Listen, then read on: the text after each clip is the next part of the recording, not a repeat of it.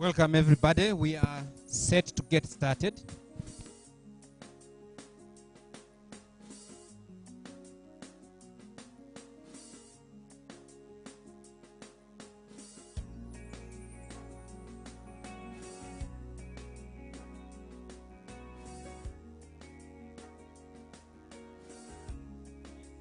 Miss Z, Jude, welcome, and we are here ready to start. If you get settled somewhere to sit. We are very happy to receive you, Madame Verena and Francesca from GIZ. Very glad to see you today. This is our second Social Entrepreneurship Symposium, and we are getting everybody logged on.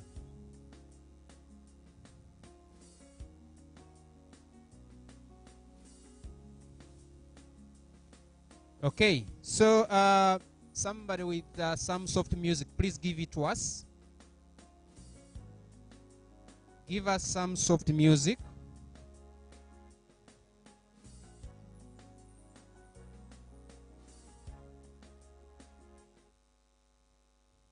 Helen, if you're around, please come and give us some support. Helen?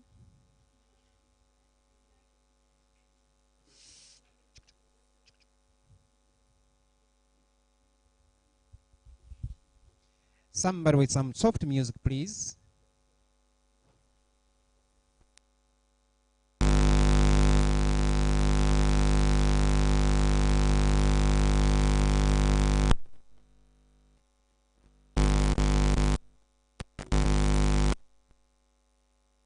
Okay, DJ, are you having some soft music to help us as we get logged on? Good, thank you.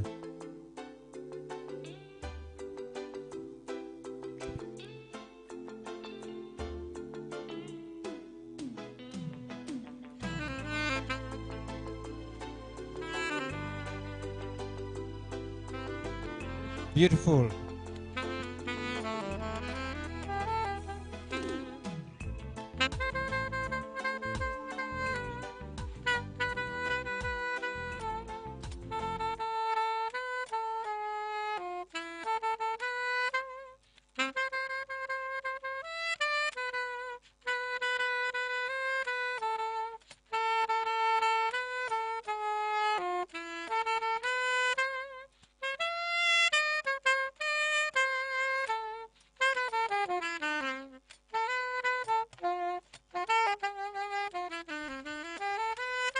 Nice, nice, nice.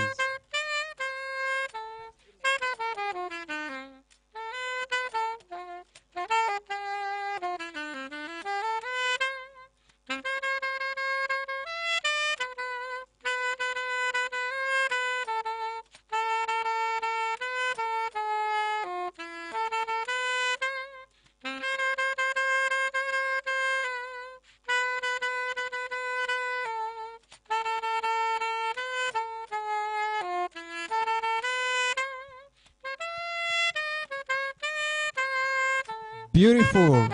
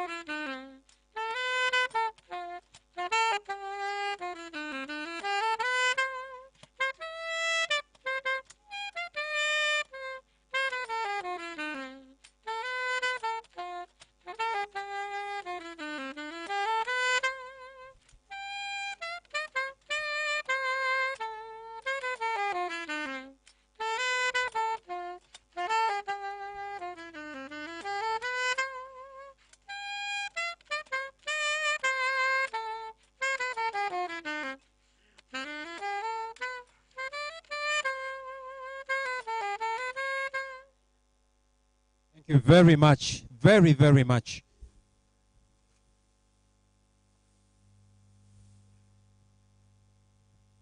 Okay, so ladies and gentlemen, welcome. And we have some coffee, okay? We have some coffee ready, just in case you are able to get up. And I think Paul and Helen come and give us direction. Where is the cup of coffee? In the meantime, if you are able to get a cup of coffee, please do. And you get seated with your cup of coffee as we register and get our colleagues online to register. For our colleagues online, we are going to send your cup of coffee digitally. So don't you worry. We are also thinking about you. So Paul and Helen, come and help us. Where is the cup of coffee set up? Okay. I can see we have about 35 participants online. And we need about 200 there. So the coffee has been set up at the exhibition tent, right behind the exhibition tent. I would like to encourage you to pick a cup of coffee. It is a cold morning, and we have only 10 minutes to do this. So pick a cup of coffee, and then we get started.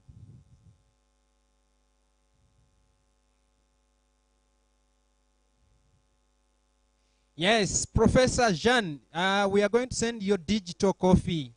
And just keep online. You will see it. Thank you very much for joining. All the way from Canada. And we know that your time zone is right now horrible. But thank you for sacrificing your sleep to join us online. And we are very purposeful on making sure that we keep the time.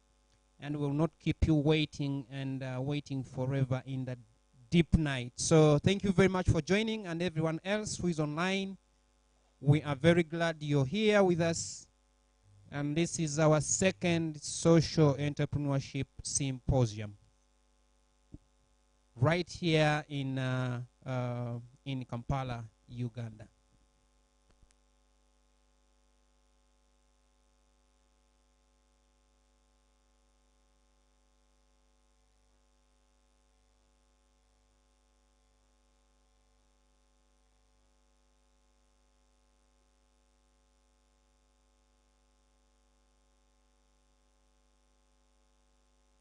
So our program will run as you probably have seen it. But for those who have not gotten the opportunity to see the program, we are now registering our guests online, but also physically here at the IGRET Center. And after the registration, we shall have the exhibition. And then we shall have the word from the CEO, Dr. Joyce Tamale, at around 9:30, 9:35. And after the word from the CEO, we shall have the word from the chair, the chairman of this place, the local council chairman, Mr. Tone Lukuyege. And after the LC1 chairman, we shall have the welcome remarks from Madame Jackie Namara, who is the board chair, and it will happen around 9:40 to 9:45. And 9:45 to 10 a.m. we shall have opening remarks from Miss Maria Hackanson, the ambassador of Sweden. And we will also have a documentary play at 10 to 10:10. And thereafter, we shall have a word from our development partner, Ms. Twasima P. Bijira, the program officer, Segal Family Foundation. And our keynote address will be at 10:20 to 10:40 by Madame Rosemary Amondi, who is the regional director, East Africa Aspen Network of Development Entrepreneurs. She will be doing this from Nairobi, and we are glad that she's online. And we shall also have some open discussion, question and answer, for about 20 minutes before we go to the second session of the plenary, where we shall have speakers, including Dr. Kathy Mbide from Makerere University. She's the director, Makerere University Entrepreneurship and Innovation Center. And we shall have Dr. Joyce Tamale, the CEO and co-founder of Capital Solutions Limited. And we shall have Miss Verena from GIZ. And we shall have Professor Jean Gabin from Canada. And we are happy to see all of you online. And then we shall have open discussions for about 10 minutes before we go to share the success stories. And then we shall have our breakout sessions at exactly 11:55. So keep abreast. We shall have two rooms, one for financing instruments and services available for social enterprises, and the other will be for the marketing part of our agenda today, addressing market accessibility challenges for social enterprises. And after our breakout session, which is going to take an hour, we shall have discussion and we shall come back to the main session, the plenary, and then have our take homes and have a wrap up from our permanent secretary from the Ministry of Trade, Madame Geraldine Sali. Okay, so we shall have lunch at the end of the day and networking. Of course, exhibition will continue, and we are happy to say that it is a bright morning here where we are at the Egret Center. We really want to send you this warmth from here to wherever you are online, and say that we are happy to be with you, and we are happy to work with you on this very important agenda of social entrepreneurship. DJ, if you can give us a song. I am happy to also note that you have got your digital coffee, Professor. That is really very encouraging. Okay, DJ.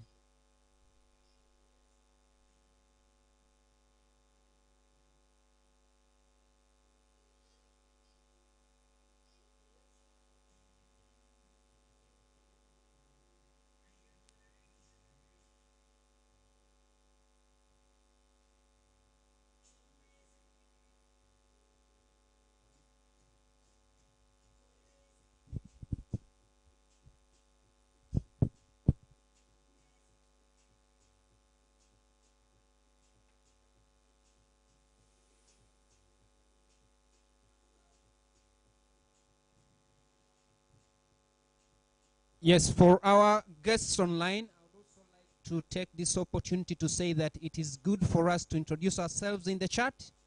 I have seen so many people doing that, and thank you very much. I think that is very good. We want to welcome you, James Kumakech, the Chief Executive Director of CUWEDE. We want to recognize you, Mr. Bukenya George. We want to recognize you, Doreen Chasimire from Difa Sako. Thank you very much for joining us. Jordan Ewange Ebau, thank you for joining online. Of course, Professor Jean Gavin, thank you for joining online. Mr. Twesige Daniel, we are very happy to see you online. Please continue introducing yourselves online in the chat so that we can get to know who you are and what you do. We are going also to engage you very much so on the online platform, especially in the chat. So keep looking there every now and again. Thank you very much. DJ, give me that song that you had started.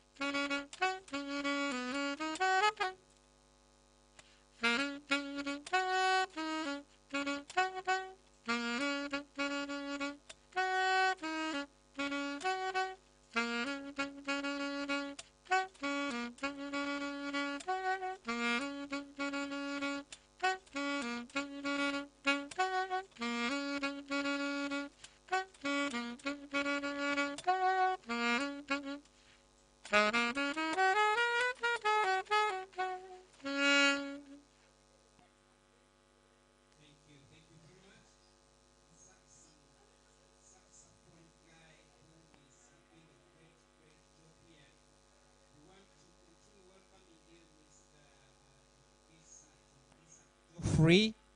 We want to recognize you, Monica, Emiru, Madrin Sanyu. We want to welcome you, Hussein, Dr. Fabian Okware. We want to welcome you,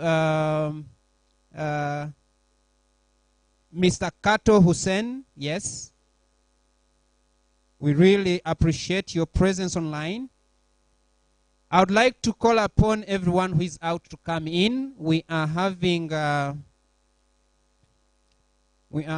only 4 or 5 minutes to get started to have the next item on the agenda. And that will be actually the exhibition. So apologies, you don't need to come in. If we can finish our cup of coffee, we can just go to the exhibition. We can go to the exhibition. In 10 minutes, we shall be back here. Okay. So our guest of honor has arrived, and we are going to the exhibition.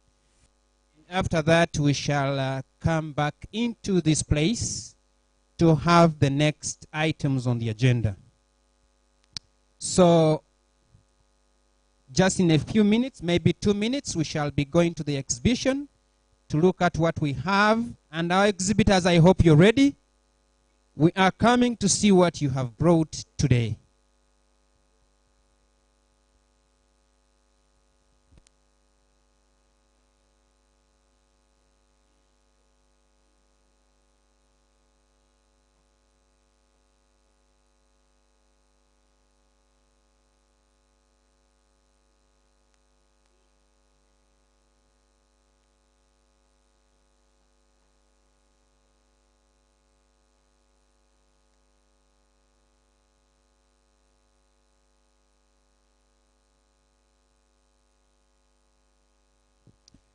Mr. Chigundu Kenneth, you're welcome. Thank you very much for joining online.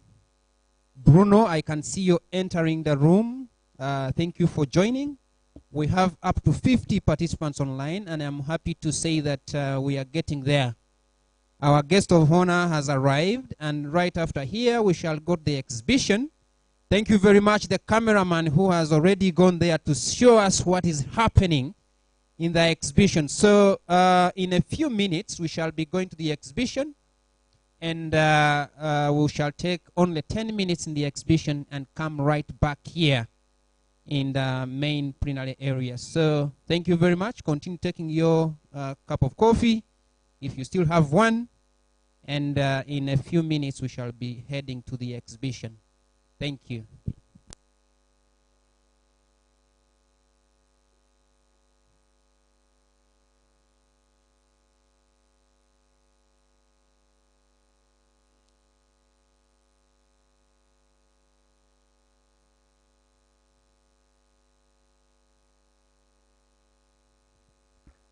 We need the exhibitors to have some sound. If you can tell us what you're doing when we can hear you.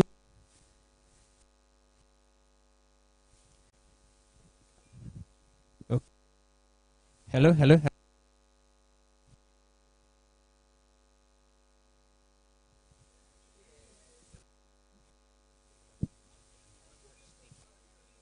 Hello, hello. Hello, hello.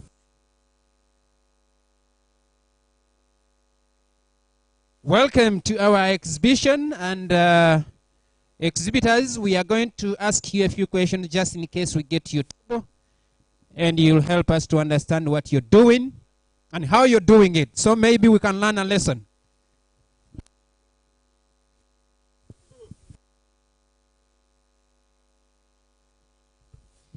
Ladies and gentlemen, join me please to welcome our guest of honor. And as she registers, we shall go straight to the and be able to look around, see what you have brought for us today, what you're doing and how you're doing it, so that we can now learn and pick a lesson and take it to our enterprises and improve our work.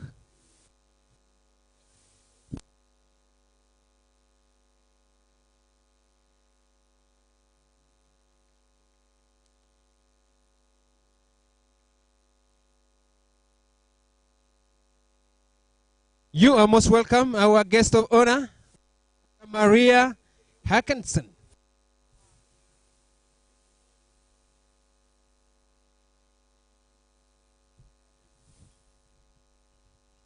You're most welcome, and this is our second Social Entrepreneurship Symposium happening right here in the village of Nachigalala in Kampala, isn't it? Yes. This is the major, it's the metropolitan Kampala area. For those of you who are in Canada, I have participants online who are in Nairobi, in the US. This is the Kampala area. Welcome, madam, and to the exhibition. We shall have the exhibition in the next 10 minutes, and then thereafter we shall have our plenary in the main hall. Welcome, everyone. Our exhibitors, I hope you're ready.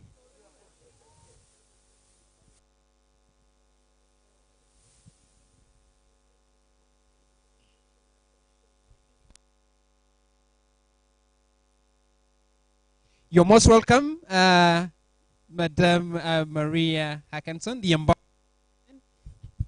Thank you very much for honoring our invitation. We are very glad to see the second Social Entrepreneurship Symposium happening today, and we are very glad that the weather is good. It's so warm here, and we want to take this on to welcome everybody that has made it to this place. We are now going to the exhibition. We are going to the exhibition, and we shall have a few of the exhibitors talk to us and tell us what they do, how they do it, so we can learn something. Soundman, can this reach?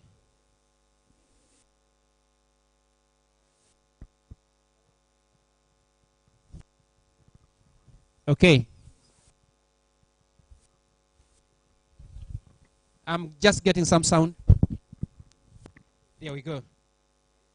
So we shall come right through here. We shall come through here, and maybe we shall have an opportunity to see what our exhibitors are doing. Can we have the order in the exhibition center? We have our guest of honor here, Madam Maria Hackinson, the ambassador of Sweden, and we are very glad that she has honored our invitation. So we are going around seeing what the enterprises are doing, how they are doing it, and how we can learn. Okay?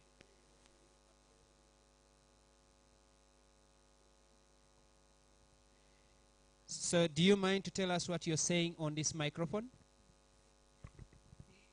Good morning, everyone. Good morning, everyone. My name is Maya. I am the founder of Totla, which is an integrated baby shop that sells high-quality baby and mother products.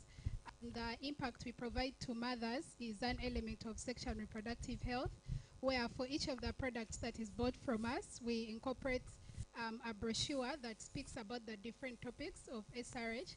For example, sensitizing mothers about breastfeeding, immunization for their babies, contraceptive use, family planning, etc. Thank you very much. I'll go to the next. Great job there. The next one is here. I think.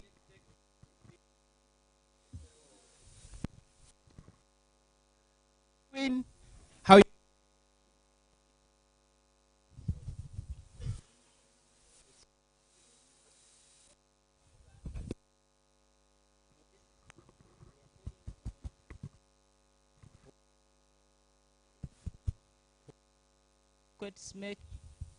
making doma on briquettes. We get these briquettes from waste organic materials like peeling, maize, charcoal dust, and with the doormats together from also they could be wasted clothes, and we turn them to make these doormats. We having.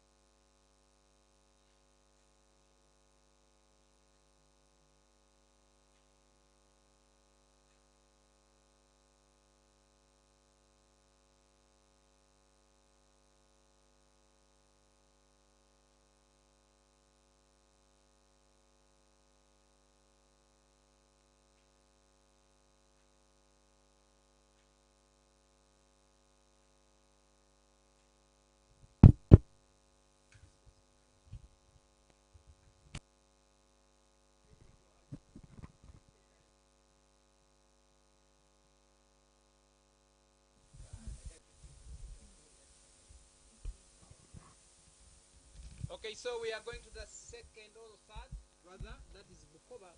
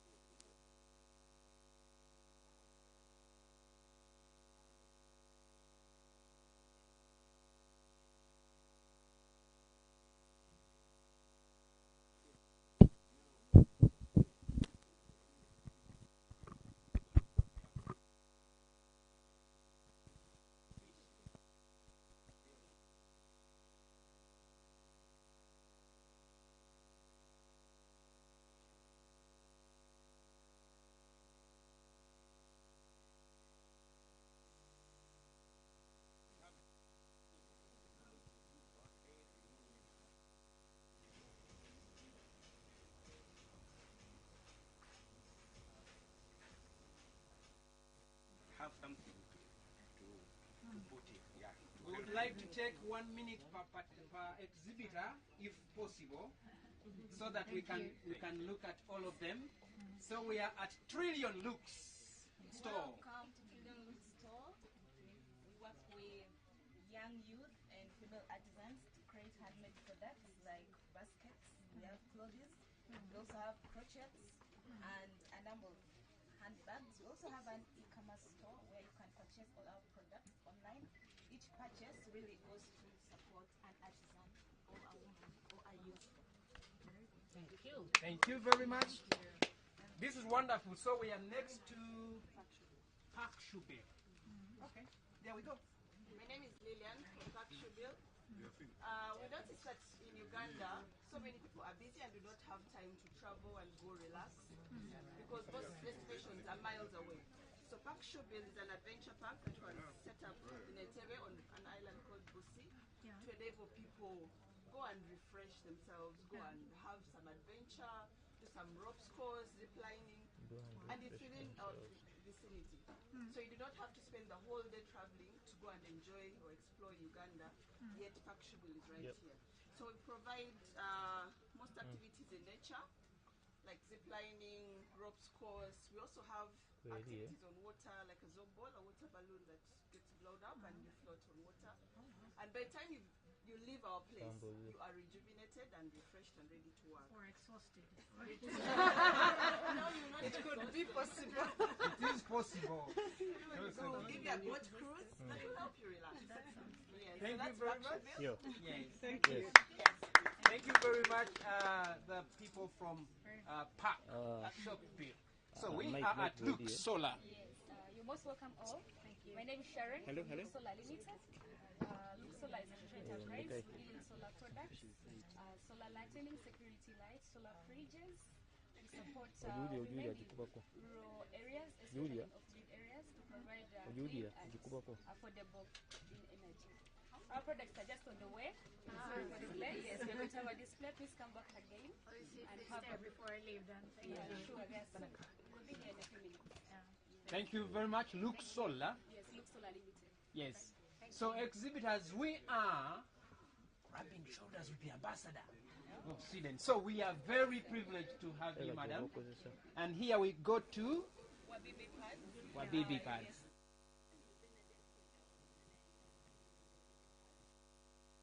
The social enterprise that is producing reusable sanitary pads for women and girls, mostly in marginalized communities.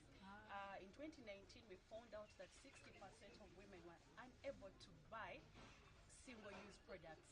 So we sat down, innovated a solution, which is a reusable sanitary pad, and this was to help women at least gain access to a pad every month, every time they can't afford the other disposable one.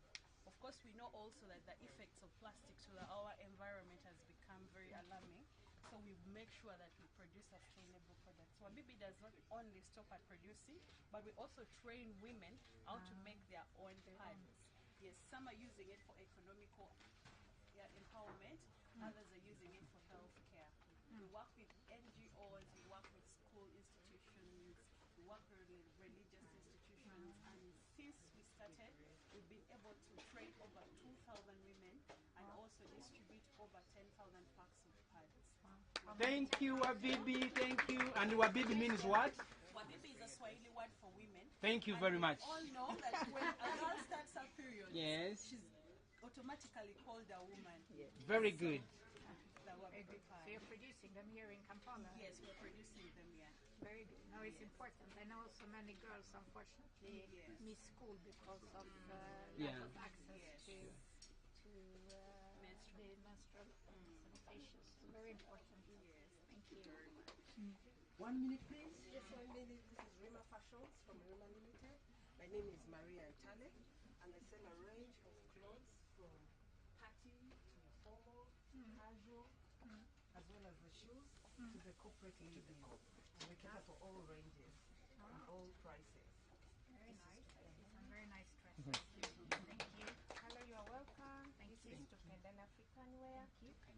Tupendana, we design African wear for young girls, ladies, and gents. And we are Tupendane. Tupendane is love each other, is it? Yes. Yes. Yes. In So- Swahili? Yeah, that is Swahili. It means loving each other. When you are together, you come up with something. So we design for shirts, Yes. for young girls, Yeah. and for ladies, and it's to do with African wear we do it. You have a very beautiful dress. You're wearing. Thank you. Very nice. Thank you. So our friends online, we are at the last exhibitor. I think the last two exhibitors, and then Keep your there's one there. Okay, so the last three. Yes. Please. You are most welcome. Thank you. This is Mama Mchala Enterprises. I'm Olive Tumsabe and the founder of Mama Mchala Enterprises. We grow mushrooms. We train Yeah. ladies in the community how to grow mushrooms and adding more skills about growing mushrooms. We also trade in Irish potatoes from Kisoro. It looks very nice. Yes. Yes. Then passion fruit. We deliver to different offices, then in the neighborhood. Okay. Yes, we work with women especially who do all this work. Very good. Are Thank you you in very some much. of the markets in Kampala as well? Or you? Yes. At the moment in Kampala or Fiso. Yeah. Very good. Thank you. Thank you very much. So we are at Banura. Thank you. Banura Coffee. Yes, you're welcome. Thank My you. name is Kajjansi, Managing Director of Banura Coffee. Banura Coffee is a social enterprise that deals in the coffee value chain. We do have coffee that's ground and the roasted beans. We source it from the polar outback of the Eastern region, that is in Uganda. So we roast it ourselves. We do the calving and the kitchen grind. Fantastic. I don't remember seeing this in the supermarkets yet. We are not there yet. Yeah, but since from the mentorship from the Capital Solutions, we needed to go there. We also empower youth to bring into the coffee value chain by skilling them in barista. Very good. Thank you very much. And now we come to the very last exhibitor, and Sarah Kajuri.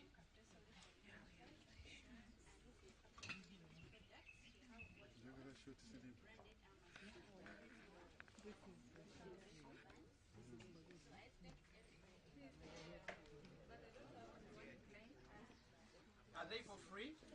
How much? 3,000. Okay, thank you very much. And so I want to welcome all of us to the main hall for the next items on the agenda. Thank you, Madam Ambassador, for honoring our exhibition. And thank you, Capital Solutions, for supporting these young entrepreneurs. So, welcome.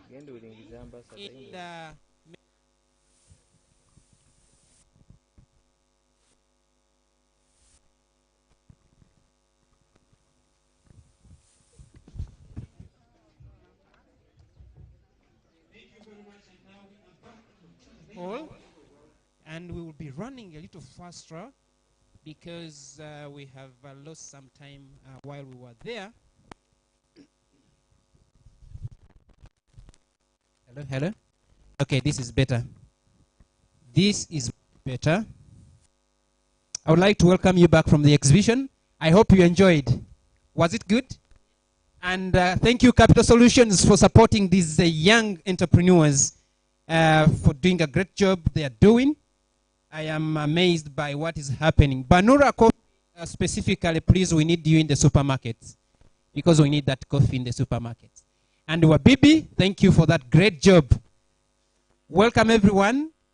And we are running a little bit late. I want to save some minute or two. So we shall go straight to the word from the CEO, if you are settled in, so that we can save on some time. Ladies and gentlemen who are outside, please come in. We want to really get started and be on time as planned. We shall have a word from the CEO of Capital Solutions Limited, and we shall have a word from the chairman of this village, Mr. Luku Yege Tone. And then thereafter, we shall have the welcome remarks from Madam Jackie Namara Rukare, who is the advisory board chair for Capital Solutions Limited. So just 2 seconds to see that everyone outside is inside, and the Capital Solutions CEO will talk to us. Madam Dr. Joyce Tamale, I think this is the time for us to hear from you. Kindly give us a few words of welcome. Thank you very much. Thank you very much, Francis. A very warm welcome to everybody. It's super exciting for us to be here on the second Social Entrepreneurship Forum. And my name is Joyce Tamale, team lead at Capital Solutions, and also the chairperson of the Social Entrepreneurship Forum in Uganda. In the words of Professor Muhammad Yunus, a charity dollar has one life. A social business dollar can be invested over and over again. And that is why we are here today with gratitude, excitement, that we are pushing this agenda on social entrepreneurship. Our distinguished guests here today, those online, everybody who has decided to come and join the conversation around social entrepreneurship, you're most welcome. Our theme today is social entrepreneurship as a core to building sustainable enterprises in Uganda. Today we are blessed to have our guest of honor, the Ambassador of Sweden, Miss Maria Håkansson. Thank you so much for trekking the dusty roads within Kajjansi and being here with us. We also want to thank our development partner of Sigo Family Foundation online, represented by Ms. Twasima Bijira, who is going to give us some opening remarks very shortly. We are also blessed to have Madame Rosemary Amondi, the Regional Director of Aspen Network of Development Partners. They work with us on a project to sponsor women entrepreneurs, 100 of them here in Uganda. We are also blessed to have our board chair, Madame Jackie Namara, who is going to be speaking to us shortly, and our board members here. And we are also lucky to have GIZ with us in-house to give us some of their conversations around social entrepreneurship and why would they be talking about it going forward. Briefly, the key questions that keep pondering in the 14,000 NGOs in Uganda, the 1 million SMEs in this country, is a question of sustainability. How do you build a sustainable organization? Those are the key questions this symposium is here to address. And I would like to thank you for joining, and very interesting discussion today.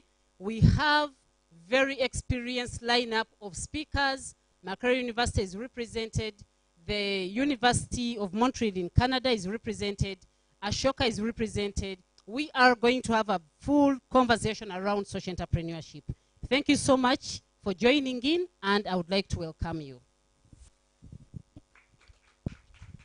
Thank you very much, Dr. Joyce Tamale. For those of us who are here, please let's clap our hands. Put our hands together. Yes, for Dr. Joyce Tamale. She's doing a great job being the leader of Capital Solutions Limited. I cannot imagine how many social entrepreneurs have been impacted. There are so many, so many. We are just seeing a handful today, but there are so many. The network is growing, and I am super impressed. Being here for the very second time, we were here the first time when the network was growing, and now it has grown. And we know that this being the second, we have many more that are coming. Thank you very much. And now we want to welcome the chairman of this village, Mr.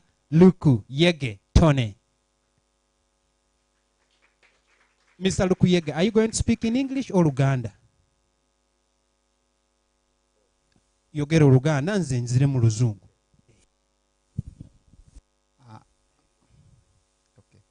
So, Master of Ceremony, kwebaziza. He has thanked me.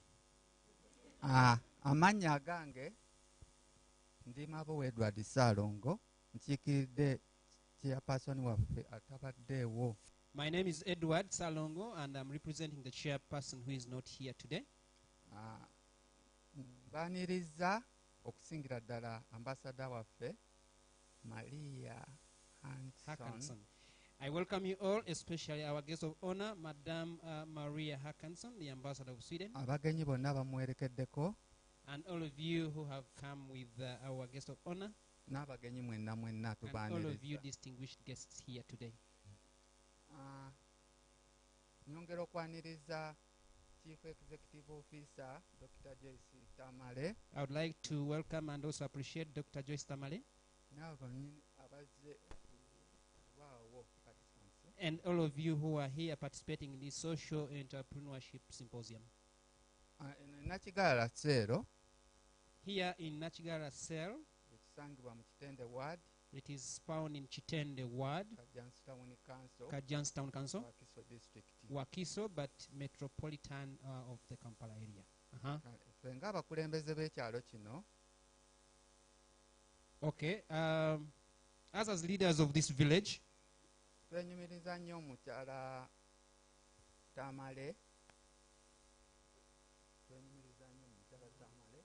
we are very proud of Madam Dr. Joyce Tamale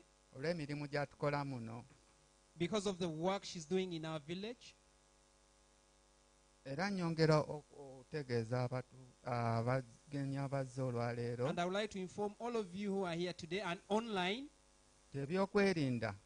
that security issues here are very, very tight. Okay. We have very good security here in our village. And I ask you to be calm and be peaceful. I want to wish you the best of today. Thank you very much, Chairman. That was Edward representing the chair, and thank you very much, Edward Salongo, for representing the chair so very well. I will tell the chair that you are a very good representative. And so we go to the next item on the agenda, and that is welcome remarks from Madame Jackie Namara, who is the advisory board chair of Capital Solutions Limited. Madame Jackie, please. Thank you very much, the people on the machines. I can see we are doing very well online. And our guests online, we are very, very glad that you are online and listening to all of us. We are now going to listen to Madame Jackie Namara, who is the advisory board chair of Capital Solutions Limited. Thank you, Francis. And good morning to you all. Our distinguished members, dear colleagues, and our social entrepreneurs, on behalf of Capital Solutions and the Social Entrepreneurship Forum, it's our pleasure to welcome you to the second annual Social Entrepreneurship Symposium today. In a special way, I would like to welcome the Ambassador of Sweden, Maria Hanson, the Permanent Secretary, Ministry of Trade, Industry and Cooperatives, Madame Geraldine Sally. I believe a representative will be joining us later. Members of the Capital Solutions Board, we have Charles Naliali with us present here, and I believe Nadine is online. Madame Rosemary Amondi of the Aspen Network of Development Entrepreneurs at the Aspen Institute, the representative from the Seagull Family Foundation, Madame Twasima P. Bijirwa, the program manager. Let me also warmly welcome colleagues from other organizations that are here to share with us in our symposium today. I would like to take again this opportunity to thank you all for the support you have provided to Capital Solutions in helping us to reach this ambition and big dream we have for social entrepreneurship, not just in Uganda, but I would say in the world. I'm happy that with the technology that we now have, we can have a hybrid function. So we do have an online audience, and we really appreciate that you've taken out the time to join us, and we are able to have an enriched symposium because we both have the physical and the virtual. As the second annual Social Entrepreneurship Symposium is taking place today, we shall be discussing social entrepreneurship as a core to building sustainable enterprises in Uganda. You will all have important roles to play at the forum, and the forum for us is a key component of how we influence policy in Uganda and is central to the success of the 2030 Agenda and the SDGs. This forum is a venue for strengthening the dialogue between investors, financiers, marketers, policymakers, academics, innovators, and other actors so as to find ways to support each other in making faster progress towards the growth of social entrepreneurs and SDGs. The Social Entrepreneurship Forum Symposium also is a space for facilitating interaction, matchmaking, and the establishment of networks, as well as for identifying and examining the role that social entrepreneurs can play in technology needs and gaps. We look forward to your insightful moderating of the panels at the forum, and we hope we shall be able to get to some conclusions in the discussions we'll have later this morning. I trust that you will be able to have in-depth discussions on all the issues to be covered. I'm also pleased that we will continue to draw from the accumulated knowledge and wisdom of the members who are present here today in their respective capacities. And for those of you who have a chance to visit the exhibition, you will see that we have quite a diverse range of social entrepreneurs. Given the amount of expertise that is gathered with us here today, I am confident that the discussions and the conversations will indeed be monumental. Thank you very much, and we wish you a great symposium. Put your hands together, please, for Madame Jackie Namara Rukare for the words of wisdom and for wishing us the best of this symposium today. We are going to the next item on the agenda, but just in case you have not been following, we are online and we have over 100 participants online, and we are about 100 in this place that are participating in this symposium. I can see we have media houses here. Thank you very much for coming and honoring our invitation. Our theme today is social entrepreneurship as a core to building sustainable enterprises in Uganda. Allow me to invite our guest of honor to give us her remarks. Madame Maria Hackinson, the ambassador of Sweden. We were looking forward to being with you, and we are happy that you made it to this place. We want to welcome you to give us your remarks. Thank you very much, and let us give her a thunderous hand clap as she comes. So our participants online, we are now going to listen to Madame Maria Hackinson, the ambassador of Sweden.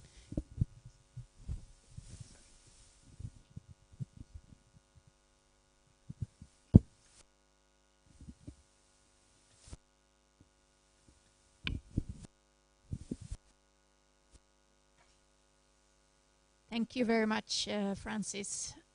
distinguished speakers and participants, ladies and gentlemen, all protocols observed. Good morning to you all. My name is Maria Håkansson. I'm the ambassador of Sweden to Uganda, and I'm very honored to be here today and to have been given this opportunity to deliver opening remarks at the second annual Social Entrepreneurship Symposium in 2022. And let me start by thanking our convener, Capital Solutions Limited, for the impactful work you are doing. And a special thanks goes, of course, to Dr. Joyce Tamale for inviting me to the symposium, and to the advisory board chair, Jackie Namara, for the warm welcome in your remarks. And also let me express it's also very happy to actually be here in person, to see the place you have created here. And even though I wasn't sure if we were on the right road or not, but you took us to such a beautiful tour, actually coming here from Kampala through tea plantations to good views, and you have created something very special up here, I can see. So thank you very much for that. I'm still happy that we are using the technology and not limiting ourselves to physical, even though for us who are here, it's of course always a pleasure to meet in person, but that we use the experience sort of gained not necessarily by choice, but by the world we are living in, and now doing it to the advantage of having so many people joining here. But before we begin, I also want to pay tribute to the fact that Uganda later this week celebrates 60 years of independence.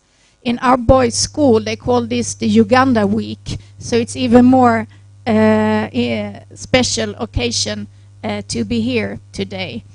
And on 8th of October in 1962, the then Swedish Prime Minister Tage Erlander sent a letter to the then Prime Minister of Uganda, Mr. Milton Obote. And on behalf of Sweden, he congratulated Uganda on her independence and sovereignty, and conveyed his sincere congratulations and best wishes for the future of Uganda and for the prosperity of its people. And our wish and hope for Uganda and the Ugandan people is still very much the same. We wish for prosperity, and we wish for a bright future for all Ugandans, and it's even more important to see events like this, which has a transformative impact on the society and on young Ugandans. So, ladies and gentlemen, a whole year has passed since the inaugural edition of the Social Entrepreneurship Symposium. And after a year of learning and risk-taking, you have gathered again to share experiences and reflections with other entrepreneurs and partners who put social impact at the center of their work. This year's theme, Social Entrepreneurship as a core to building sustainable social enterprises in Uganda, reminds us of the centrality of the social pillar in sustainable business. Providing decent work conditions and implementing a do no harm policy is not only the right thing to do, but it's also a key factor for long-term success in today's world. Sweden is proud to do its part in promoting sustainable and social business in Uganda. Together with the UN, we are supporting rural communities to increase their access to financial services so they can start and grow their businesses. We have partnered with Stanbic Bank to enable more favorable loans for businesses in the renewable energy sector, and we recently signed an agreement with the World Bank with the aim to promote inclusive and sustainable economic growth and job creation in Uganda. Thank you. And together with our partners, we deliver results for the benefit of all Ugandans. Lastly, I wish to recognize the impressive list of speakers and participants today, and I am confident that today's event will prove to be stimulating, productive, perhaps also, I hope, fun to be. And I urge you to make the most of it. And before I leave this podium, I wish to close by recalling the words of the late Prime Minister of Sweden, Mr. Olof Palme, at the 1972 UN Conference on Human Environment in Stockholm. Our future is common, we must share it together, and we must shape it together. It was true in 1972, and it's true today. I wish you all a most enjoyable and productive symposium. Thank you.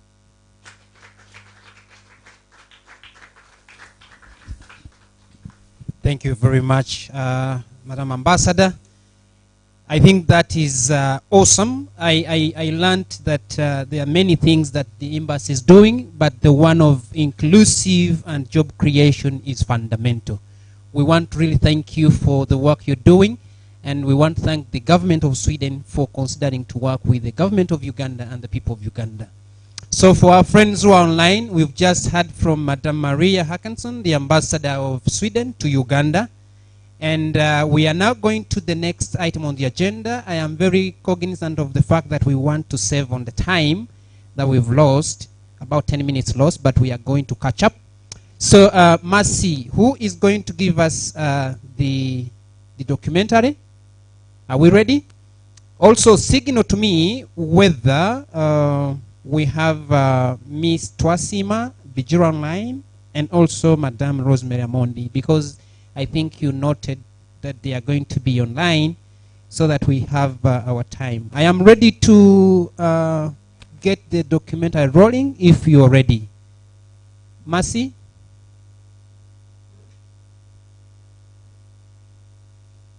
Our dear participants online, I can see your comments.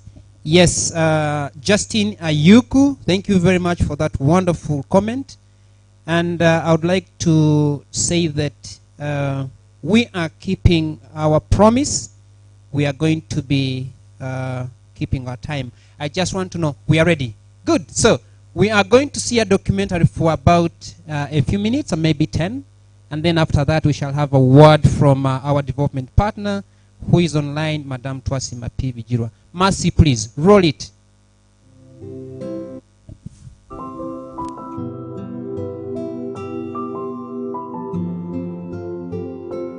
You're welcome to the second annual Social Entrepreneurship Symposium 2022, and I would like to welcome you to this year's hybrid event hosted at our Social Entrepreneurship Hub in Kajjansi and online via Zoom and YouTube. Our theme for the event is Social Entrepreneurship as a core to building sustainable enterprises in Uganda. This event is ideal for anyone who is looking at inspiration, empowerment, and as well as networking and creating connections with other social change makers across Africa and globally. We would like to introduce to you Capital Solutions, who is the host for this event. Capital Solutions is a social enterprise which was incorporated in 2008 to build and transform social enterprises in Uganda for sustainability of these enterprises working in low-income communities. Capital Solutions offers 4 products, which is the advisory services. The advisory services is a unit that provides capacity building and business development for social enterprises to be able to formalize their business policies in place and also be able to access finance. We have the Social Business Accelerator Program, which is a 6-month program targeting the social enterprise owners in Uganda to come into the 6 months and be able to learn about marketing, financial management, branding, and as well as investment readiness.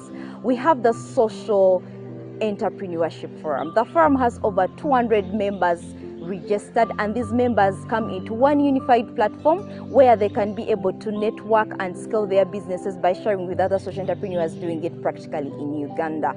And today we would like to bring you some of the success stories from the entrepreneurs who have gone through our programs and are doing it practically in their businesses, and they're in different sectors in Uganda. We have the agribusiness sector, which is the agriculture sector. We have the health sector. We have the education sector. We have ICT. We have transport and logistics.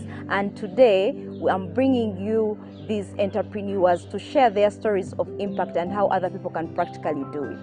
Mr. George Itiamat, He is the Executive Director of Social Enterprise Consulting and Marketing Association, a social enterprise based in Soroti dealing in Moringa value addition. He's going to share his impact and how he has been able to benefit from our programs, the Accelerator Program and the Social Entrepreneurship Forum. I am the Executive Director at TECOMA. TECOMA is Social Enterprise Consulting and Marketing Association. We are a registered NGO, and recently, with guidance from Capital Solutions, we graduated into a hybrid NGO, meaning that now we run a social enterprise alongside the NGO bit. So kind of a social enterprise that is meant to sustain the interventions of the organization. TECOMA has been existing since 2012, and in 2014, we started to promote the growing and usage of moringa, basing on its health and nutritional benefits. Currently, we own 2 drying facilities.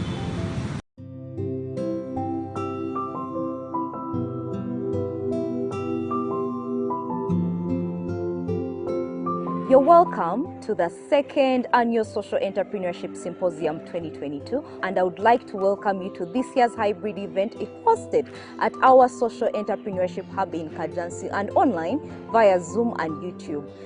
Our theme for the event is Social Entrepreneurship as a core to building sustainable enterprises in Uganda. This event is ideal for anyone who is looking at inspiration, empowerment, and as well as networking and creating connections with other social change makers across Africa and globally. We would like to introduce to you Capital Solutions, who is the host for this event. Capital Solutions is a social enterprise which was incorporated in 2008 to build and transform social enterprises in Uganda for sustainability of these enterprises working in low-income communities. Capital Solutions offers 4 products, which is the advisory services. The advisory services is a unit that provides capacity building and business development for social enterprises to be able to formalize their business policies in place and also be able to access finance. We have the Social Business Accelerator Program, which is a 6-month program targeting the social enterprise owners in Uganda to come into the 6 months and be able to learn about marketing, financial management, branding, and as well as investment readiness. We have the Social Entrepreneurship Forum. The forum has over 200 members registered, and these members come into one unified platform where they can be able to network and scale their businesses by sharing with other social entrepreneurs doing it practically in Uganda.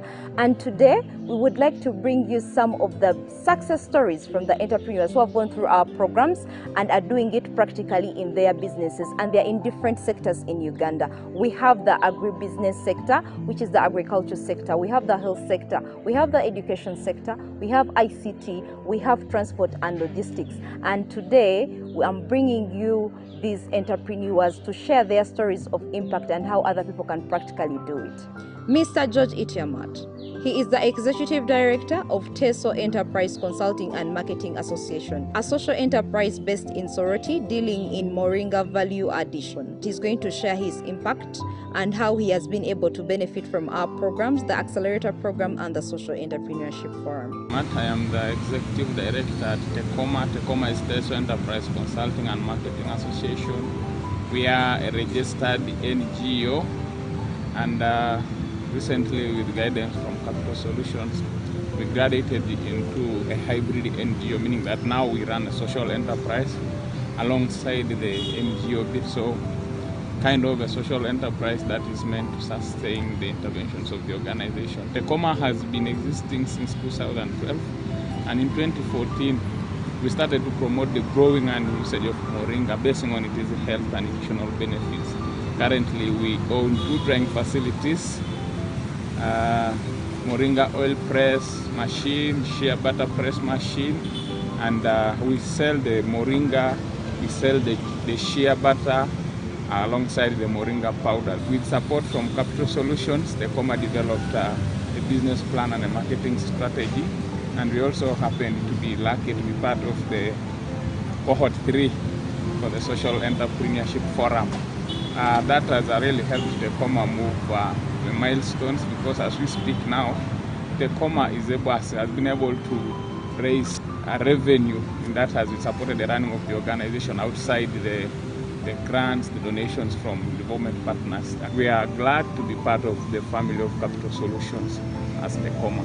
Mr. Moses Kaumbe Tamale, the General Manager at Chagwe County Multipurpose Cooperative Society Limited, a social enterprise that is availing value addition to the products in the greater Mukono counties, uplifting the economic livelihood of African farming communities in the region. I'm acting as a General Manager for Chagwe County Multipurpose Cooperative Society, in short, CAMCO. It started as an initiative for a county called Chagwe way back in 2018, and we registered it thereafter as a cooperative society with a purpose of uplifting livelihoods of farmers in Chagwe County through value addition or agribusiness. We also participated in an accelerator program conducted by Capital Solutions, which enabled us to accelerate our program and our businesses, and it enabled us to scale up our products, and now we have 15 products, including spices, beverages, and juices. I'm grateful for participating in that program. Thank you very much. Mrs. Olivia Tumusabe Tugume, she is the CEO of Mama Muchala Enterprises and one of the women entrepreneurs in the 360-degree WEN Accelerator program. She's innovatively growing mushrooms, vegetables, Irish and passion fruits.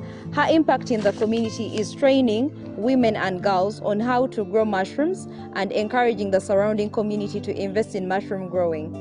Her products are distributed in the surrounding supermarkets, offices, and employment opportunities for the youth in her communities. I'm Oliver Tumsabe Tugume of Mama Muchala Enterprises, located in Seguku, Wakiso district. I decided to become a farmer and a social entrepreneur. I grow passion fruits, Irish potatoes, and oyster mushrooms. I train women and youth how to grow mushrooms. Through Capital Solutions, I was able to access funds under social investment funds, which has enabled me to scale up my business.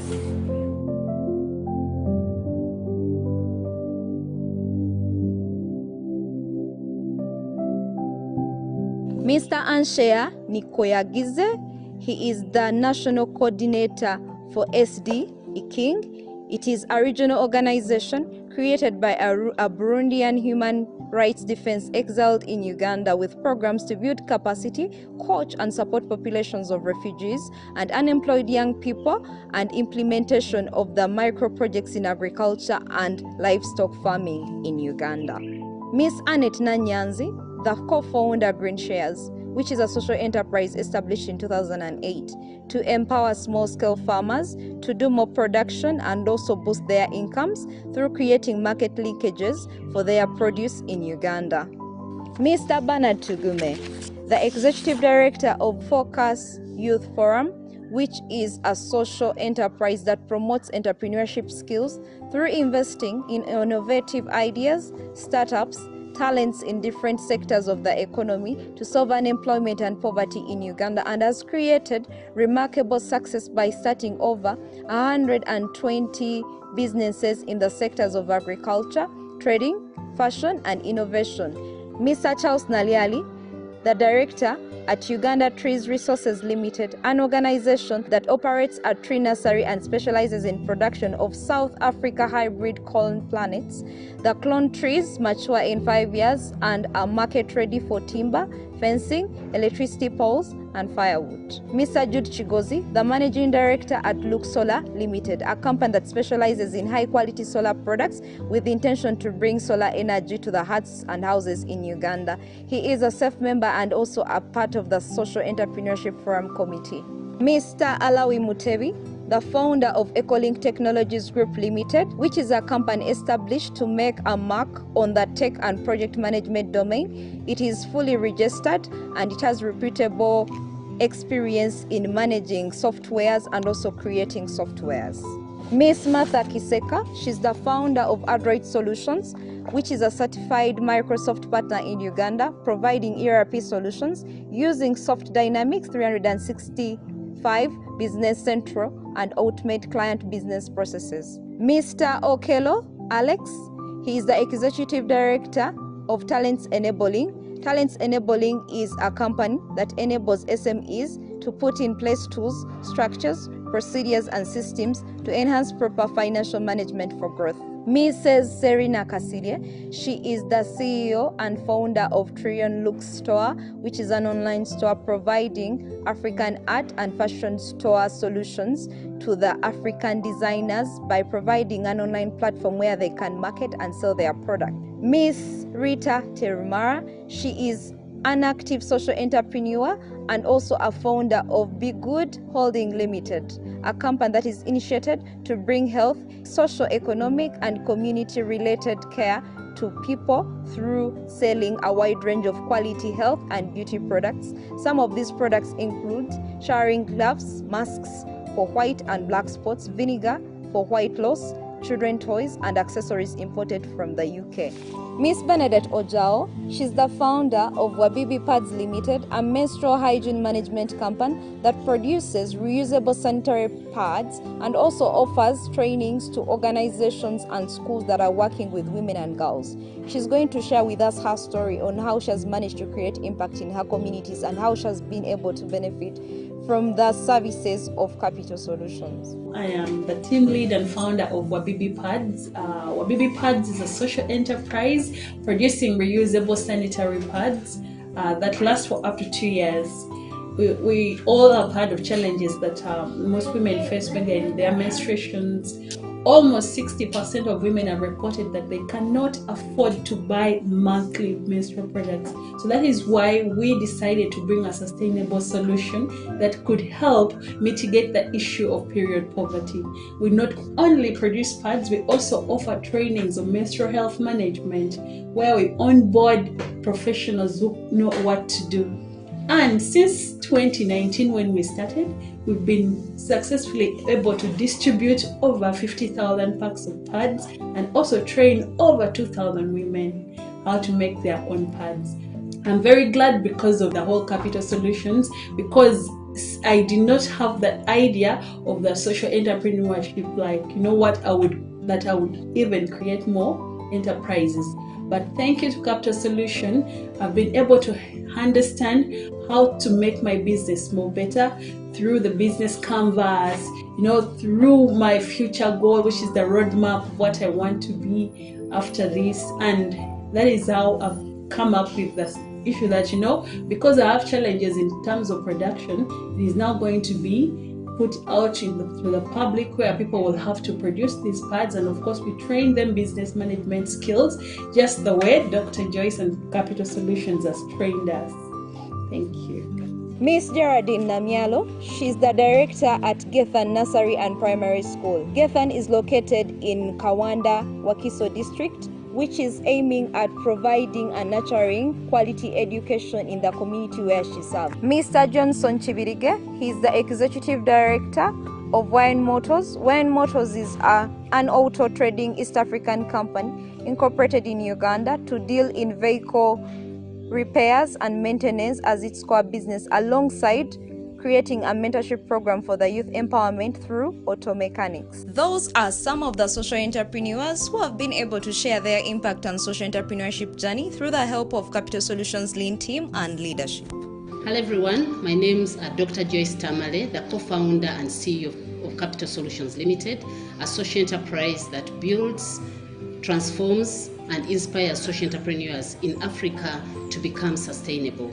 we are very excited this year to host the second Social Entrepreneurship Symposium under the theme Social Entrepreneurship as a Power for Sustainable Businesses. This year, the symposium presents an opportunity, endless opportunity for social entrepreneurs, investors, development partners, researchers and students to come together, learn new phenomena around social entrepreneurship, but also build and scale businesses that will impact the most pressing societal problems. This year, we aim to ensure that social entrepreneurs come together, learn, network, meet, but also break down the myth of social entrepreneurship and how we can scale the businesses that we do. I would like to extend my sincere thanks to our development partners that have joined hands with us, Segal Family Foundation, the Embassy of Sweden, Ministry of Trade, Industries and Cooperatives, and other development partners that have joined hands. Our keynote speaker, Ande Aspen, who is one of the partners we've worked with to promote women entrepreneurs in Uganda, and also other speakers, the moderators, our board of directors. We thank you for bringing together people to dialogue and talk about the most pressing and the most instrumental type of business. Thank you very much.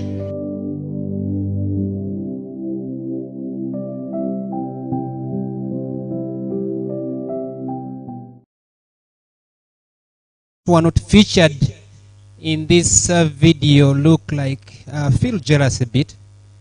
So you're doing a good job. Thank you very much, team. Thank you very much, Dr. Joyce Tamale. And we are going straight to our next on the agenda. But before that, let's give a thunderous hand clap to all these people we saw and for the work they are doing. Yes, thank you very, very, very much. Our friends online, we are doing very well.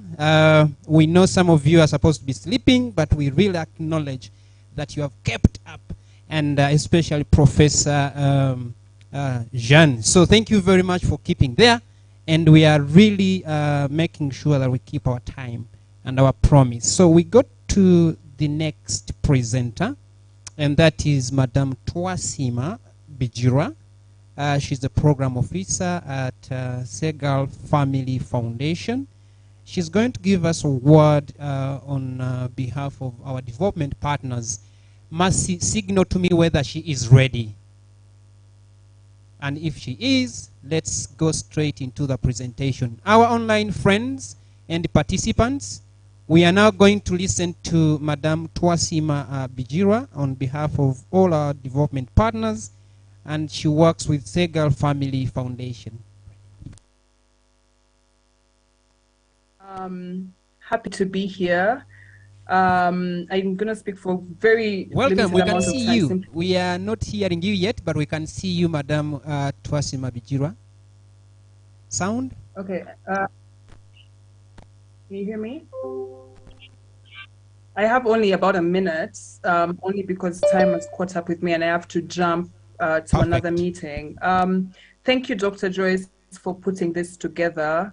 My name is Twasima Bijirwa. I work with Segal Family Foundation and I manage our office and oversee grant making in Uganda. One of the things that we at Segal purpose to do is to be able to equip particularly African visionaries and African social entrepreneurs to be able to do the work that is so necessary in our communities. And the focus on African entrepreneurs is particularly important because we recognize the challenges that they face primarily because they are African, right? And that includes access to resources, access to networks, and access to support systems that would allow them to, you know, transfer their visionary ideas into actuality. So we're very happy to be working with Capital Solutions to be able to support the amazing work that's being done in Uganda. One of the things that's also very clear is that as we enter into this sort of post-COVID world, is that there's so much that needs to be done, especially given just like the economic distress that we're entering into for most of our countries, as well as the sort of shifting geopolitical climate. And so we're hoping to continue to support the work of African visionaries to be able to navigate these changing times, to be able to support their communities, to be able to tackle some of the key challenges that continue and persist in our countries, like poverty, unemployment, etc., etc. And there's really no other place to do it than with social enterprises. So very proud to be a partner and supporting the work that Capital Solutions is doing. Yeah, thank you. Have an amazing symposium. Hopefully I'll be able to be there in person for the next one. Yeah, bye. Thank you so very much. Thank you very much, Madam Twasima Bijirwa, the program officer at SIGO, not SEGA. Okay, SIGO Family Foundation. And yes, I want to re-echo the fact that you are supporting and working with African visionaries. I am getting on that list. So I think the next symposium, I should be on that list. I should be in that documentary, because it is really important for us to be there. Let's go to the next one. Mercy, are we ready? Ready. I love the IT team. You are doing a great job. Our friends online, we are now going to listen to Madame Rosemary Amondi, who is the Regional Director, East Africa Aspen Network of Development Entrepreneurs. She's speaking from Nairobi, and we hope you online, Madame Rosemary Amondi. We look forward to listening to you.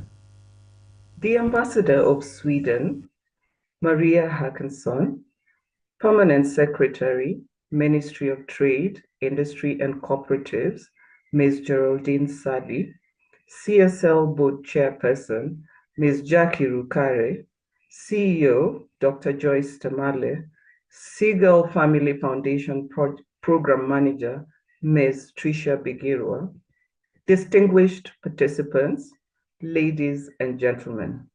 It is a great privilege and honor for me to give the keynote address at this second annual Entrepreneurship Symposium. On behalf of the Aspen Network of Development Entrepreneurs at the Aspen Institute, I would like to thank the Uganda government and respective stakeholders for honoring the invitation to be at this symposium with the theme, Social Entrepreneurship as a Core to Building Sustainable Enterprises in Uganda. The symposium is indeed highly pertinent and timely, as it highlights the numerous challenges to the realization of social entrepreneurship as a sustainable economic development model for Uganda and the East African community at large. Distinguished participants, during this symposium, several experts will offer their views on different opportunities and challenges, roles and responsibilities played by national actors, both in the public and private domain, as well as the international community, including multilateral agencies, private entities and donor states, as well as government and non-governmental organizations on social entrepreneurship in Uganda. The road towards the realization of the full potential of social entrepreneurship in Uganda, and indeed globally, is a complex and multidimensional one. Uganda requires policy frameworks, political commitment, financial resources, skilled personnel, infrastructure, and access to information in order to fully harness its contribution to the economy. As the global leading voice of the small and growing business sector, the ANDI network, with its over 300 members globally, has long held the belief that small and growing businesses are an underleveraged resource. Equally, social entrepreneurship and impact investment offer our economies a path to sustainable growth that is driven by local organizations generating economic activity rather than depending on aid. Moreover, many socially minded businesses produce positive social and environmental returns for their communities. They can and often do complement government agencies in the provision of critical public goods such as housing, health, and sanitation. Like many SMEs, social enterprises lack the targeted financial and non-financial support to grow and scale their businesses. To this end, Andy is committed to working with all stakeholders in the sector towards addressing some of these challenges that will be discussed during this symposium. Andy advocates for a collective ecosystem approach that is anchored on 3 pillars.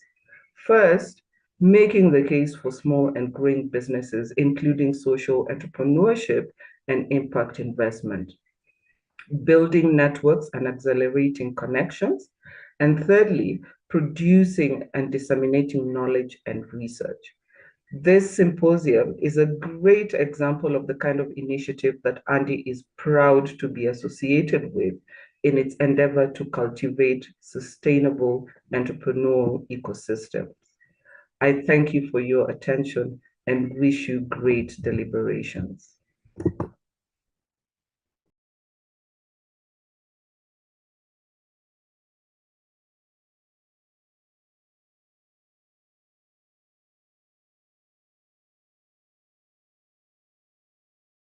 Institute, the Aspen Institute, for the work you're doing with us as social entrepreneurs.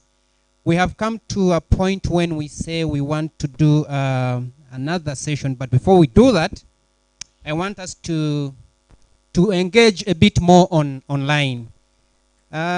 Mercy, if you're there, you have a link, and that link is in the chat. I would like to invite everyone online, and those who are here, we can share on the WhatsApp page for the social entrepreneurs who are here.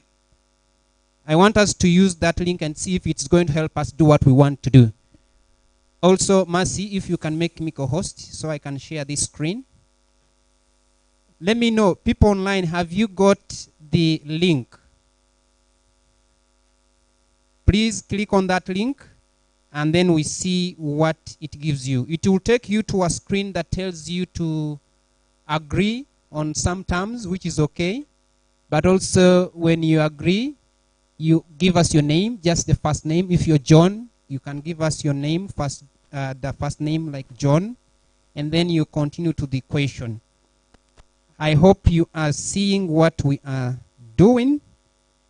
Mercy, can you make me a co-host? I want to share this screen so that people can see what we are doing. I can see some of you have posted already. Thank you very much. I can see the progress here. Unfortunately, I can't share yet. But I can see that the question there is rate your understanding of social entrepreneurship. And I can see that majority are very good. Something like 40%, 30% are good, and just a few are fair. No one is below average. That means that we know what we are doing, which is good. I am sorry I can't share the screen, and I wanted to share it. Can you make me co-host, Mercy, kindly? Oh, it's not working out. Okay, so if you have seen the link and it has worked for you, you have given us the response. Thank you very much. We are going to use this system over and over again so that we can engage all of us, both here physically but also online. So I'm trying to share the page that we are using. I have shared. Have you? Can you see that?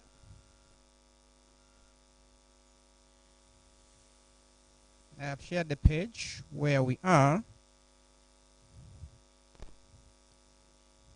I just want to see a hand here. Have you seen what we are doing? Anybody here? Yes. Okay. That one. Have you seen something like that? Yes. So this is what I was saying, that some of us are saying we are fair. Rate your understanding of social entrepreneurship.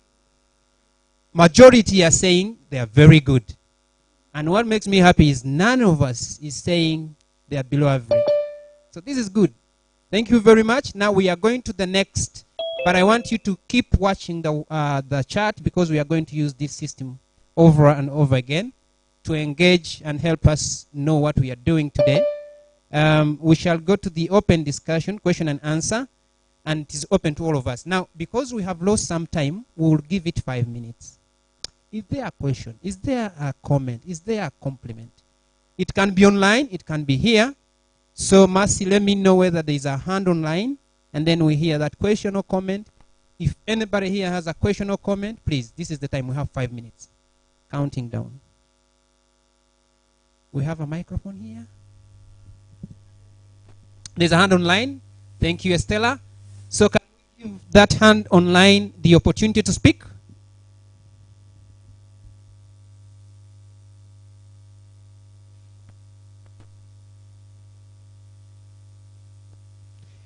There's a hand online. Mercy, can you give?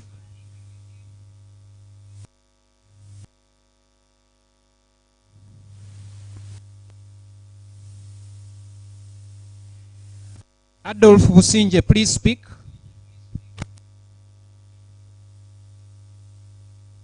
Unfortunately, we can't hear you, Adolf.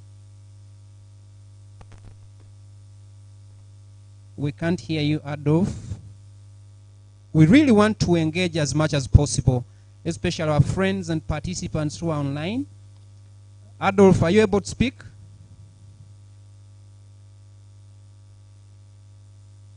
Oh, no. Okay, so do we have a hand in here? A question?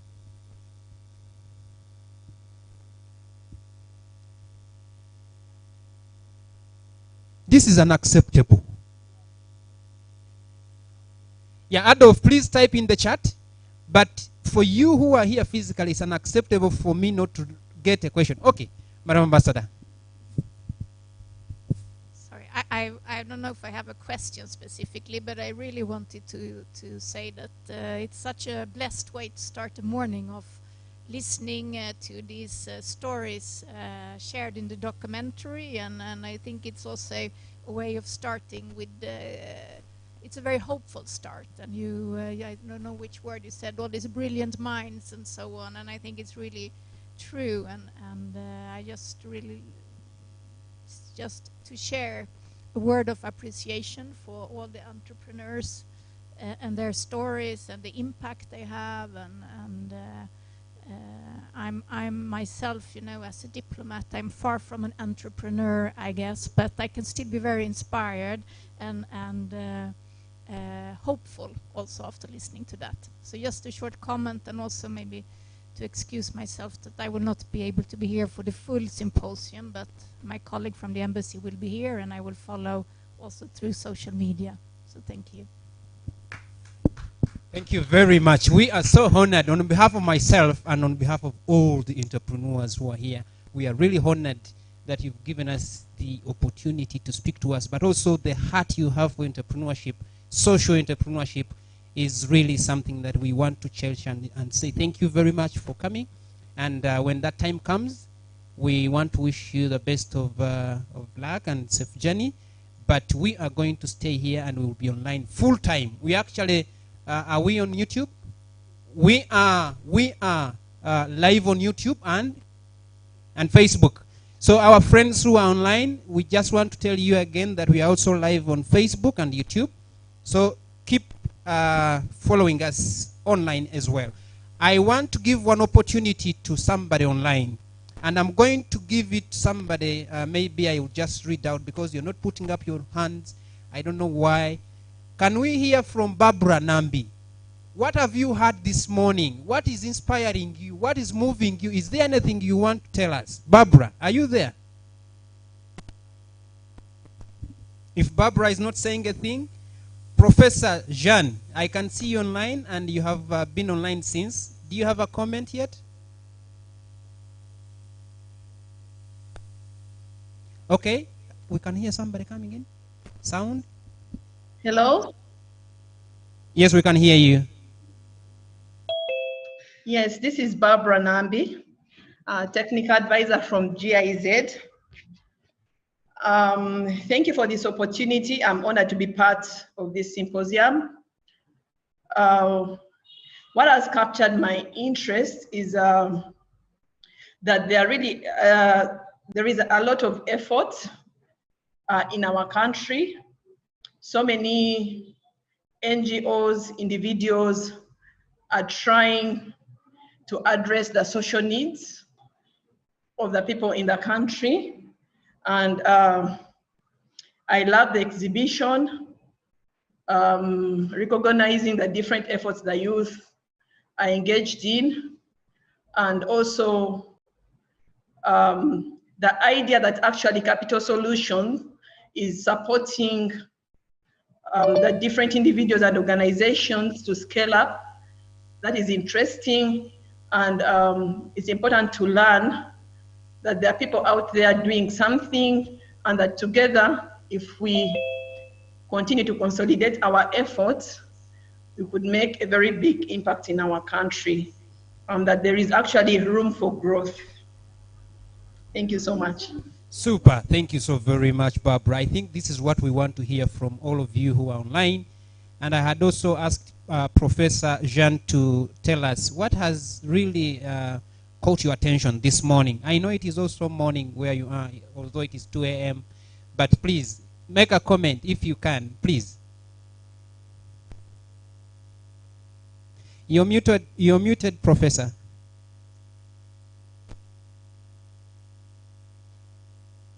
Okay. Do you hear me? Do you hear me? Yes, we can hear you now. Okay. Thank you. I just want to say that I really like to salute the dynamism of social entrepreneurship in Uganda. I heard so much, many experiences of entrepreneurship, social entrepreneurship. It's very, very amazing, and I appreciate that. That's what I want to say.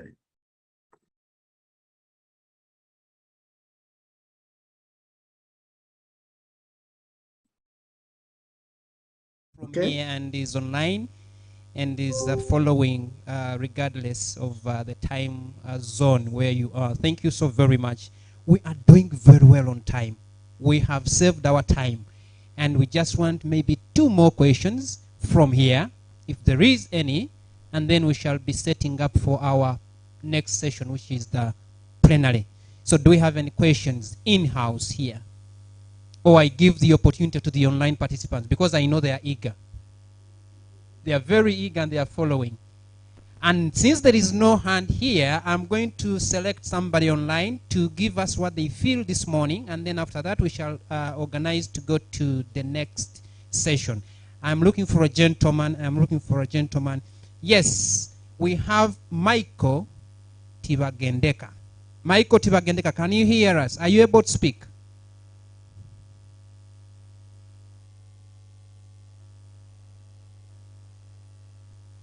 Michael seems to be not able to speak. Let me choose another person. We have another gentleman here called Isaac Kakoza. Isaac Kakoza, are you able to speak? What do you think? Okay, we have Mugisa. Mugisa Robert, please speak to us. Mugisa Robert, please speak to us. Do you have a question, a comment? Robert?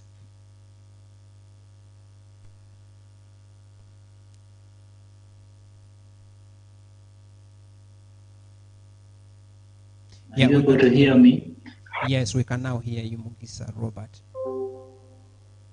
Okay, thank you very much, Francis, for the wonderful moderation, and I appreciate the symposium timing. Yes, my name is Robert Mugisa. I work with the Human Rights Center Uganda. I have been online from the time we started, and I really appreciate the flow of the discussion and the presentation.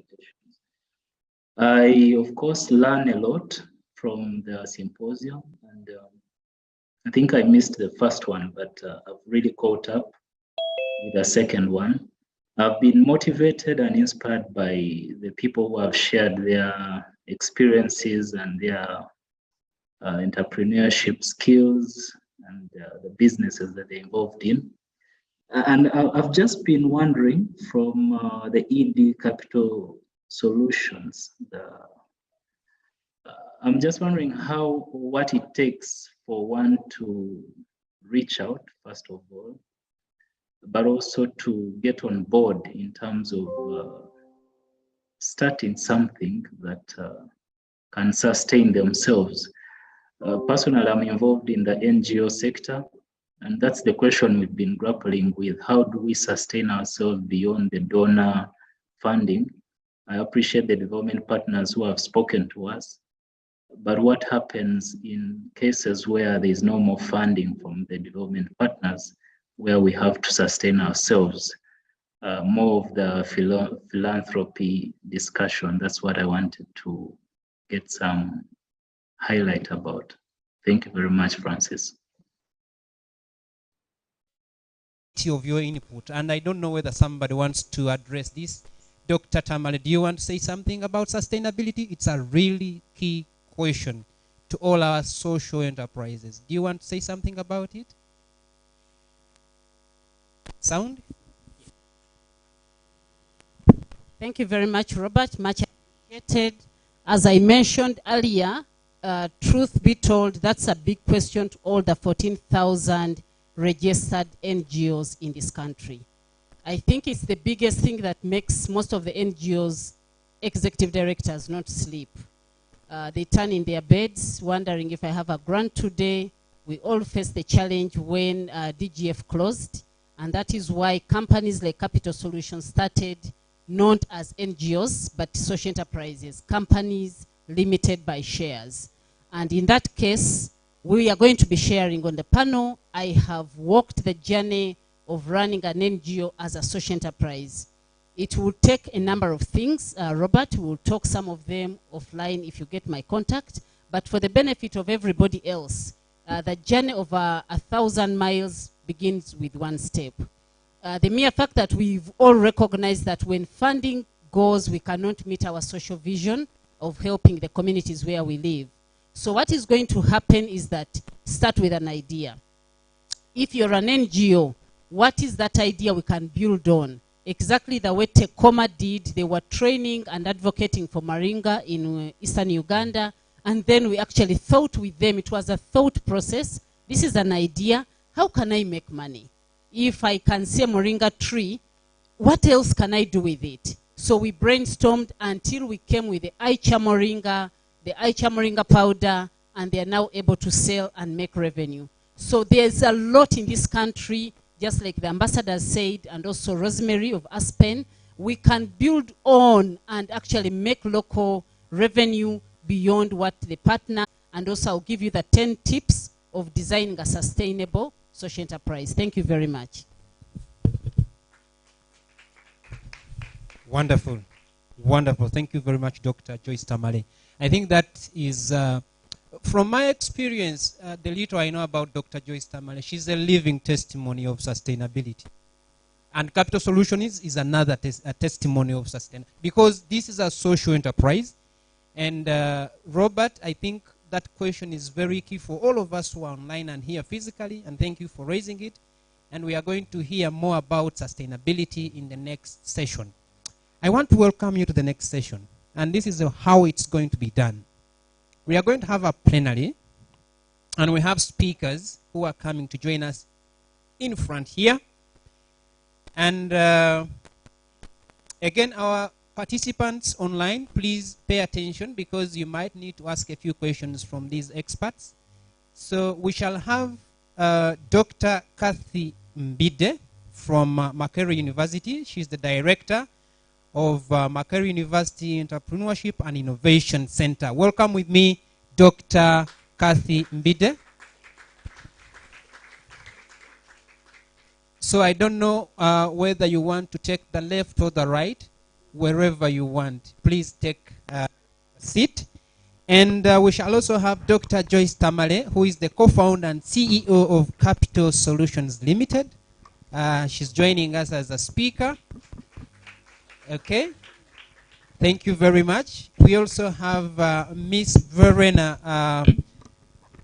from GIZ. I don't want to mispronounce the other name, so I'll end at Miss Verena. And Ms. Verena, please join us from GIZ. I also would like to ask what CASP is in full. CASP. C-U-S-P, so that I tell the participants.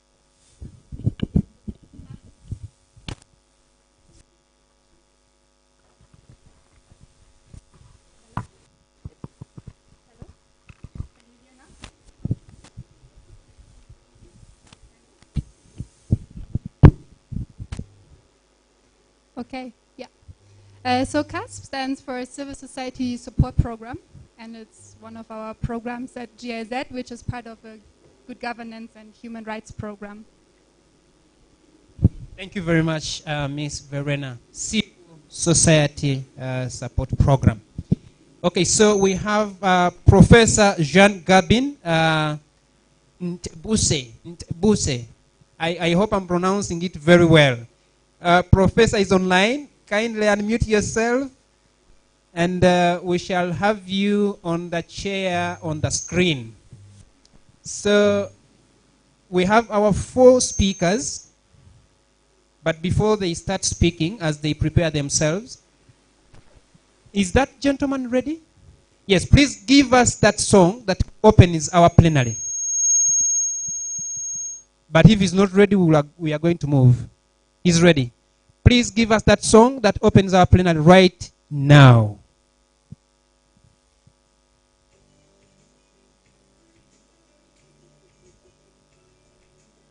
That is a good one.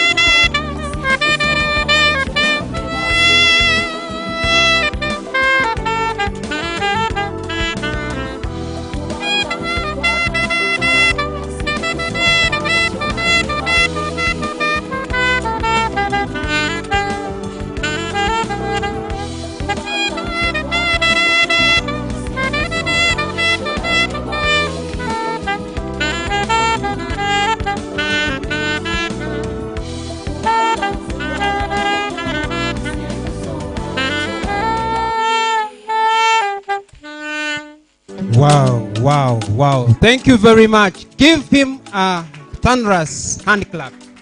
Thank you very much.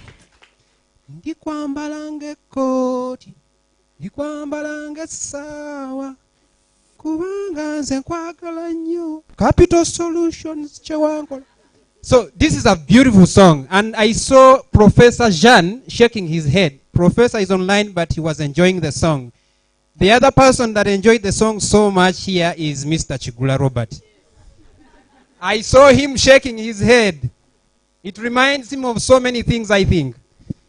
So we are getting to start our plenary, and we are ready. We'll have questions to these experts right here in front of us. And I will start with Dr. Kathy Mbide. I hope your microphone is working.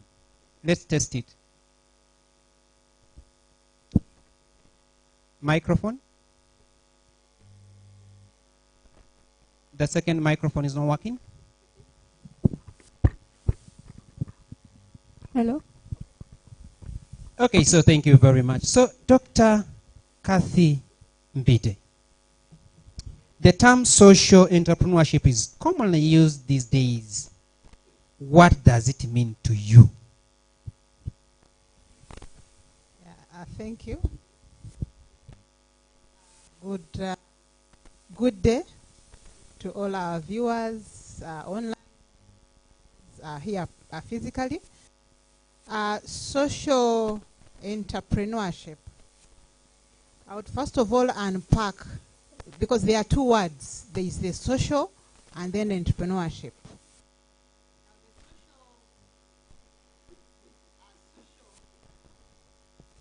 Our sound is not doing well. I don't know why.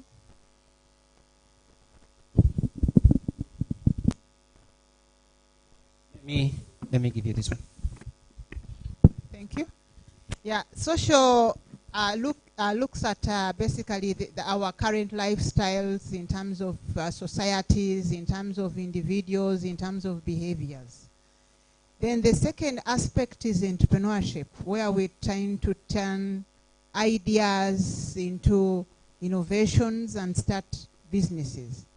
So social entrepreneurship is basically looking at a social change within a community. It's an enterprise which is society driven, which is looking at social objectives.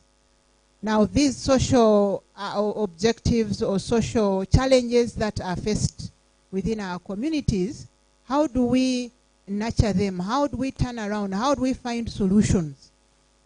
So social entrepreneurship is basically a process of identifying societal-driven challenges in our communities and turning them around into entrepreneurial innovative solutions. Now these entrepreneurial innovative solutions should be tagged to the beneficiaries.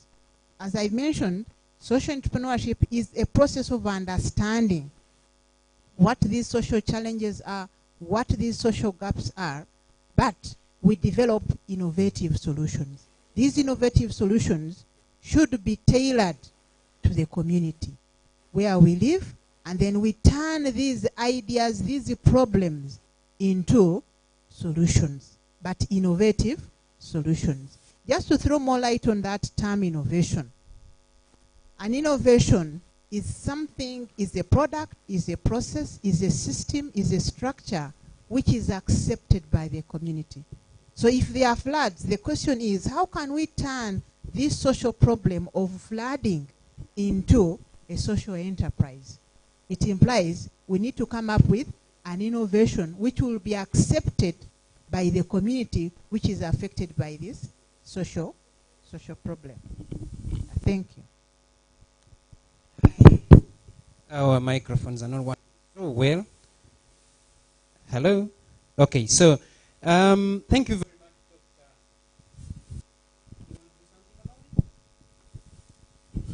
Thank you very much, Dr. Mbide. And we are going to Ms. Verena. You see, social entrepreneurship, sometimes it looks like a mindset, and sometimes maybe a business. Tell us from your opinion, from a point of view, do you think, or what do you think social entrepreneurship is? Is it just a mindset or it's a business? Thank you.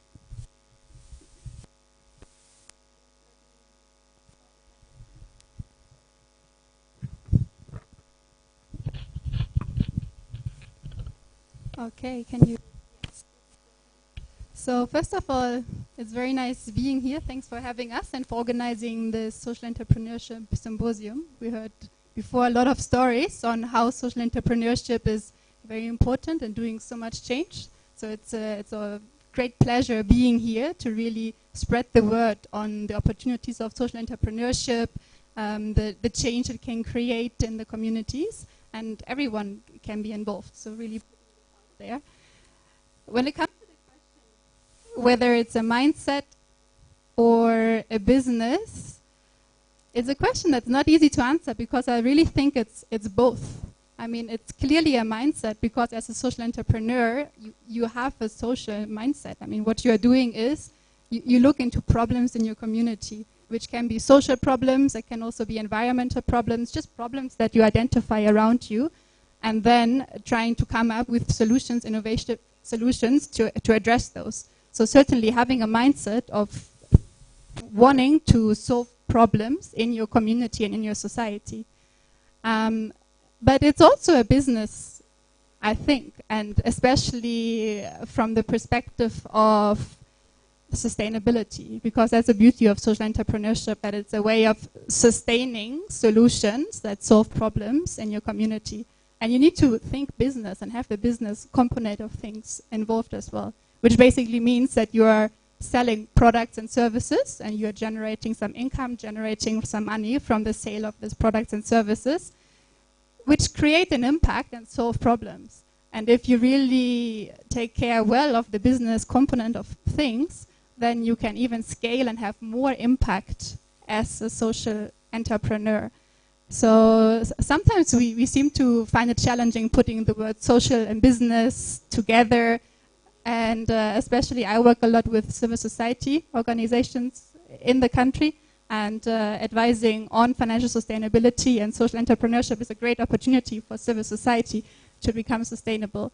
And when putting the word business out there, there's a bit of resistance sometimes, especially when people have the mindset of being very social focused and very focused on solving social problems. And I think they can really go together because social entrepreneurship is really doing business with a social cause. So doing business to have an impact on the community. So they can go hand in hand.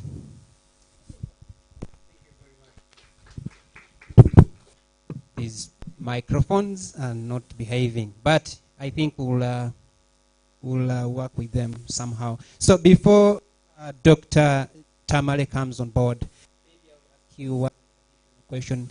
From your point of view, what drives you into, from your personal perspective, what drives you, what makes you feel, yes, I need to be part of the social entrepreneurship movement or whatever it is? Thank you.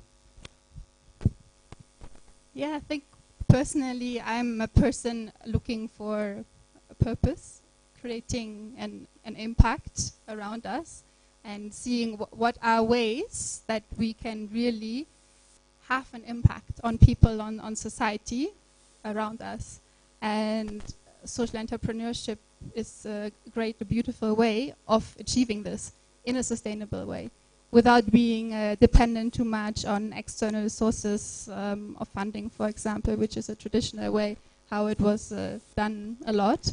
So having this impact on people around you, on community around you, and I think it's a movement that's not too old also, so it's really, really great to see more and more people coming on board, and also from all sides, from the public, traditional charity sector, understanding that this is an opportunity for their organizations, but then also for businesses coming from the other side, being very profit-oriented, understanding that even for them it's interesting to incorporate social entrepreneurship concepts or models.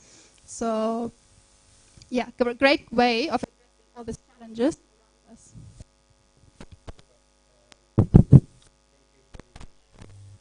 I think I have to be around here. Okay, so that in that direction.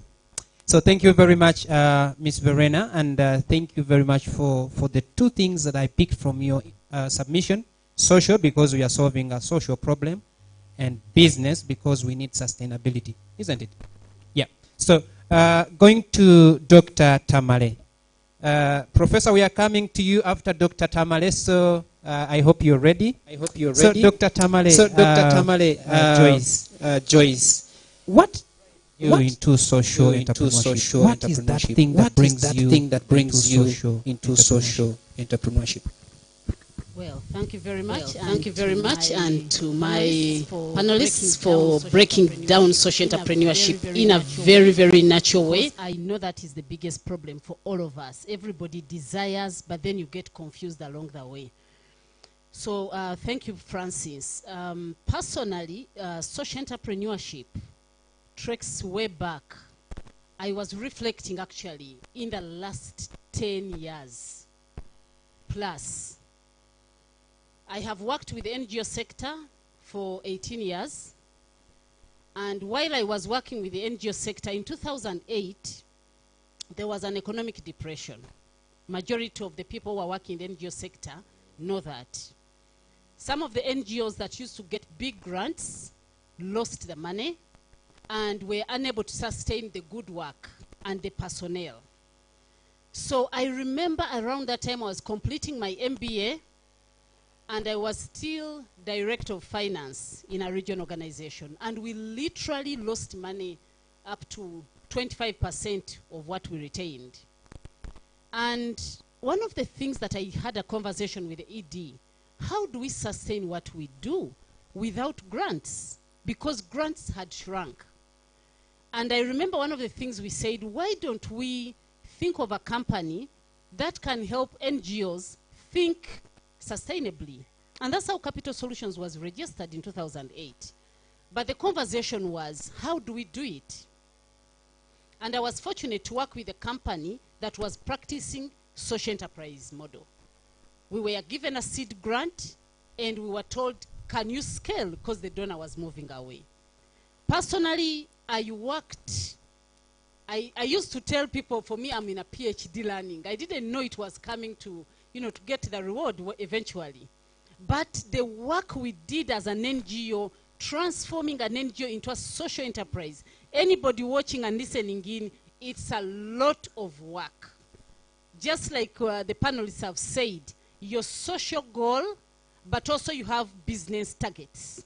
Those two meeting was a lot of work. But tell you what, it was a beautiful success story. I am extremely passionate using local resources because I believe even those who give us money, they have local resources where they develop them. So if we can pull up our socks as social entrepreneurs, we can do it, because I'm passionate to see innovation, solving a social problem profitably. I think that's the conversation that we are talking about. Thank you. Thank you very much, Dr. Joyce. And maybe I can go to Professor. Professor, are you ready? Professor, are you ready? Professor, what drives inspires you to come into the social entrepreneurship agenda area? You're muted, Professor. You're muted, Professor. Muted. Muted.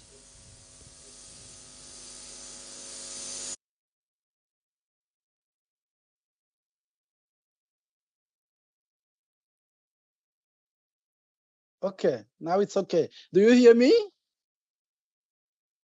Do you Now, hear me? Yes. Yes. Okay. So maybe I need a digital coffee. So can you send me a digital coffee before I start speak? Okay. So what was your question? Excuse me. What's your question? I hear you now.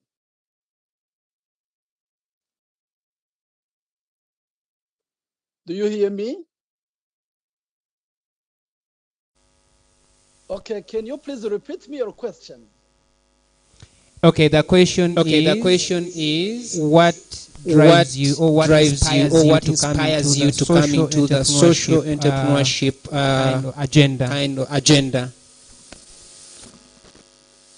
Okay. My inspiration to come to this symposium is the importance that I give to social entrepreneurship. As you know, there are many social problems in our world, social problems to which social entrepreneurship can provide solutions. You know, for example, poverty, fair trade, climate change problems, resource management, access to credit. So many problems can find solutions by social entrepreneurship. But let me limit my intervention to talking about the problem of poverty, in particular poverty among people in a situation of social vulnerability, such as refugees, because of social conflicts of war. I am the director of a research center in which we investigate the lifelong learning pathways of people in a situation of a social vulnerability from a social justice perspective. So social entrepreneurship is a kind of a way or a strategy that can be used to fight for social justice. In the context of Uganda, Uganda is well recognized around the world for its generosity in welcoming refugees on its soil. Uganda also provides a space of opportunity for everyone, including refugees. So supporting the social entrepreneurship of refugees would be very beneficial to Uganda. I am sure that refugees have innovative ideas, but they need support. They need to be supported by NGOs, institutions, to bring the ideas in action. I can say also that what I have seen on social entrepreneurship, I can say that social commitment of a social entrepreneur is nourished by motivation that have triggered compassion, love, and sensitivity to the suffering of others. So social entrepreneurs express humanistic values and a kind of a respect for fundamental rights, such as freedom and dignity. Ultimately, they are concerned for a fair and more united society. They really fight for social justice. So it is the perspective of social justice which is associated to social entrepreneurship, which really which motivates me to be with you.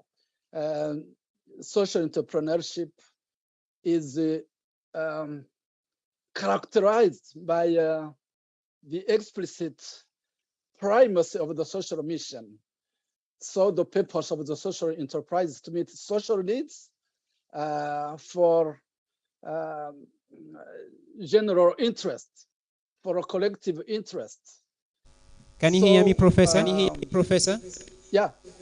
Yes, right there. Yes, right there. When you have identified the problem of refugees, and I just want to ask you another question we don't want to lose you since you have been able to connect. I just want to ask you another question so that when we leave you, we probably come back for questions and discussion. So the second question to you, Professor, is how do you accelerate your development with other stakeholders of society?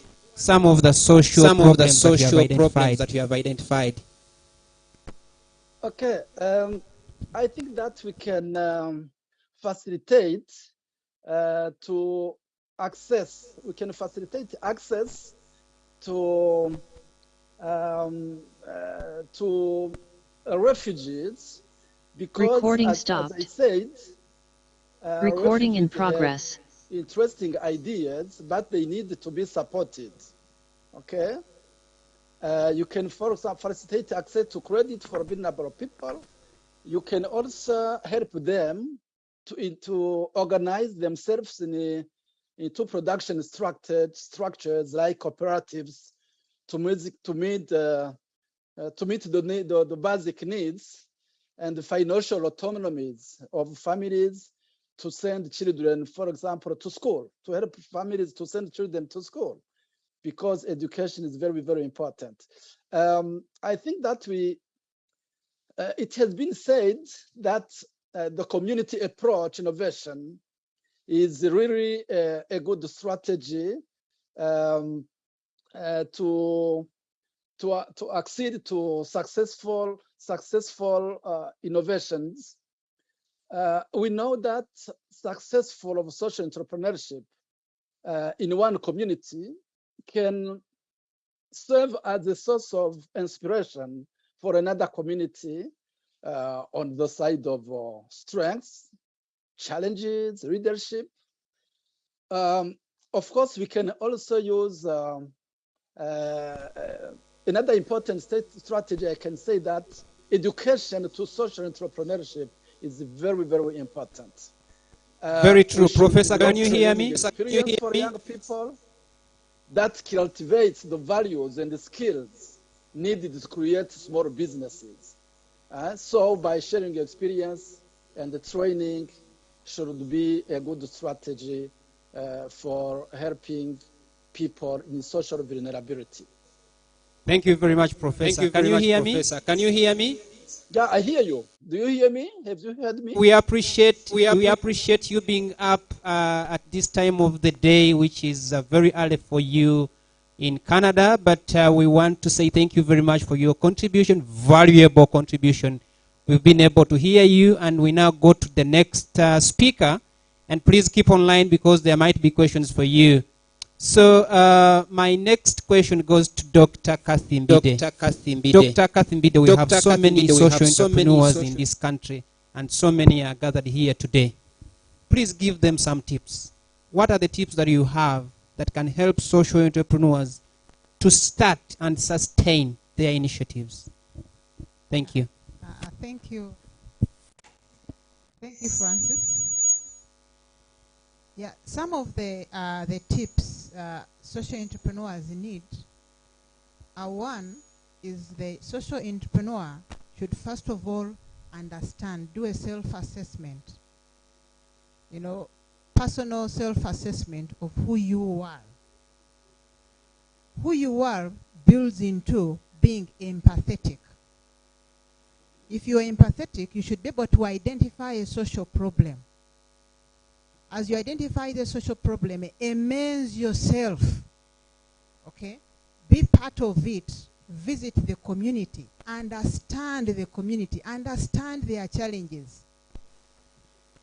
Now, if you understand the community's challenges, first of all, if you have done a self-assessment, then you will be able to identify and understand the problems they are facing.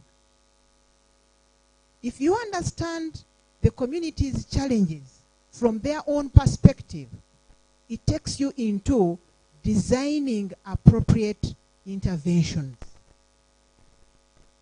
That is why you should not fall in love with yourself. But as a social entrepreneur, You need to fall in love with the problem, with the beneficiaries, with the communities. So if you understand their challenge, usually the solutions must be community driven. You immerse yourself, design interventions that are community driven. On the other hand, while designing the interventions, please work hand in hand with the communities. Why they have to be tailored to their needs. Having designed those interventions, go ahead and track or manage impact.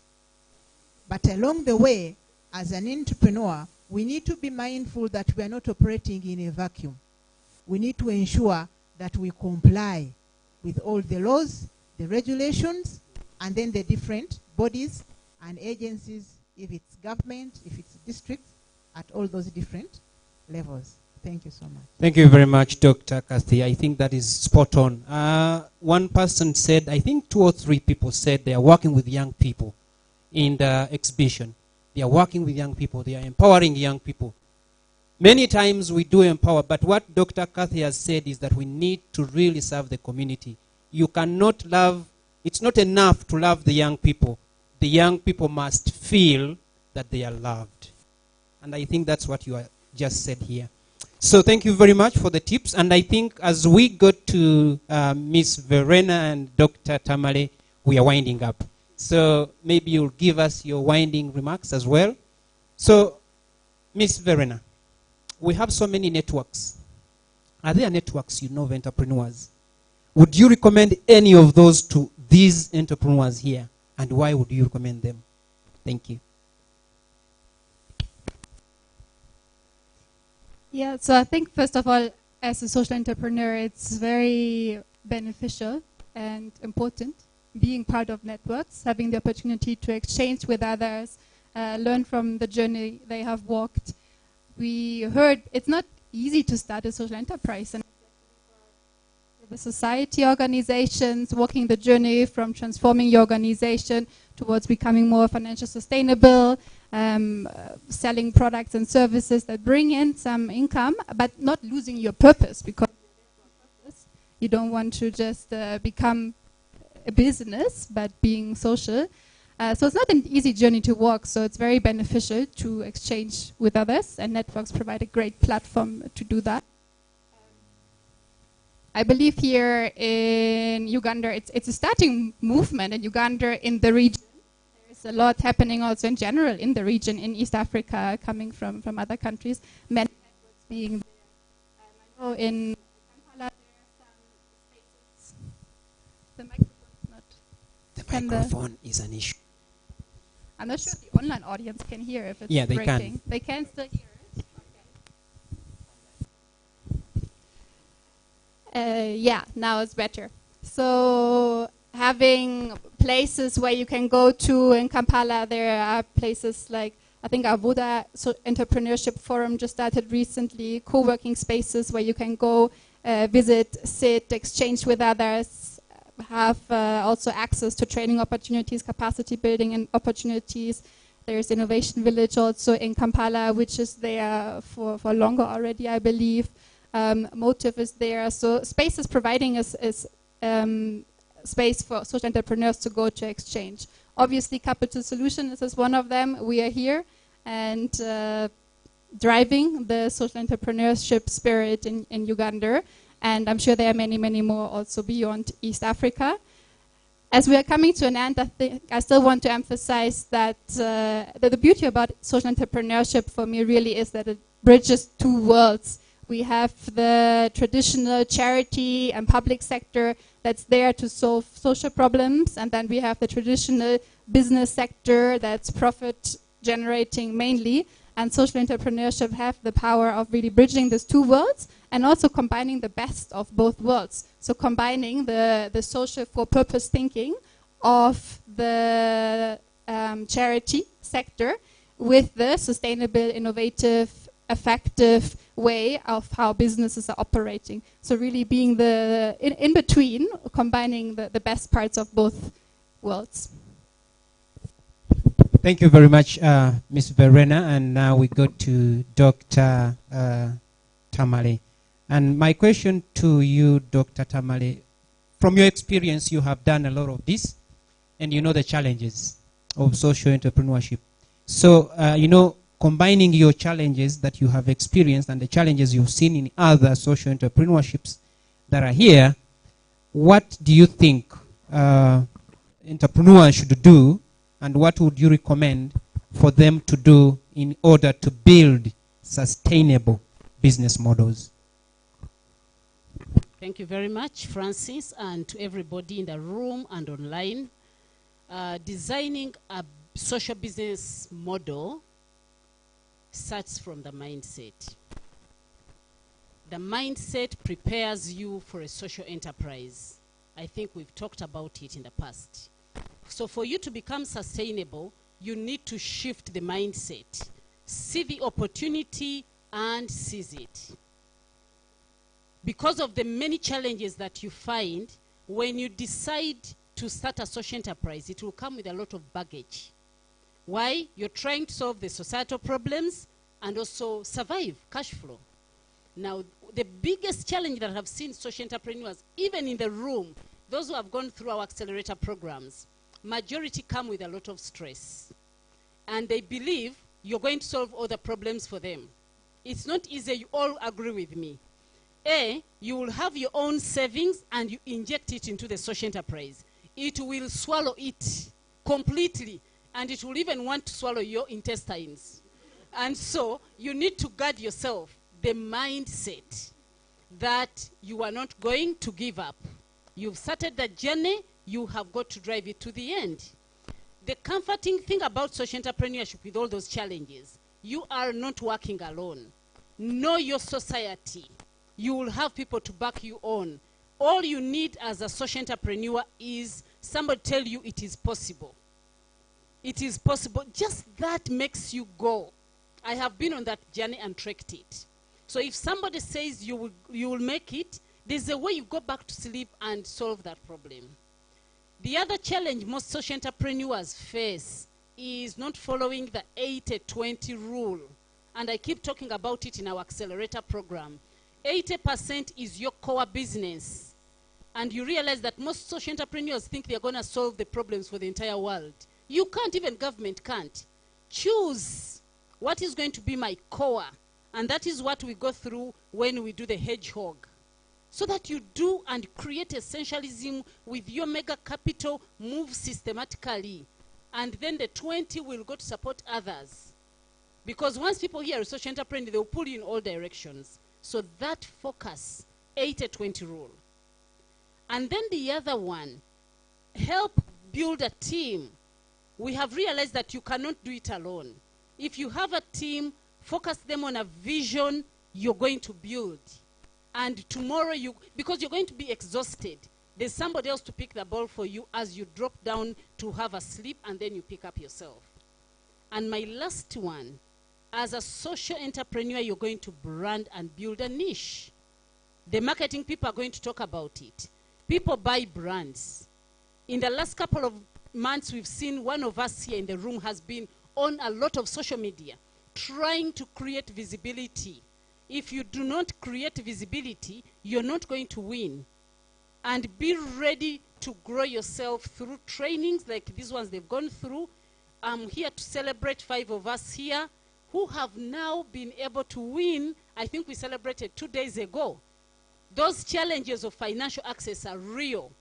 And once you don't work on yourself, you will not seize those opportunities of even winning the $20,000 that has gone into some of you in this room. $20,000 has dropped in, but because you've worked so hard. So the challenge of financial access is very huge. I thank you, and I'll stop there. Thank you very much, Dr. Joyce. I think I picked one thing. You cannot do it alone. Never. It cannot be possible. So thank you very much, our panelists. We have one panelist online, Professor. Professor, can you hear me? And if yes, I want you to kindly, in 2 words, how do you measure social impact? In 2 words, let us know, learn from you. There are so many social entrepreneurs in this room. Mercy and the IT team is Professor Online. Yeah.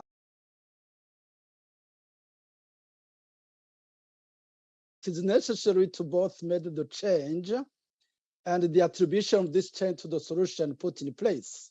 We can, for example, analyze how the quality of life of beneficiaries has improved, how the needs are met in the perspective of beneficiaries. The perspective of beneficiaries is very important to take into account. We can also measure the social impact with the both quantitative and qualitative indicators. Yeah. Thank you very much. I think that is very much. I think that is perfect. I see why. I see why Wabibi. Yes, Wabibi in the room. Yes, Wabibi in the room. Quality of the people you are targeting don't count until they are. So thank you very much. So our thank you very panelists. much. I want to engage. The team. Before you go off your seats, I want us to engage the team that is online. Mercy, we have a question. We have a question for the team that is online. And that question is in the link. The link that we shared last time in the chat. Please go to the chat, and in that chat, get the link, and in that link, you'll see a question. I want us to see what the people online are thinking. Are you there? Can you see the link? Please tap that link and let us see the screen showing what the people think. What excites you about social entrepreneurship? Can we have the screen as well? I want to share. And so we see what people are saying online.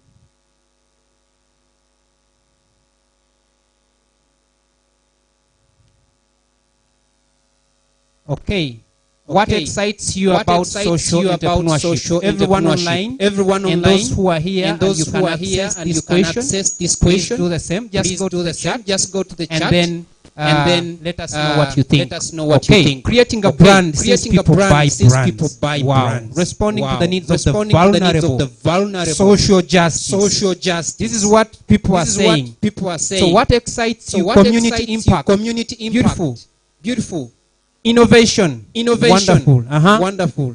Say something. Working together with people. Okay. Creating impact. Creating impact. Changing lives. I love this. No one must be left behind. Okay. Solving a societal problem for my case, being healthy and creating positive impact. Job creation. Those are powerful submissions. The fact that it helps everyone in the end. Opportunities in social challenges. Responding to community needs. It's not for selfish interest. Wow. Sustainability. Helps come up with the variety of solutions to problems. I think this is beautiful. This is exciting. You can bring them on until you can bring them no more. But I want to say, I think we are on the right course. We are doing the right thing. Put your hands together. Thank for me these panelists and professor who is online for the wonderful submissions. Thank you very much. And now I want to invite you to take your seats, and we shall have the next session on success stories. However, if there is one burning question here, I can see a hand. I will give you an opportunity, please. A microphone, Helen.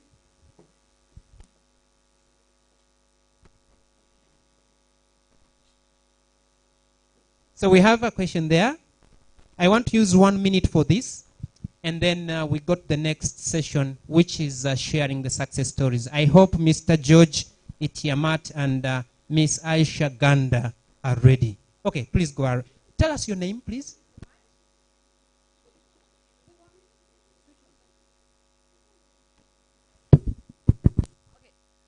My name is Rosemary Nakagwa. I work with JZ. I just want to seek a little clarity, from now that I'm with the people who know it better. I have a business background. because immediately after school, I started a shop. And from the discussion, I've had so many words that I used to use when I was in the business world, where I termed myself a private company, or more like running a private enterprise. I want to say clarity between the social entrepreneur and the private enterprise. When do I term myself as a social entrepreneur, and when do I term myself as a business person? Super. Question is clear. So, Dr. Mbide wants to answer. Another question? Okay, you can add something to that, and then Dr. Mbide will answer that. Hi. This one doesn't work, does it? Okay. First of all, thank you to the three panelists. It was really interesting listening to that sort of wealth of knowledge when it comes to the issue of social entrepreneurship. One thing that I sort of have had a little bit in mind is that sometimes I wonder if we don't put a label on social entrepreneurship, that it's something a bit new and almost strange that people don't understand. But when we think of it, like from the start of humanity until industrialization, the way we organized our societies and our communities, our parishes, our families, our extended families, were in a way that sort of fits the bill quite a lot when it comes to social enterprises. Everyone had a role to play. Everyone, you helped your community. You made money, but you also ensured that that reached everyone all around you. Isn't social entrepreneurship the more natural way for a human to organize our society and to function? I would say that when we look back to this age, we will probably say that we are going back to something that is inherently rooted in our DNA. That is to create value, not only for ourselves, but the people around us and who we care about. But I just wanted to add that to her question, because I think it goes a little bit hand in hand. Thank you. Sure. Thank you very much. And Dr. Mbide wants to add something to that. And then we shall have Madam Jackie with a comment.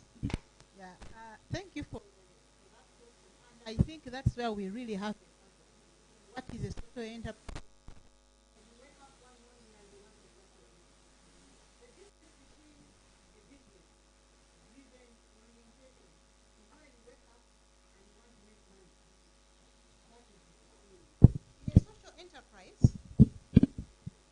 In a business perspective, you wake up and you want to start your shop to make money, full stop. Now, in a social enterprise, that's why I said it is actually part of you. You actually sometimes start unknowingly. You wake up one morning, you see children suffering, and you're so passionate. What can I do to turn around their lives? How can I help them? But you don't have the means. You don't have the resources. You tend to look around. Whom can I work with? Who can help me? Can I go to a church? Can I work with? Actually, social entrepreneurship is not a vacuum. You must work with an ecosystem to help you push your goal. But there is that inner you crying out to say, how can we turn around this community? But as we go along to try and solve this social problem, the question is it sustainable? Along the way, as you develop the interventions or what you do, you actually trained to develop innovative ways, entrepreneurial ways, and you start earning the funding. But the money you earn does not basically actually go to you as an individual. Because in a business enterprise, those are your dividends, those are your profits. That is your money to go and build your house. But this time, you're earning to say, okay, I think I can expand. I can put up something for the children. But along the way, you are turning around lives. You're actually supporting government in their own interventions. You're building their lives to also be self-sustaining. So the social entrepreneurial journey is a personal issue. It is actually inbuilt within you, and you have to continue on and on. It is not an easy, it's not a bed of roses. Yes, it is within your DNA. Thank you so much. Very much. I think we are again running late, and I don't want to go there, but Madam Jackie had a comment to make, and so we shall give her. Thank you, Francis. This was there was a question asked earlier about networks, and I would say yes, networking is crucial for business owners because that's where you get to meet like-minded people. That's where you get to expand your ecosystem in terms of people who can support your business. But I also want to caution you not to stretch yourself so wide. In networking, depth is more important than breadth. If you're in 20 networking groups, I can assure you get no value from those groups, and neither do they get value from you. But if you picked maybe the top 4 or 5 which are connected to your business and provide you with a specific set of skills or experiences or individuals or fellow business owners with whom you can share and learn, you will find that far more valuable in your networking than trying to go to every single, because there is always going to be a shiny new interesting group. Every day one comes up. So the focus that Joyce mentioned about understanding what is my purpose as this business, and therefore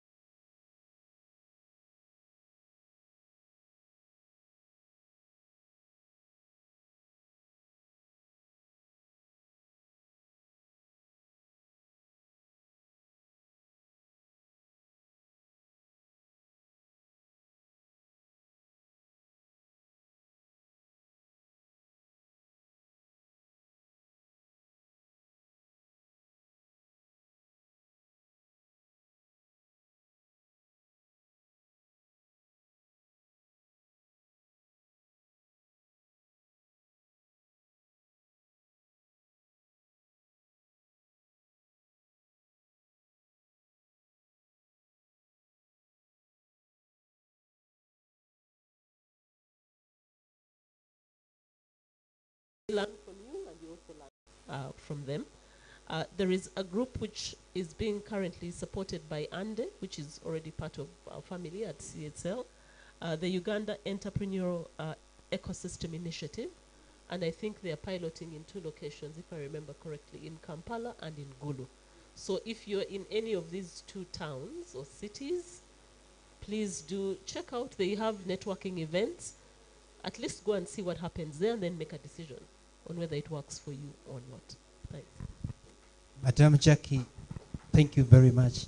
The way you submit makes me feel we need another panel of speakers so that we really get those nitty-gritties, covered. But I could not say it any better.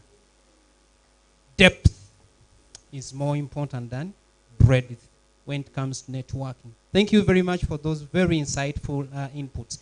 I want to invite George.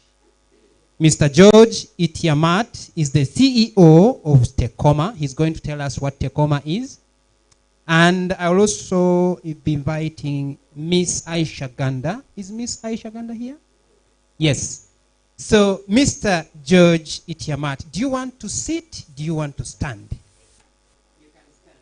Okay, so I'm going to give you a microphone. So what will happen? You can use this place. Okay. Okay.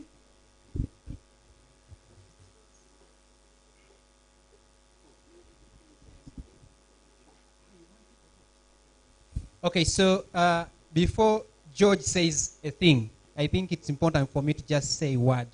That George is going to share with us a success story. He's one of the entrepreneurs, I think, if you remember correctly, he was in the video as well. It's me only who is missing in the video, so I don't know. Yam. You ask Dr. Joyce Tamale. Okay, so Mercy, are we ready? Mercy, give me a signal if we are ready. Super. Okay, so George is going to share with us a success story. I really need this to happen in only 4 minutes. Thank you. I will whatever the timing. My name is George William Ichiamat. I am the team leader at Tecoma. Tecoma is Social Enterprise Consulting and Marketing Association. We are a registered local NGO, and with support of Capital Solutions in 2021, we graduated into a hybrid NGO. The time is a little short. I want to appreciate all of us present today here for coming to hear our success story and, of course, attending the symposium. First of all, to thank again Capital Solutions for this platform, the development partners present, and I want to thank Verena for being part of this, because GIZ has been also supporting us very much in developing our capacity to see that we reach here. Tecoma started in 2012 as a CBO based in Katakwi and Soroti districts. And by 2014, we started promoting the growing and consumption of moringa basing on its nutritional and health benefits. The people living with HIV/AIDS, malnourishment levels were high. Just like to say that social entrepreneurship is about identifying a community societal problem. So for us, we saw that as a very big gap, while Ministry of Health is doing a lot, but then of course we saw that there was a need to do something about it. So as we speak now, we work with 22 community groups. We work with 12 health schools, 8 health centers, and 2,850 farmers. Every year, we estimate the ones who benefit from our services at 20,000. This is a very big milestone. And like I said, the NGO Act allows NGOs to do social entrepreneurship. And that is why, when COVID hit, we realized that there was a need to do something about this. So very quick support from Capital Solutions. With GIZ, we identified Capital Solutions to put a comma somewhere to doing social business. And of course, Capital Solutions helps us develop a marketing strategy and a business plan. You will ask why moringa, why shea, of course there is a lot. And currently as we speak, we have the Aicha moringa dried leaf powder, which we had been distributing for free. But when we now graduated into the hybrid, we say we will continue doing our social work. But there is need that we need to make some money, so that we survive even when there are no grants, because the NGOs that we depend on, most of them closed when COVID. But then for Tecoma, somehow we managed to struggle through, but then we didn't have the business. So when Capital Solutions developed that, by the way, NGO Act allows business within an NGO. So we said, we are graduates of cohort 3 of the Social Entrepreneurship Forum, and now we are raising some revenue from the product that we have. Aicha moringa dried leaf powder, Aicha moringa shea nut oil, Aicha moringa and shea skin care products. Our approach has been that we identified the community problem, health, nutrition, wash, security, of course, much aware that the ecological problems are there with the deforestation. You are seeing the trend that the rains are raining now is different from the past. So we said, how do we do this? Of course, now we said we need to innovate, to do something different that others are not doing, and that is why we looked at moringa and shea. These are endangered species. Shea for charcoal, which is sold at a very high value. And but then this one you are doing a one-off. So for us as the Tecoma, no, if we are going to buy shea nut from the farmers, the price higher than what the market is providing, we will have saved the shea nut tree. because the farmer will realize that we have to do this every year. We will be selling the seeds from this very because tree. The shea nut tree needs about 15 years to start giving the seed. So but then for the Tecoma, let's sustain the shea nut tree. By this increase the revenues of the 2,850 farmers, then extract the shea butter oil from this shea nut kernel. This is already, we know that shea butter is very good for our skin care. And then extract the moringa oil. Blend moringa oil, moringa powder, shea nut butter, make a high quality product that we have tested, people have been using and very much appreciate. And then that is our innovation. So we are doing business to sustain Tecoma, continue doing its work.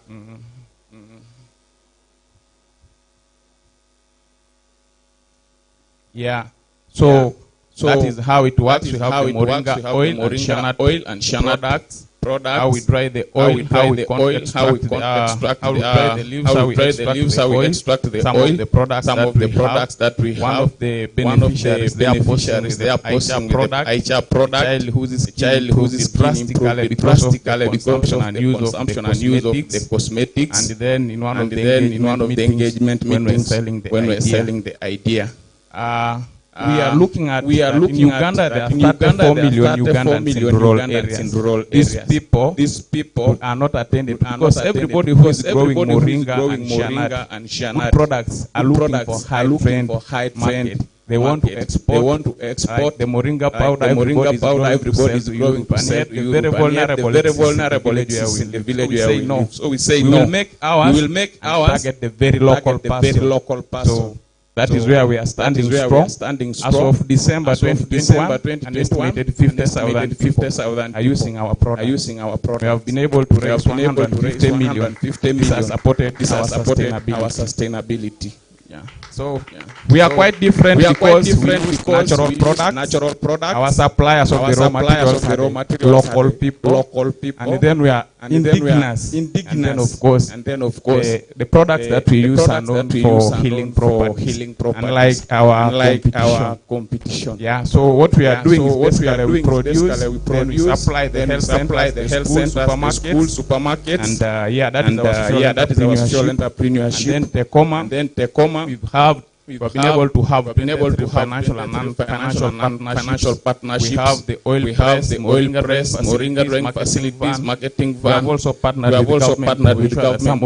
Some of those things have been put in place, like the Ministry of Science, Technology and Innovation. But of course, the facilitation is always lacking, but we have to struggle. And then we currently have 5,400 customer conversions to use our products instead of relying on cosmetics from the export and the rest, or maybe health products. They use ours, and then an estimated 20,000 annually. That is how it works, and what we want to do in 2 years.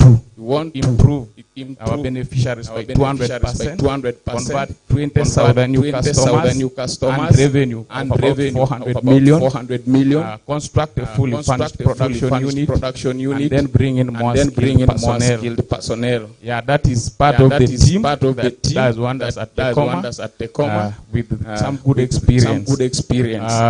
What I am saying also is we are experts in the production of high quality, affordable, organic health, and organic skincare products for communities. And then we request that whoever in this course join us because we need this forever. It must not end with me. It's good because people appreciate. And then I appreciate so much that I have a chance to pass a message. The PS, Ministry of Trade, Industry, that the government is doing a lot. Tecoma received a grant from the Ministry of Science and Technology. But somehow along the way, our project did not end. It would be good if such support is given so that we could accomplish whatever we are doing. Because whatever we do currently is still a struggle. And then to make this more concrete and reach more of the communities that the communities enjoy our services, would really need to establish more furnished production units, and then continue with what Thank you very much. Have been made to drive very fast. Yeah, that is it. George, don't go away. Don't run. Thank you very much. Do you remember when they clapped for you? Yes. When was that? No. When you were presenting, there's a time when the audience clapped for you. You were talking about numbers. Impact. Money. Thank you, George. And to add to that, all the products he's talked about are right here in the exhibition. Yes or yes? Yeah, on the way, because I had a presentation on Monday. Oh. Whatever I had brought was taken. Okay. But already somebody sent Okay.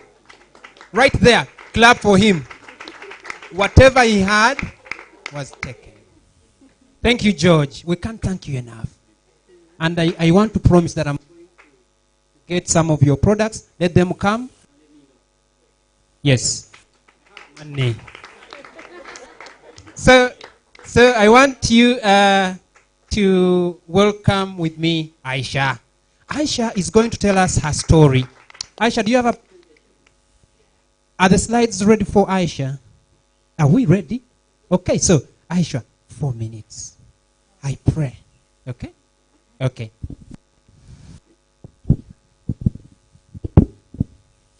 Okay, thank you so much. My name is Aisha Ganda, and I'm the founder of Startive Africa.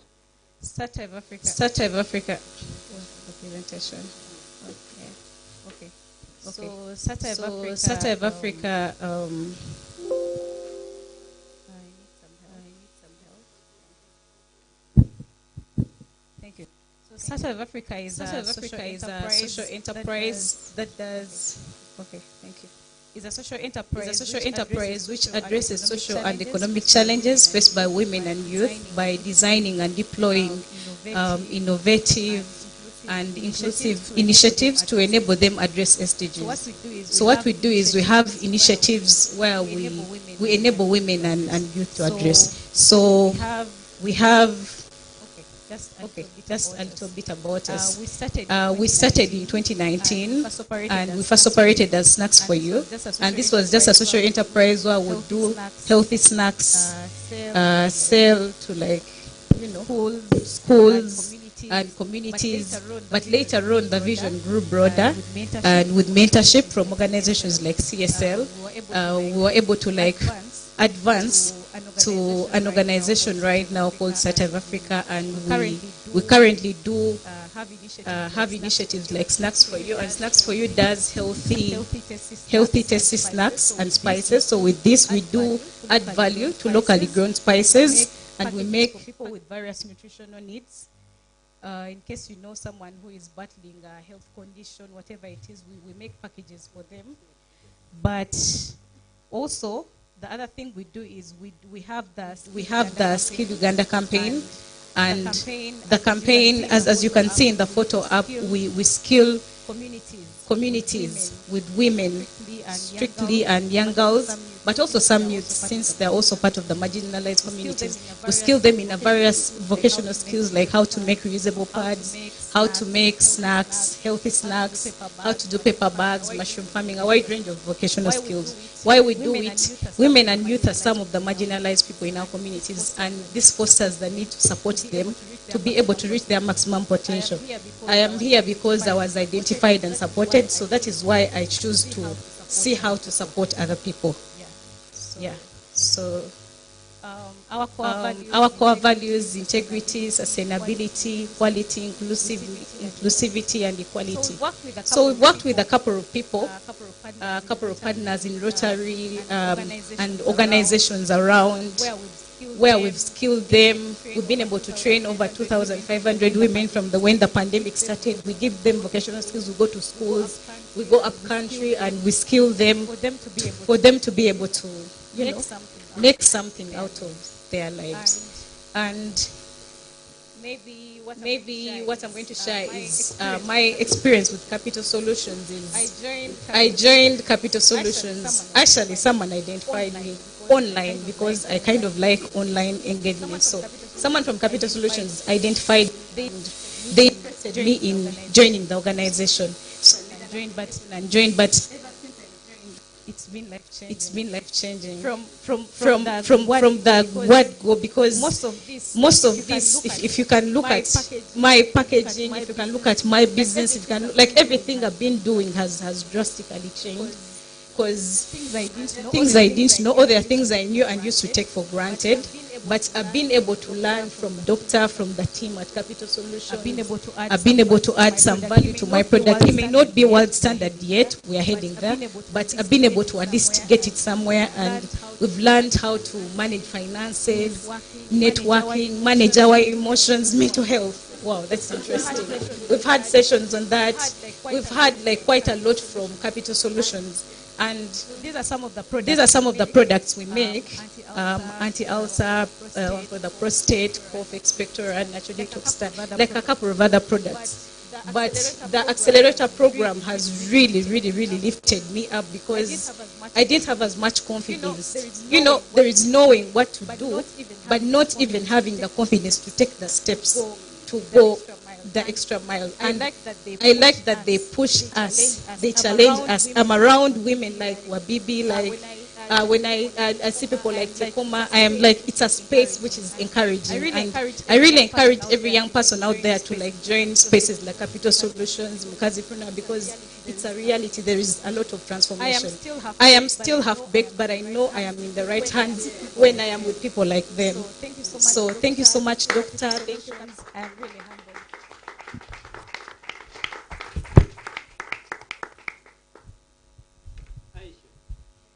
Thank you. You didn't talk about certain products there, but there are some people here that need them. These products that she's making, are they here? They are here in the exhibition. We need what Aisha and the team.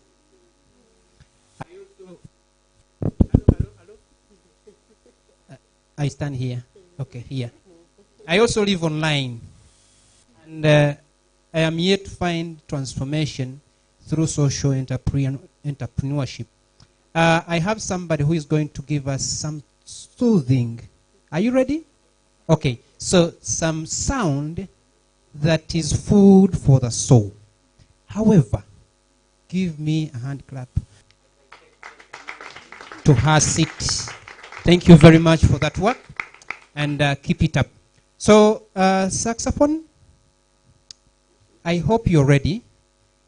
We are running a little bit late, but I'm very glad that for the good reasons, we have utilized 10 more minutes. We are going to catch up in the breakout. So after the music interlude, we are out. I want to imagine what the person I'm looking at is Mr. Dong. Yes. So welcome. We are going to have 2 breakout sessions. One of them is going to be manned by Mr. Dong. Are we ready?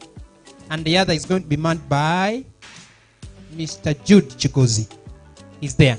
So this room is going to be finance. Helen, help me. Is this finance? Okay. So go ahead. Hi, everyone. Anyone who's interested in hearing about finance, and anyone else will go the other side for the marketing deliberation. This is your chance to move during our music interlude.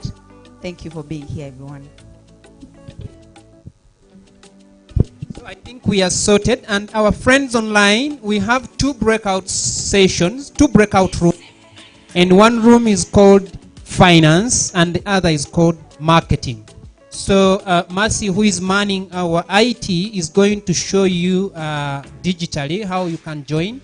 But just look at your screen. When the music interlude is done, you'll see a button for joining the breakout session.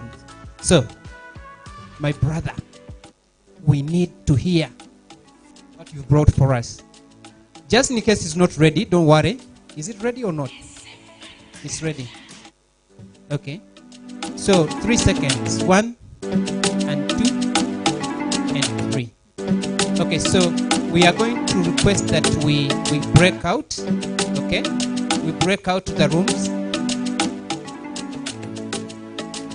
Okay, let's hear the music. Let's hear the music. Okay, thank you.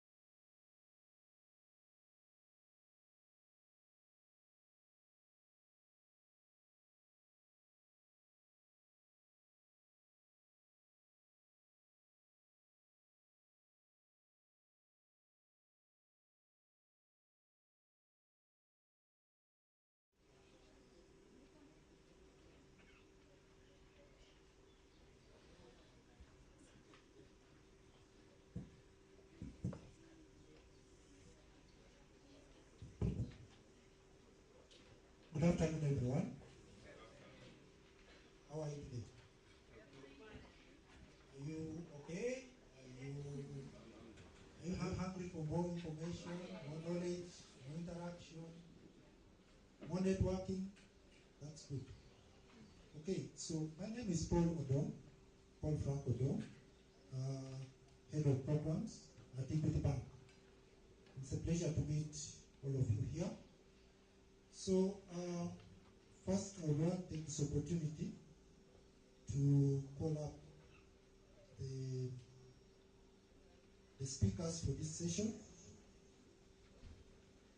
Our breakout session, will be on financing, instruments, and services available for social enterprises. So our speakers today will be Mr. Charles Maliani. Please come.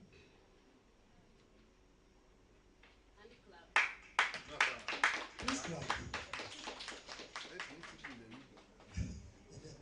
Please feel free to sit. We have Miss Grace Melissa.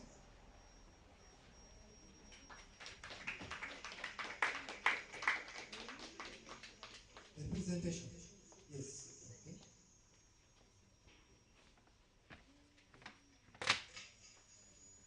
Thank you.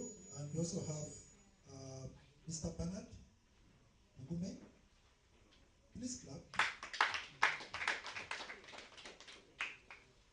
We also have Miss Immaculate Acheine.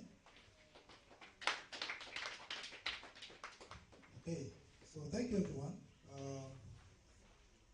It's a very distinguished panel.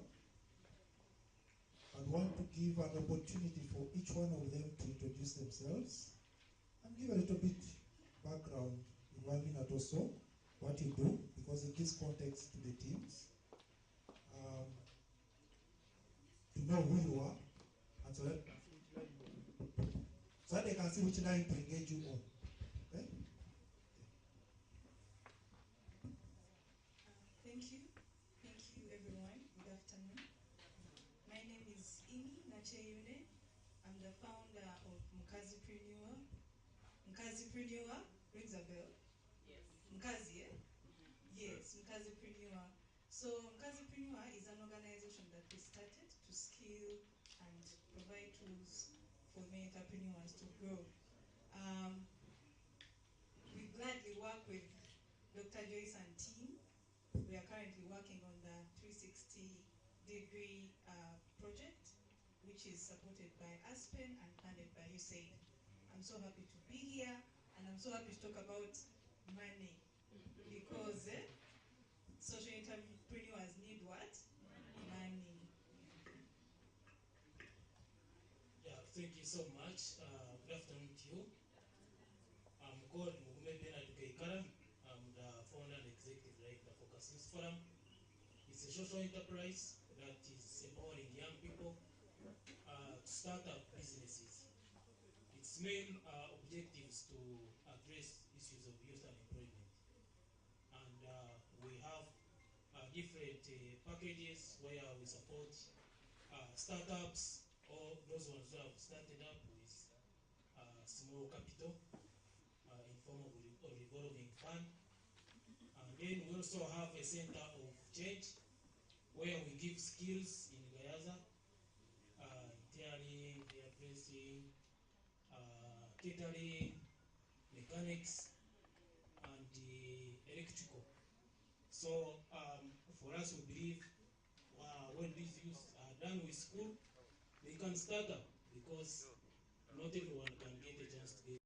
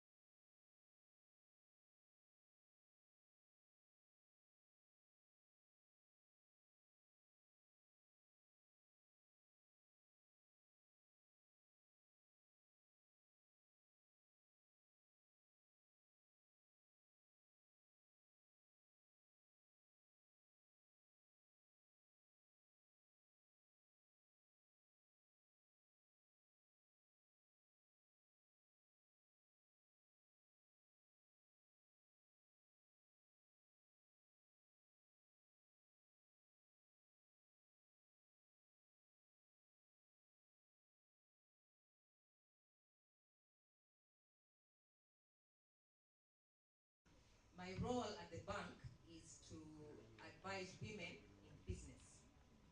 And I've heard a lot about social entrepreneurship, and that's exactly what Elevate is all about at EcoBank.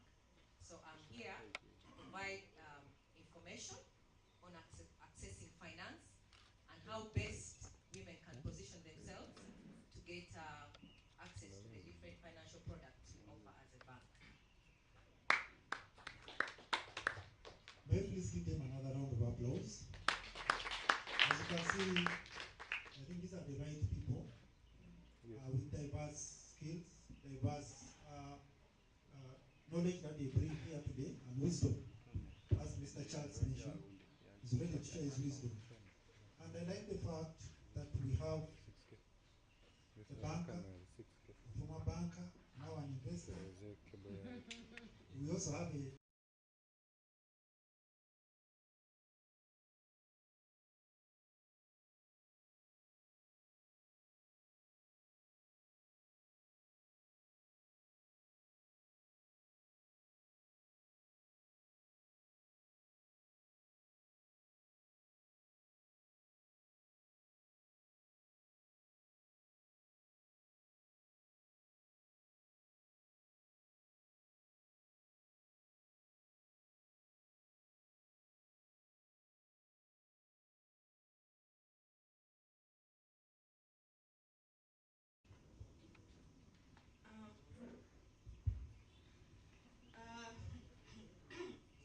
interesting. It's good we're having this conversation. Thank you, Dr. Joyce, for bringing this conversation, because I think it's about time we talk about the elephant in the room. We are skilling people, we are giving them the tools they need, but at the end of the day, they need money. They need money to expand their businesses. They need money to buy products to grow their revenue. But it seems like they're not seeing the money. So the mere fact that we are social entrepreneurs, we are building from ground. If you notice, most of the social entrepreneurs are in communities. In communities, I mean in districts on ground. Most of them fear entering the bank. When it comes to women, when they see the banking halls, they see like, oh my God, I do not fit in here. So their perception, even getting into the bank, is already corrupted. I'm happy. I said like I'm happy we're having this conversation. I don't know if the banks need to go to the people, but the bankers will tell us what they're planning in that form. But the social entrepreneurs fear getting into the banks. That's number one. Then number two, the interest rates are high. They are high. They are scaring them away. The processes of getting the loans are also scaring them away. And now we have all these microfinances coming up. Some are registered, some are not. Some have low interest rates, some have high, some lie. So there is a lot that's happening in the finance area, and I don't know what we're going to do, but we need to start now. We need to start having the conversation. How do we train the social entrepreneurs to regulate their companies to be able to access the loans in banks? How do we start that conversation? While skilling them, how can we make sure that we are skilling them and having their businesses reach the point where they can access the funding in these banks? That's a conversation we need to have. And when it comes to the women, collateral. Most social entrepreneurs don't even have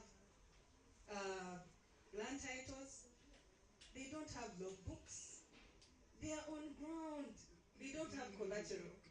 Every time I'm sharing, I say in India they've started taking off collateral for women. And I've seen Equity trying to do it as well.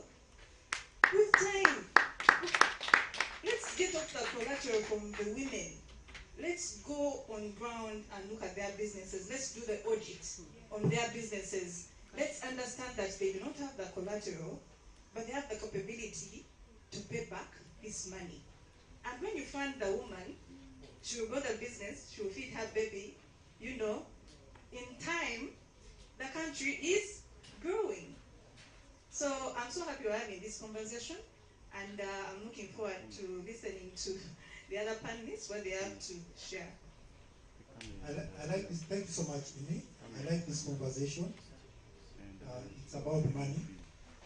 And also in the Bible, actually, money is mentioned more times than heaven. So it's a key issue of discussion. And picking up on what she's saying, let's have this conversation.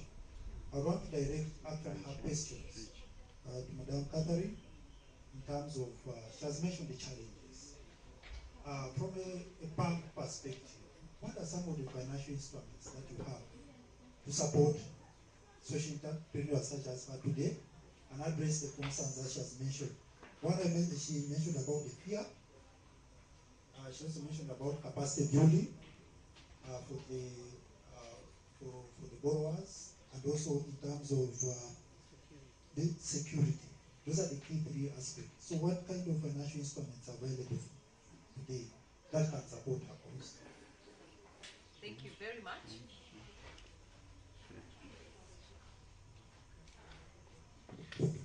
Yeah, thank you. At EcoBank, under the Elevate program, we were able to identify some of those challenges, and actually they are really pertinent, the challenges that are real. One of the key areas we identified was fear to come to that. Fear to come into the bank. And now, for example, Elevate, the reason we are here, we are going down to the people. Under the Elevate program, we have networking opportunities. We have frequent networking opportunities. We have partnered with women organizations, and we are offering financial literacy. My sister here, Ime, mentioned that collateral, interest rates, whereas, yes, indeed, it's true, there is no one who is going to give you their money and just expects you and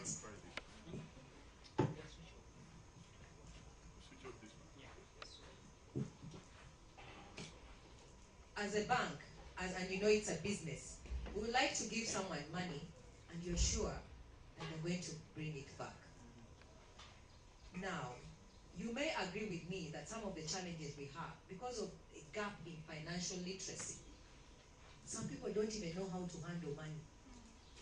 The moment you extend a loan to a person who has no knowledge on how to plan for that money, you're going for disaster. That money will not come back. They'll pay for the first 2 months, the third month, then the child will be sick, and then the school fees will come in, and the money will be diverted. So I believe like my colleague here is saying, another wife. So one of the key issues we must address is financial literacy for our social entrepreneurs. You need to teach them that going into a bank, it's a relationship. But most would like to come into the banks and immediately say, I want money now. We don't know how you've been running your business. We don't know whether you're a liar. We don't know whether you're just skimming money out of the people you claim to be leading. So once you start a relationship with the bank, for example, how do you do that? Open your account and start putting as little as you can to show your willingness to grow your business. When I don't think there's any other, my colleague here, I know you're a banker. If a relationship is developed with the person you intend to lend to, so many things will be waived. For example, under Elevate, we don't have collateral for the women. We don't have collateral. We lend against equity. We give LPO financing at discounted rates. Because you are a woman, we have said you have a relationship with us. We've seen how your business has started. And you deposit 1,000 shillings, 2,000 shillings, 20, 50. And now you say, you know what, I've been with you, I need support. Now that relationship is what the bank will rely on to extend other products. So under Elevate, it's interesting. We don't ask for collateral. We give interest as low as 15% to our women, which is the lowest on the market. You can do research. We do inventory financing. We look at what you have. I have shea butter. I have moringa. I have my equipment that process moringa. And when we come and value that, the machines you have, and we realize this man or woman would like to enhance their business, there is no one that will refuse to give you finances.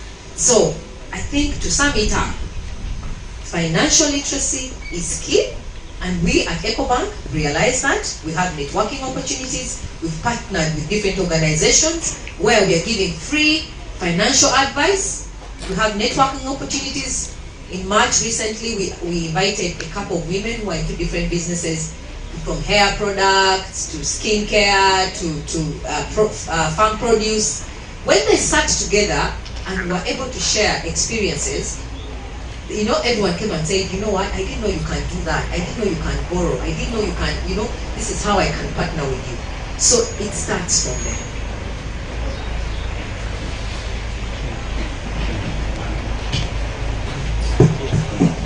Thank you so much, Catherine, for that. I pick out two key things that you mentioned here, and it speaks to what Dr. mentioned earlier on about the social entrepreneur and the business person as well. So it starts by transforming the mindset. Even with the programs that are going on, when you're receiving money, what are you planning to do with it? And how is it going to help you to change your life? So those are very key things. I think that addresses some of the concerns that you raised. And again, you mentioned about opening an account, and it's about having that relationship. The thing that I think a banker would want to know that helps in terms of de-risking you, as she has mentioned, is the financial literacy, and then who you are. And then who you are is by starting a profile with them, which helps in your squad. Thank you so much for that. I want to address my next question to a lender or a banker in a different perspective. Mr. Bernard,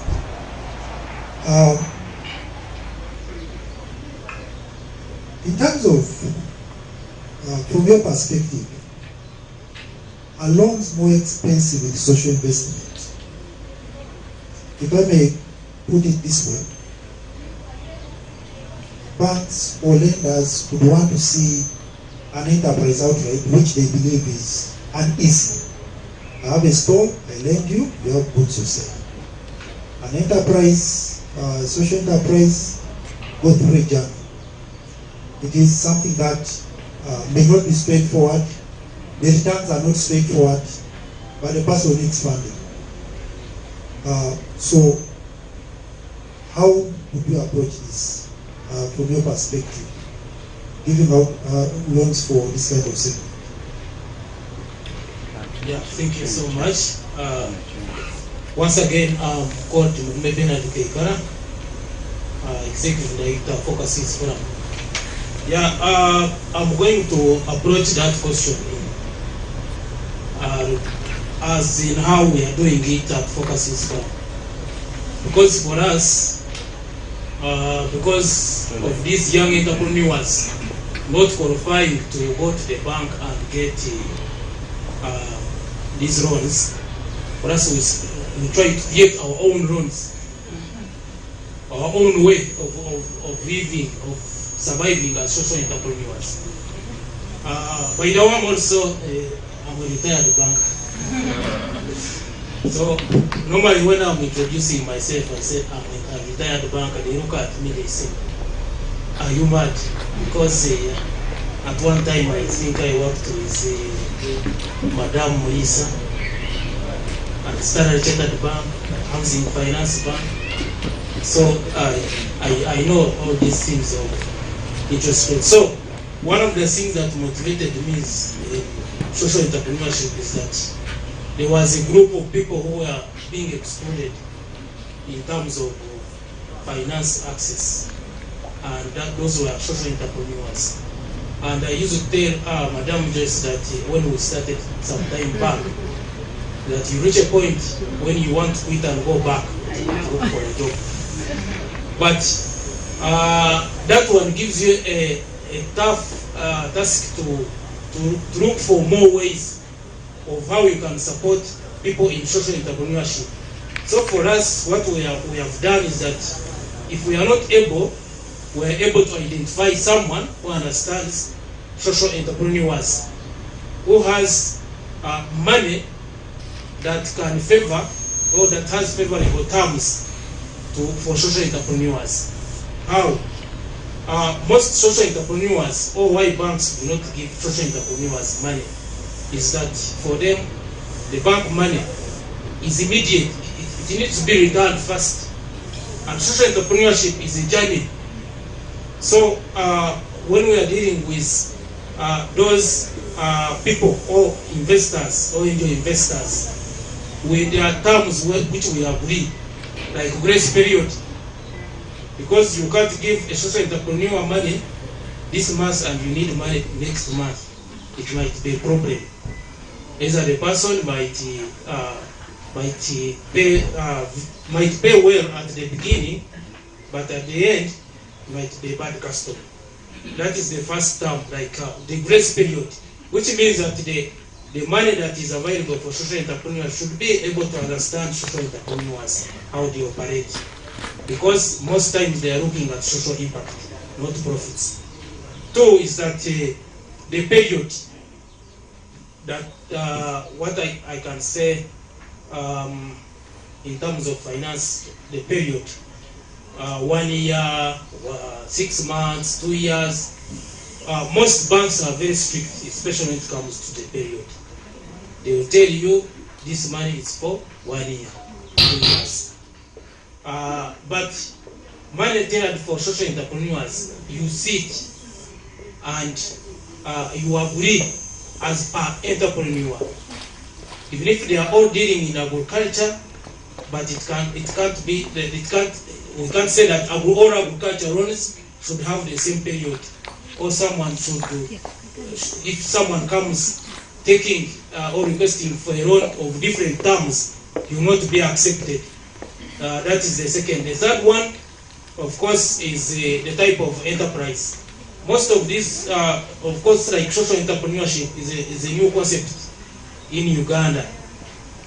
Most banks do not, okay, right now, now if the bank is on board, EcoBank is on board, but me, I've been with Madam Joyce. There's one time when we started with like, now which bank can understand what we are doing? There's no one who would understand. Because like me, I had more issues, like my colleagues would ask you, what are you doing? How do you survive? Because they don't see the money, they don't see profits. And now how would you approach the bank, telling them that I'm doing social entrepreneurship, I'm empowering people, afterwards, after they have grown this moringa, now it will take 1 year or 15 years. No, they will not understand. They say, boss, please, you are not the customer that we need. So it is a concept that now that is being understood by the banks, and I'm sure right now if you ask the bank, like EcoBank said, there's there's a Elevate program. So they have started developing programs or products that are tailored for social entrepreneurs, but they have not been there. Even this one also begins at the registration point in URSB. You can't go there and say, I'm registered in your social enterprise. There is no like identified registration status for a social enterprise. You either register as a company limited by guarantee, which can either operate as a non-profit or for-profit, which can translate into an NGO. Then, when you register as limited by shares, there you are the one who say, I'm a social entrepreneur. But when you study the terms or the memorandum and articles of association of limited by shares, there's nowhere they mention social entrepreneurship. It is totally by profit. So that is the challenge now. Now the bank, when it's lending, they also ask you bring your among the requirements will be registration, certificate of registration, memorandum and articles, company what they will not find social entrepreneurship. So for us, under social entrepreneurship, it is a concept that is being adopted. So we have been having challenges in accessing finance, and like as we have said, as a social entrepreneur, we are problem solvers. We have tried to put funds for our own. Like now, you find the funds for Focus Forum is about 1.5% per month or 1%. Then with a period that you agree with a social enterprise or a social entrepreneur. Thank you so much. Thank you so much, Bernard. And these are very key things that you mentioned. One of the key takeaways that I see is patient capital support. And also, of course, based on the nature of what you do, for a social entrepreneur, in terms of sustainability for them, one patient capital, and also looking at, of course, this affects the periods, and this also affects the pricing, certainly making it more expensive. Now, my last question is going to go, now that I've had all this, I was saving Mr. Charles, because it's from an investment perspective. You want to invest with these social entrepreneurs, the bankers and the consumers have given that different perspectives. From an investment perspective, what are you looking out for to make this investing in these social enterprises? Is it more expensive than mainstream commercial lending? And then also a second question for you would be, what kind of questions, what do you look out for if you want to make an investment in any of these enterprises and social entrepreneur? Thank you. Thank you very much, Mr. Moderator. First of all, let me say it from the onset that I am part of Capital Solutions Limited. I sit on the advisory board of Capital Solutions Limited. While there, we also thought that we should put up a social investment fund. The social investment fund is meant to address some of these constraints that the social investors and entrepreneurs face. Therefore, we have started a journey, and I so happen to chair that fund, the Social Investment Fund. We have a dream, and the dream is to raise $1 million or thereabout, over time, of course. And we have started. We have some money that we are actually lending to social entrepreneurs. There are some requirements that we have. One of them is that you should be a certified social entrepreneur. In other words, we should know you that you are a social entrepreneur.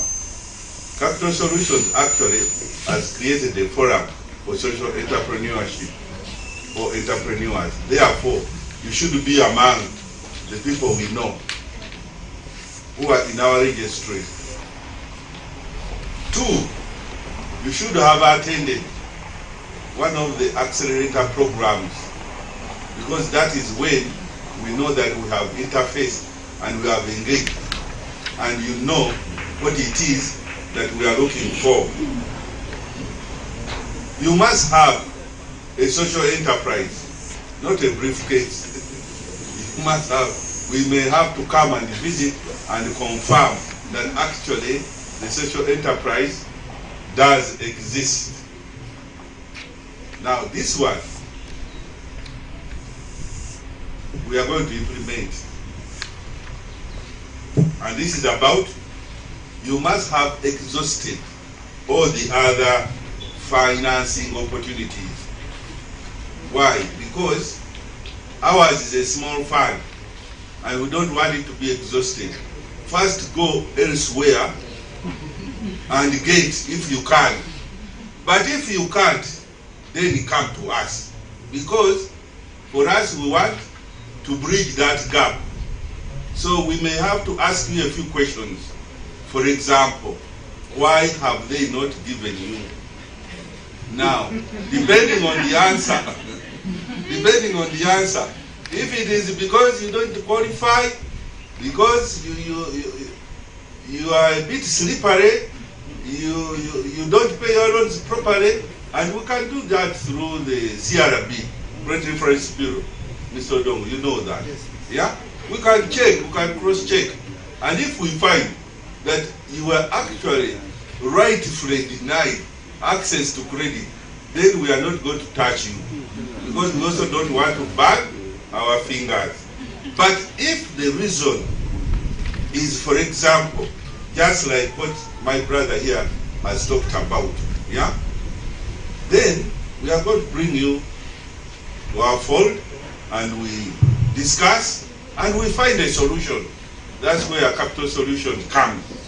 Because of Francis, I'm going to say all my things and fix them because he has already told us that we have 10 minutes. So I don't think I'll have another opportunity. So you must have a credit history of some sort, yeah? But if you are a beginner, don't worry, you come, don't despair. We shall look at it. So, the Social Investment Fund is going to become the lender of the last resort, just like the central bank. In other words, when nobody else can touch you, then you come. Then for us, we shall see how to administer you while you are in ICU. But I will make this comment also, that please, if you come, make it easy for us. Help the police to help you. Okay? I want to also say that as social entrepreneurs, there is this point. Whatever you do, yeah? Create wealth. Yeah? Just create the wealth. Add value. Create value. But you don't necessarily need to amass wealth. Create value, create wealth, don't amass wealth. That wealth should be shared with others. Thank you very much. Thank you so much for those words of wisdom. Key takeaways from here, first of all, is value creation. It's very important. And this applies to all of us. And of course, we're also looking at certified social entrepreneur. That's a new one. I guess many people's question would be, how do you get certified in that? I want to wrap little time. I want to take this opportunity from the audience, give an opportunity if there's any burning based on your contribution. I'll only allow maybe 2 or 3 questions that you want to ask our distinguished speakers here today.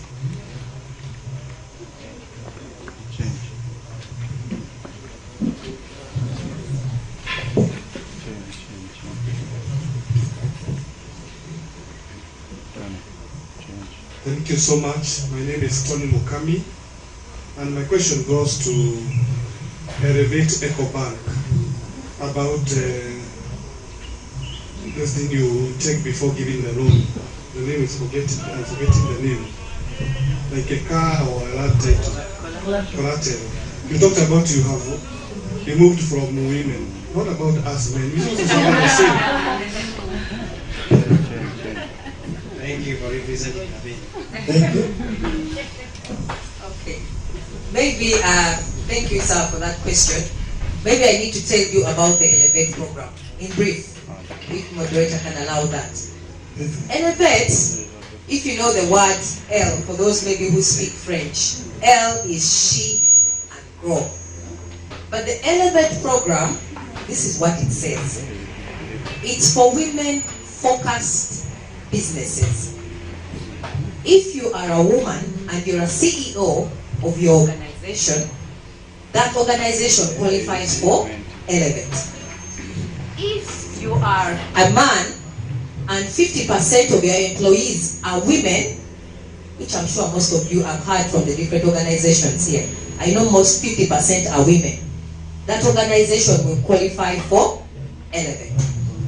If you are a man and are producing sanitary pads, you are bringing cosmetics in your business. Yes, you are a man, but the products are women focused.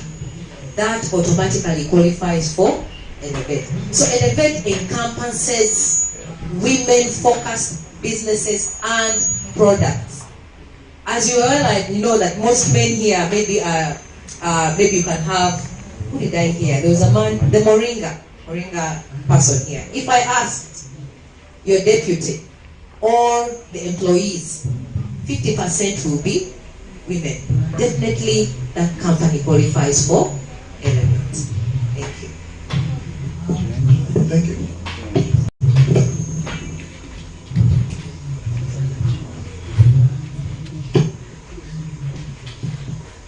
Okay, thank you very much to the panelists for the discussion. I'm also going to say I'm a former banker, so should I say retired banker, and I would like to congratulate EcoBank for at least finally coming to the fore with a product that actually speaks to the challenges that most of our social entrepreneurs face. My additional challenge, and it's not just to EcoBank, I think it's to people, the entire ecosystem we have in financial services, is that the reality is that a social entrepreneur is a different kind of customer, and the current commercial lending models just don't work. And that's the elephant in the room we should respond to. The ticket sizes are smaller, the risk is higher, because you don't have the conventional collateral-based lending is not going to apply in many cases. It's a lot more work administratively, because if an organization is at the grassroots, you're going to have to spend more time in the vetting process, and probably even come up with a completely different vetting process, which is more behavior-based than collateral-based. So I think the issue of lending or creating products for social entrepreneurs cannot be solved by one party alone. We are beginning to see on the African continent people who understand the frustrations, and we are now seeing a lot of pooling of resources, mostly from philanthropic sort of donations or organizations or foundations. So my appeal is, in Uganda, in East Africa, what is stopping us from doing something? If you're an organization, especially if you're in the financial services space, and you claim that the environment, social impact, governance, diversity, equity, inclusion are things which are central to the purpose of your business, why can't we create a pool based on a totally different approach to lending that speaks to social entrepreneurship? Because the conventional just does not work. And we have to come to that reality and think about how we are going to do things differently to speak to a customer that most traditional financial services cannot service in the current form that they're in. And once you have that understanding, we can then influence registration, we can influence taxation, we can influence government policy, because now they see that there's a concerted effort to support social entrepreneurs. I would also love to see an appreciation for new businesses. If you are a tech company that has come up with some fantastic application, I dare you to go and ask a traditional bank to lend you money. I know. So there is also that understanding that that we need to also think beyond the traditional businesses. I don't know if they can call them new businesses. If I'm in technology, if I'm in media, I don't want the banks don't understand these businesses. And we don't see any effort to get to a level of understanding where they can comfortably lend. We're living in a digital space, but if you're a digital creator and you wanted to go and get financing to create a state-of-the-art studio, to create world-class content, nobody will lend you. And it's a shame because these are the kind of things that attract youth, especially in terms of startup businesses. So I would really love to see an environment and a space where we have created a pool of funds that is accessible. And I know that in the banking sector, if everybody put in a little bit of those profits we see, and it went to create such a fund, think about the reporting that you put in your sustainability reports around impact. I think it will be worth every single penny, or should I say shilling, that you put into such a space. And for me, that's my whole other thing. Let's look at this thing a little bit differently. Collectively, we can definitely do something fantastic. Thank you so much for that call to action. I think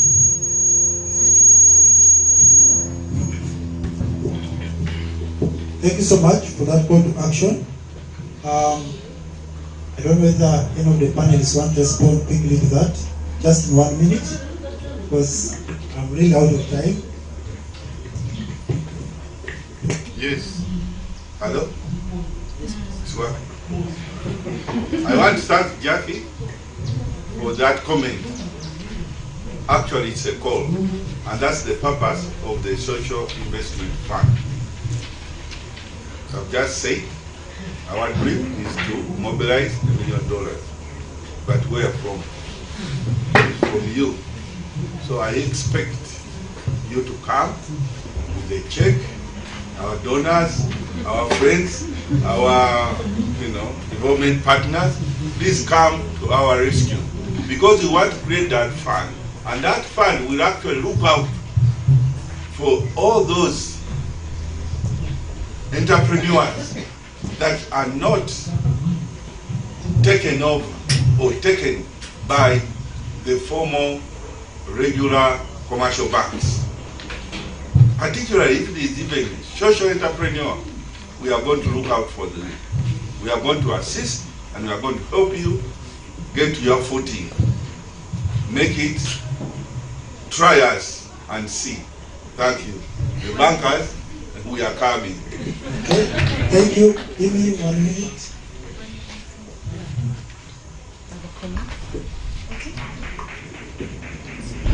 Okay, thank you, Jackie. Honestly speaking, financial inclusion is we should have had 4 hours talk about financial inclusion. Jackie has reminded me about collaboration. I think it's about time we sit down as bankers, telecoms. Recently, I saw Safaricom partnered with 3 banks, and they created a product to lend money to small income earners. It's about time we come together. More people have phones than bank accounts. What can we do about that? It's just food for thought. Thank you so much for that. Thank you for that. Okay, if you'll allow me, one more question just to. It's not actually a question, it's an addition. Good afternoon, everybody. All protocol observed. My name is Helen Wima, and I am the head of corporate and commercial banking at Eagle Bank. Jackie, it's good to see you, and you've challenged us. Yes. What I must say, as bankers, what do we look out for? When you come to a bank and you want to borrow money, the first question, if you came to me, I would want to understand what's the borrowing cost, why do you want the money? And if I give you the money, how is the money going to come back? You get it? If you're not clear on those two things, then you have a challenge. And so you may end up even as we shall you may end up in chairman's place and you get challenged even further. So I think if you have an idea and you can be able to answer why you want the money, whether you're going to invest into digital solutions, whatever it is, as long as we can have a way of having that money back, we'll be happy to engage with you.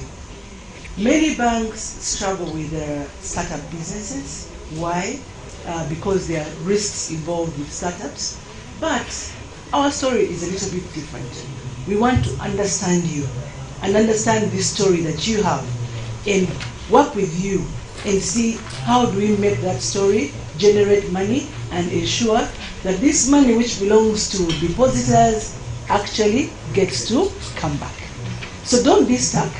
Come, let's engage, let's understand you, let's see what you want to get into, let's share views and ideas. You never know. Probably we could have something that could help you even get your business to get better.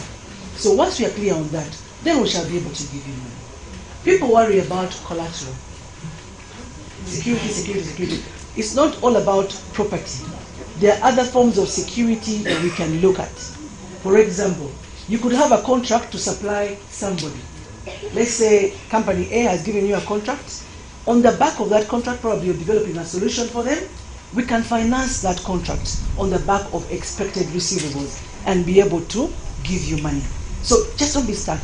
Be open, discuss. Once we understand the underlying transaction, the business, and how money is going to come back, we should be able to support the initiative or the idea that you may have. Thank you very much. Thank you so much for those remarks and the supplement. Mr. Chair, so I've been given 5 more minutes. I want to request the panelists if they have any parting shots. I'll give you, I think, Mr. Bernard can start, since you haven't spoken after the first question. Those remarks, just 1 minute. We have only 5, so 1 minute.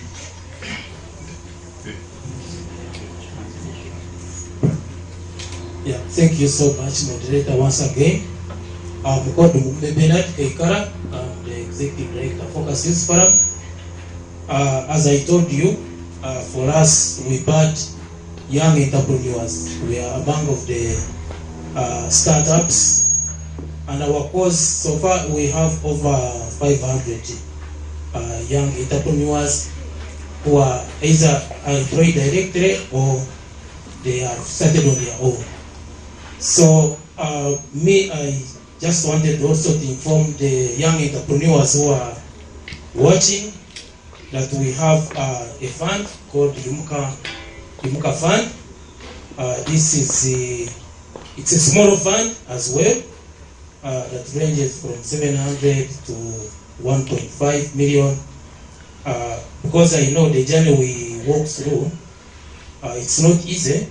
Some have dropped out because when we started, I remember I started with other young entrepreneurs, we were about 10. Now, those ones who are still standing, we are like 2. So there are very many young people there who have started, they have good ideas, but they have not gotten response. So, again, we are located in Gayaza. We have a training center. We have both residents and non-residents. We have our programs accredited to DIT and the UPTEP and also Bugema University in those disciplines of hairdressing, tailoring, and then catering, mechanical and electrical. So students can enroll. Doesn't matter where they stopped regarding to their career education, whether high school or O-level, primary, we can still enroll them because they can get what we call short-term courses and those courses that can last for 2 years. So we are available to engage, to make sure that we create more impact outside there. Thank you so much. Thank you very much.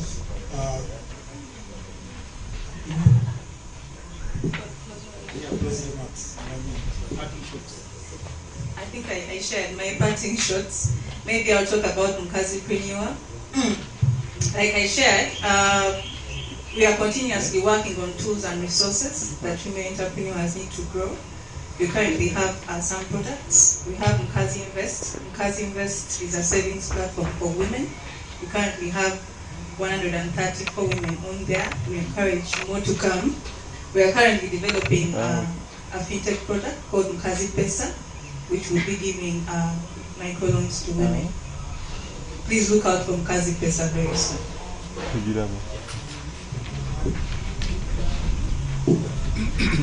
Thank you. Mine is twofold. One is that Social Investment Fund is operational. We have 5-6 loans, and they are doing very well. We have a portfolio of about 20 million. Yeah, so we have supported some 4-5, and they are doing very well. But this is a voluntary fund. We request that those of you who have passion for social entrepreneurs, who have the feel, who want to please bring your money and we put it in the social investment fund, because we are going then to address to those marginalized people, those marginalized social entrepreneurs who cannot access. I know my sister talked about why some things, some social entrepreneurs are not taken on, but again, sometimes you need to understand and work with them to get out of that problem. So, if we can partner, we can work together, put in a few coins, then we add on, and then we start do even more work. Thank you very much. Thank you. My colleague from EcoBank touched some of the key areas where the bank operates. But as a person heading Elevate at the bank, please come and join Elevate. Elevate, we have digital solutions. My sister Ime talked about, do you have digital solutions that can speak to the social entrepreneur? We have digital solutions. We have the best mobile app on the market right now. Our mobile app can do transfers, it can do, you can buy airtime, you can do so much on the transfer, on the mobile app. We have the One Bank, whereby when you are in Kenya, you can transact as if you're in Uganda on the same account. Social entrepreneurs, if you have branches elsewhere in East Africa, we now have One Bank. We have non-financial products where we are working with organizations like Capital Solutions. We offer free financial literacy trainings. We've had some already taking place. We offer networking opportunities. Recently in July, we had an SME conference that was Africa, and we had about 200 participants from Uganda attending that webinar, and that was free of charge. We have another coming this month, and we are calling on Ugandans in business, in social entrepreneurs to come and learn. We talked about how you can do trade on the continent. They talked about the previous ones we had. We talked about leadership. How do you start your business? How do you lead as a person leading an organization? How do you lead? How do you organize your books? How do you prepare yourself for the traditional banks? So all those trainings, I think we listened to the outcry. Some, maybe we're not yet there, but we're halfway there. We're offering free financial trainings to our entrepreneurs, to our business people. Thank you very much.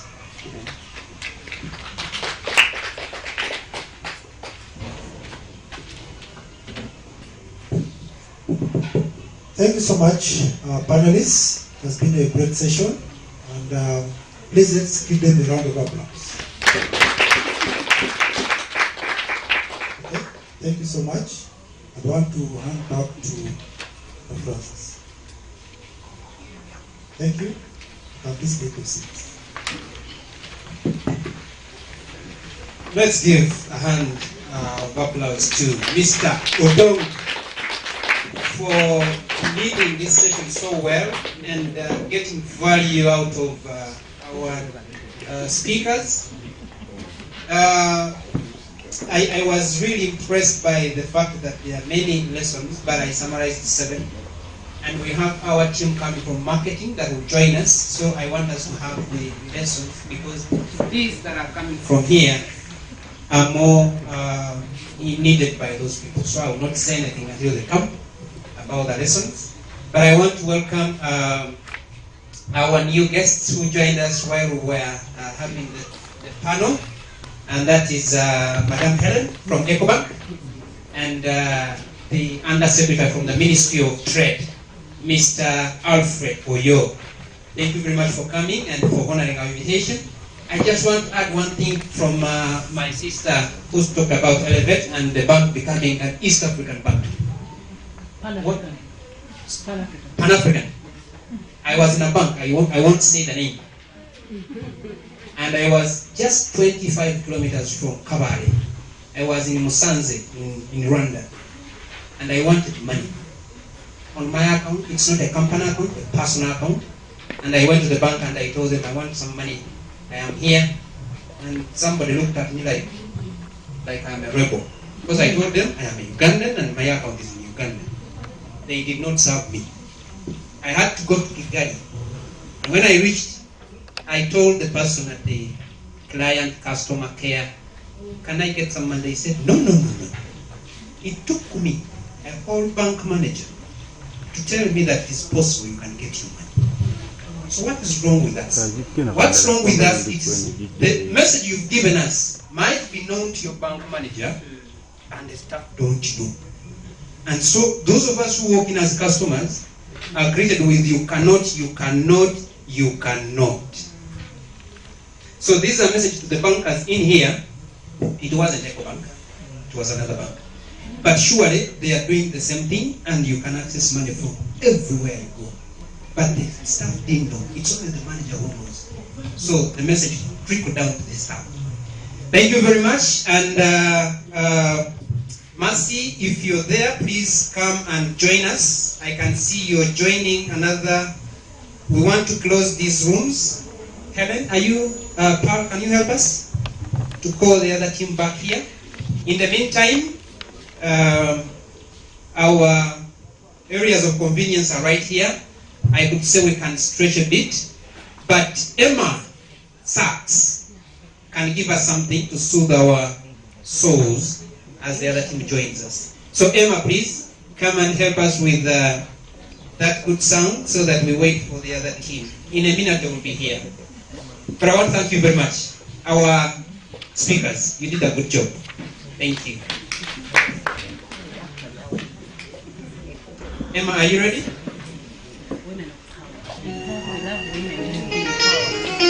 Thank you so much.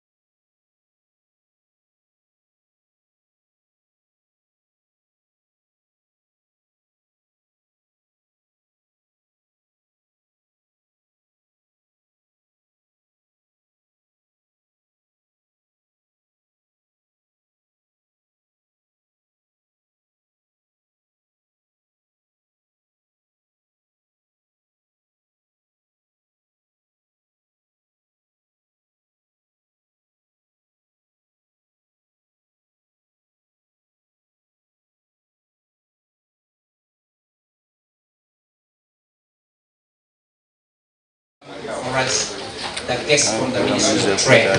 So, thank you so much, Mr. Francis Isanga, for apologies, for this awesome event. We are so excited and still excited, and we'll still be excited to have the second symposium, courtesy of Kajjansi Solutions. We are forever indebted. Founder of Kajjansi Solutions for bringing some life to leading social entrepreneurs. Thank you so much. I thank God for the day we're here. Because if your mother did not produce you that day, we would not be here today. So thank you so much, Doctor. This is our takeaway for today. So grab your containers and we pack this lovely meal from the finance team. Financial literacy is needed now.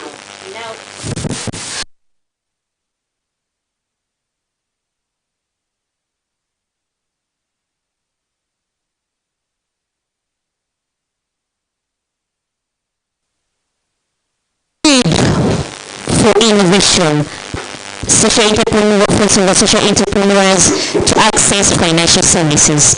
All social entrepreneurs need to work collectively, think differently, so that we can access financial services. The Social Enterprise Fund, this is very important. The Social Enterprise Fund is very, very operational and growing. We need all of you, we need your support to join, grow this to solve the financial problems. While in the other break room where we are discussing marketing, which is the backbone of every business, I insist it is the backbone of every business. Even with the money, if you don't market, you will not grow the money.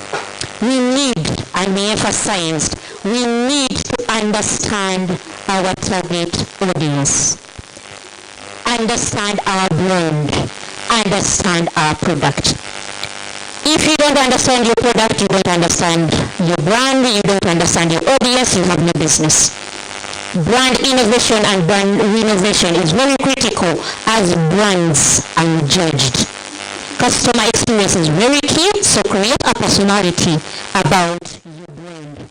What options are available in marketing? We have the digital marketing, which everyone usually uses, social media, WhatsApp, websites. We have public relations, we have expert opinions, partnerships, like you can work, MTN can work with another company as long as they are fighting for the noble cause, the similar cause. We have the print media, we have media like the television and the radio, we have CSR, corporate social responsibility. How do you decide on the best strategy that can work for you? Choose a strategy that does not increase your market costs. Improve and mind the quality of your network. Understand your target audience, improve on your partnership, and then the value. Value is very important to your product. Social media seems to be the cheapest, and all of us can jump onto that wagon and utilize it. Be creative. Whatever your product, whatever your service, be creative. This is the biggest take home. Grab your containers.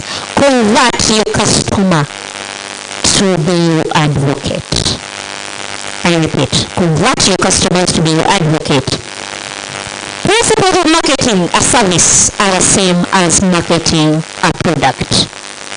Marketing a service, marketing a product, the principles are the same. Thank you so much. Then we have Dr.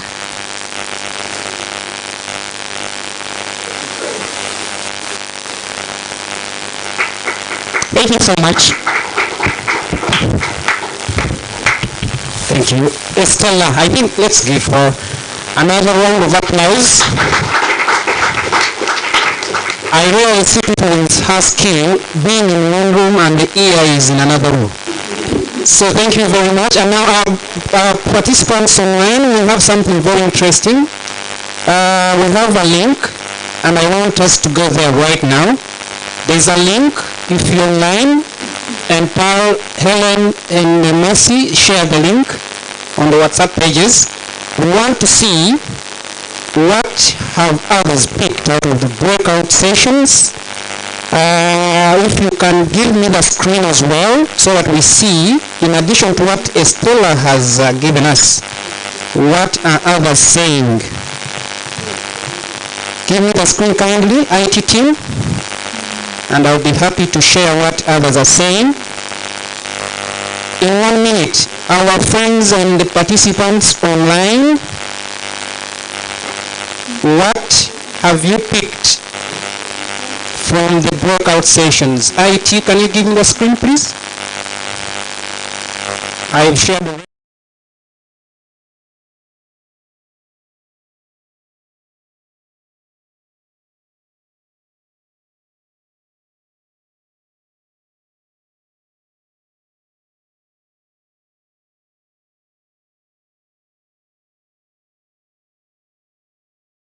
heartbreaking.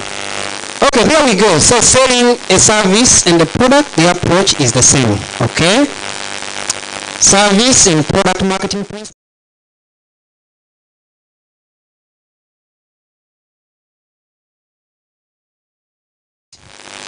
And if you're not on the chat, the safe team can help us share the link on the WhatsApp.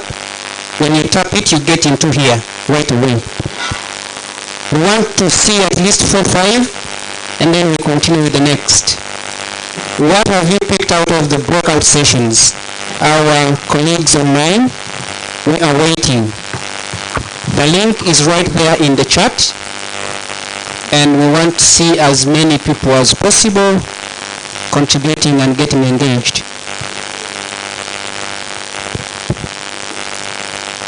Okay, are they coming?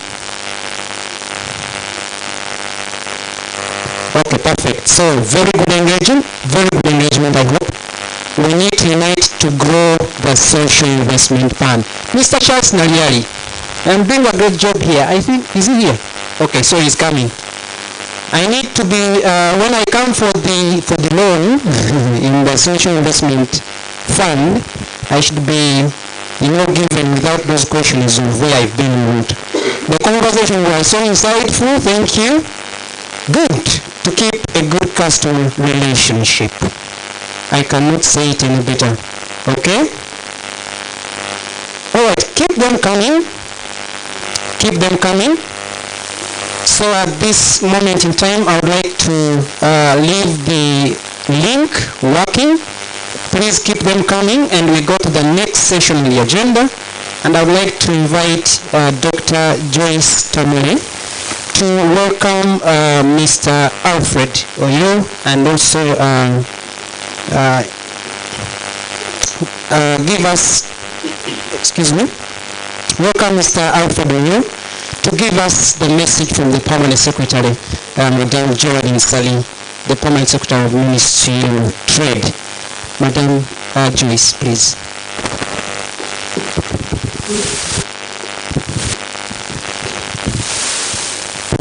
Thank you very much, our program director and moderator. Again, I would like to send my gratitude, first of all, to God for giving us such a fantastic weather. When it rained, everybody went in a panic, but God was setting it for the day. I think it is fantastic that we've had these discussions. We are all feeling at peace. And also, I would like to ask the moderator to allow me to pass on some thanks to a few people, because I know after the PS has talked, I cannot say much, right? So I'm going to repeat the quote from Professor Yunus Muhammad. We all know he's the leader of social, he birthed for us social entrepreneurship. He said, which I said in the beginning, $1 for charity happens once, and it's vanity, as in cash, though it has impact quite a lot. $1 for social business can be reinvested several times because of the 3 things we talked about. A social enterprise is innovative, solves a societal problem, but also profitable. So combining those 3 is a very unique business model. And that is why we are here.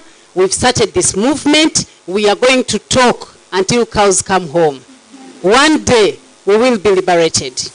I know in UK, as we speak, social enterprises are fully registered as a social enterprise. It started 50 years ago. So we will be there. Let's continue with a business model called social enterprise. You choose either way you've registered at URSB. At this juncture, I would like to thank the following.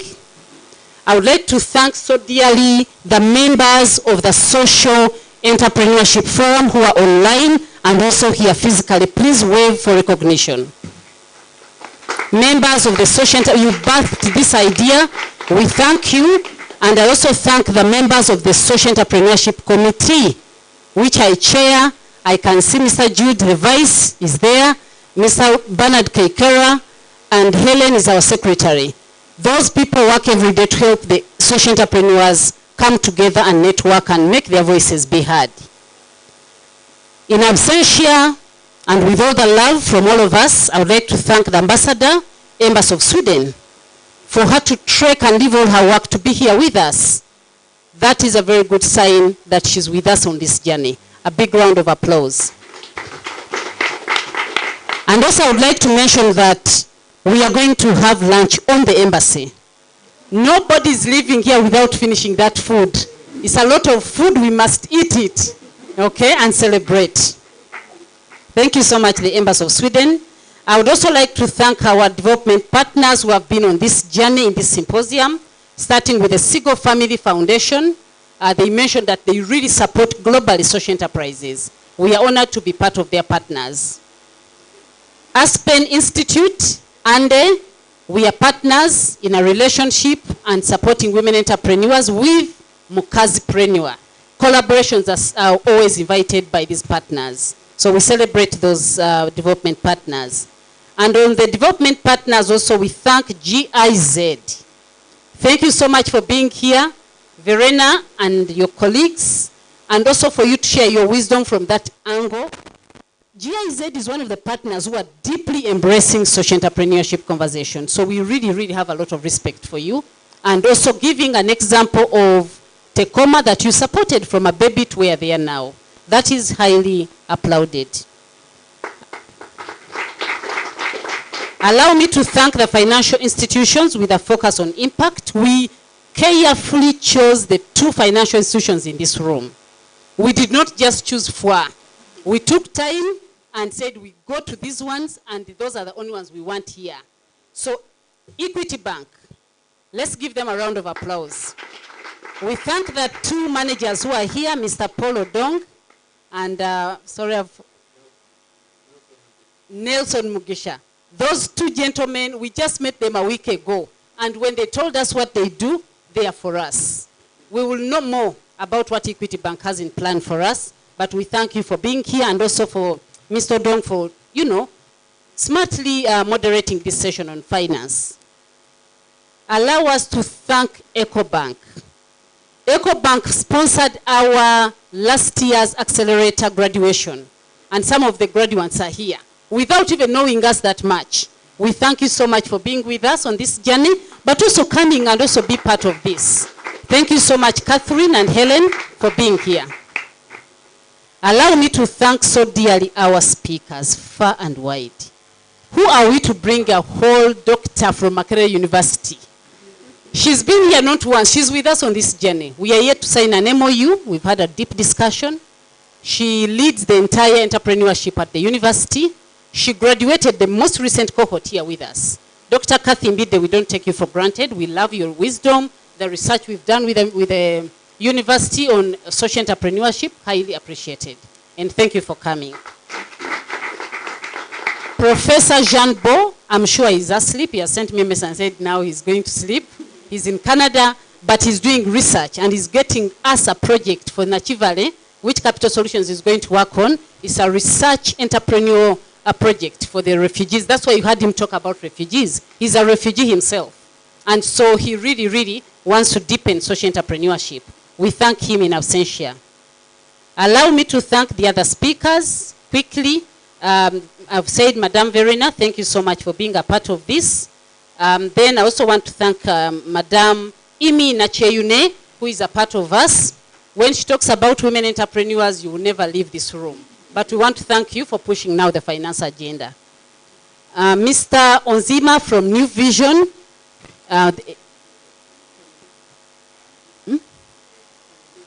Oh, sorry. Mr. Nguzu. Mr. Nguzu, yes, sir. I met that gentleman in a space, and I'm so honored to have you here and sharing your wisdom on marketing. And also Mr. Social Marketer, Mr. Chigula Robert, thank you so much for coming. You break down social marketing and you make people feel like it's very easy. He has mastered it over years. He started from selling many things until where he is. Thank you so much, Robert. And also I would like to thank Kathy. I've already thanked you for being a part of the speakers. And also want to thank, I hope I've not forgotten anybody, our success story social entrepreneurs, Aisha and Mr. George Itiamat. You've done us good. All of us have picked one or two things which we can go home with and possibly sharpen our business, social businesses. On top of that, I would like to thank our moderators. They've done us good, engaging online. I can see people are still there, big time.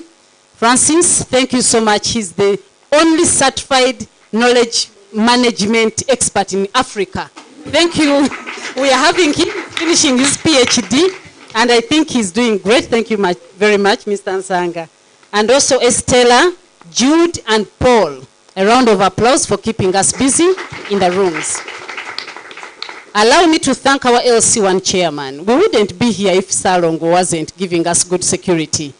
Give him a round of applause. Salong Tweyanziza.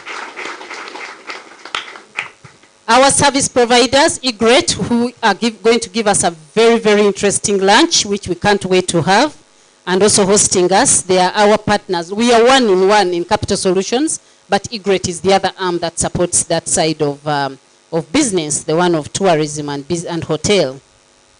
Then we also want to thank Sky Gold. We are very proud. We've had one of the most smooth combination of hybrid. You know how problematic it can be. Sky Gold, thank you very much. Our saxophone, that young man, we started him small time, but he has grown. Now he's 2 years. Once a business becomes 2 years, go to EcoBank and Equity. You will come back with money. And then our DJ Musisi, thank you very much. He's still solo, but we are working on him to register a company because I think he does great business there. So we'll support you on that journey. Our D exhibitors, we had 30 exhibitors today, and we appreciate them for having been here, inside and outside. So please pass by before lunch and buy at least an item. You're going to motivate them, and you're also going to make them inspired by what you will have done. I also want to thank the Symposium Organizing Committee. The AGM proposed 5 people that have been behind this whole symposium to get people on board. I want to thank you very much for all the good work, the hard work, the sleepless nights. We do appreciate.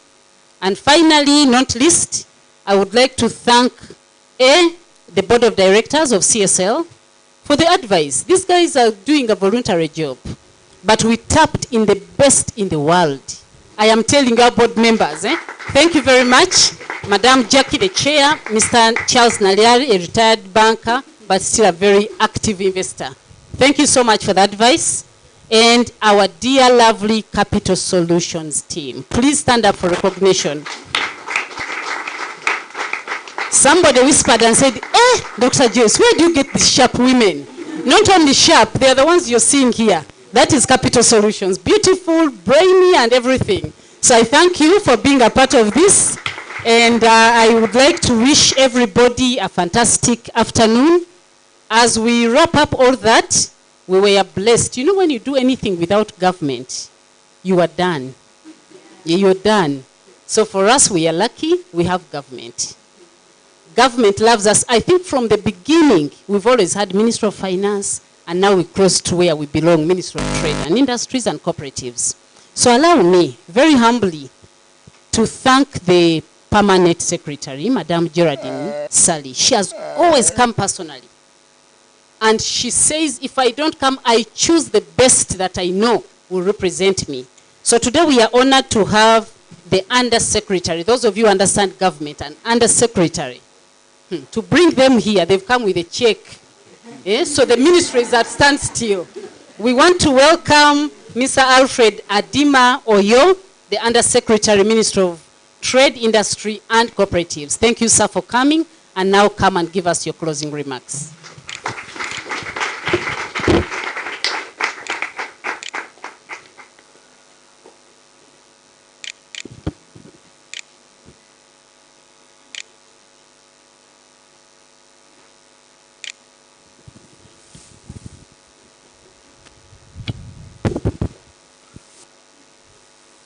Good afternoon, ladies and gentlemen.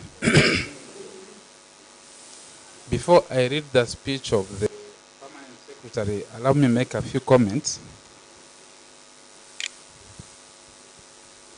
When I was told to come and represent the Permanent Secretary in this symposium, and a symposium that is for Social Entrepreneurship Forum, the first question that came to my mind is, what are social entrepreneurs? I failed to get the answer until this afternoon when I sat on that chair. But now I know them. In government, we have a category of people called the small, micro, and medium enterprises. And I think the social entrepreneurs fall in that category of people. Now, I was wondering what kind of activities you engage in. Social entrepreneurs, are you people who organize dances? Mazima. I was wondering whether your businesses that you're doing are registered or not. So you can begin answering those questions for me. But when I was listening to the presentations, the panel discussants, one thing that I realized was that they were giving financial solutions to the challenges of the social entrepreneurs. And I thought I should also tell you that government has some funding for what I called small, medium, and micro, small, micro, and the medium enterprises. One of them is what was called a myoga. I think most of you know that. And that money is supposed to be given to groups, people who are doing similar things, either tailors, or whatever it is. I can hear the comments, and it's a very good feedback for us as government. It shows that something is wrong somewhere. Are you serious? But we need to get what that wrong thing is, and we fix it. That's our role. But also we have a program called the Parish Development Model. And this one also government gives money to circles. And somebody says we don't want that, but the monies are there, they're going. If you are not benefiting, you come and tell us why. Who is stopping you? Because I believe all of you come from a parish. At least you have a parish where you belong. And the money is there in that parish. I also noted one thing. When I entered here, the situation has changed now, but when I entered in this room, it was different. I sat here and I looked around. I think 90% of the people in the room at that point when I entered were women. And I was wondering, is this forum for only women? There were, I think, about 3 men, but the rest were women. But now the situation has changed. I'm very happy now. You know, men are now being endangered. They are now marginalized. Because I think the MD of EcoBank gave some criteria for accessing funds. And I think there may be no men who may access that fund. You are either all women, or 50% women, or you are doing business that is benefiting women. So where are we men now? So, and then finally we have some trade fairs that are going on. One is actually going on now at Uma Showground for manufacturers. And another one is coming in December. That is the East African Community Micro, Small and Medium Enterprises Trade Fair. And I encourage all of you who have things to exhibit to join and attend that trade fair. Through the trade fairs, you actually market your products. And this of the East African Trade Fair is going to attract over 3,000 people. And you never know. You could get a partner, you could get a friend that is interested in your product. And you start doing bigger business. And that's what the banks want. So interest yourself in that. Ladies and gentlemen, allow me now to read the speech of the Permanent Secretary. Our keynote speaker, Madame Rose Amondi from ANDE. I'm going to use the abbreviations as they are, because I had something, Aspen something. So ANDE is for that. Excellency Ambassador Maria Hackanson from the Embassy of Sweden. The MDs, the CEOs, the EDs that are present here. Investment Fund Board. Our good friends from GIZ, the government officials present, including the LC1 chairman, social entrepreneurs,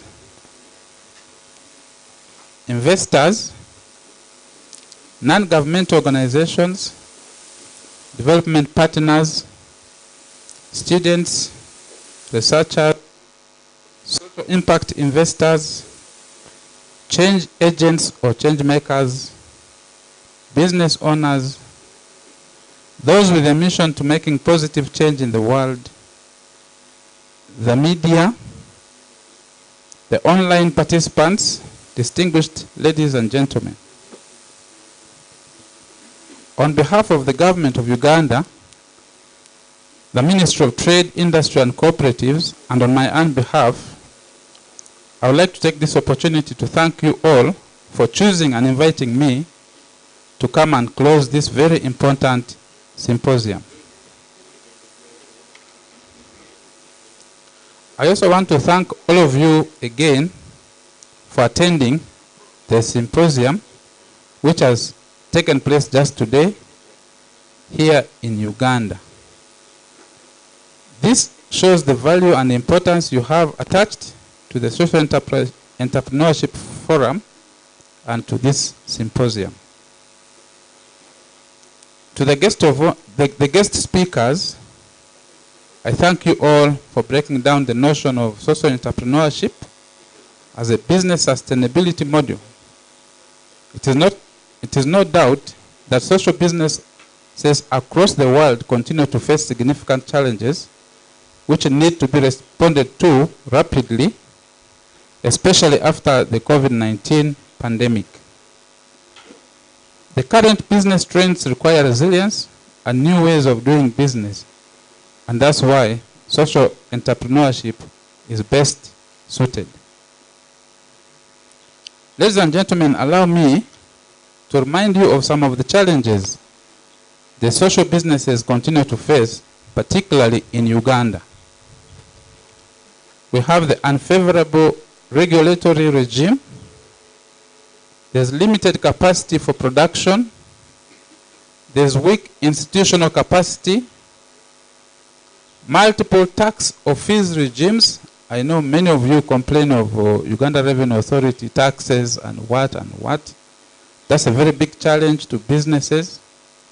Competition from cheap imported products, poor standards and quality of products, as well as lack of information on market opportunities and market access requirements, among others.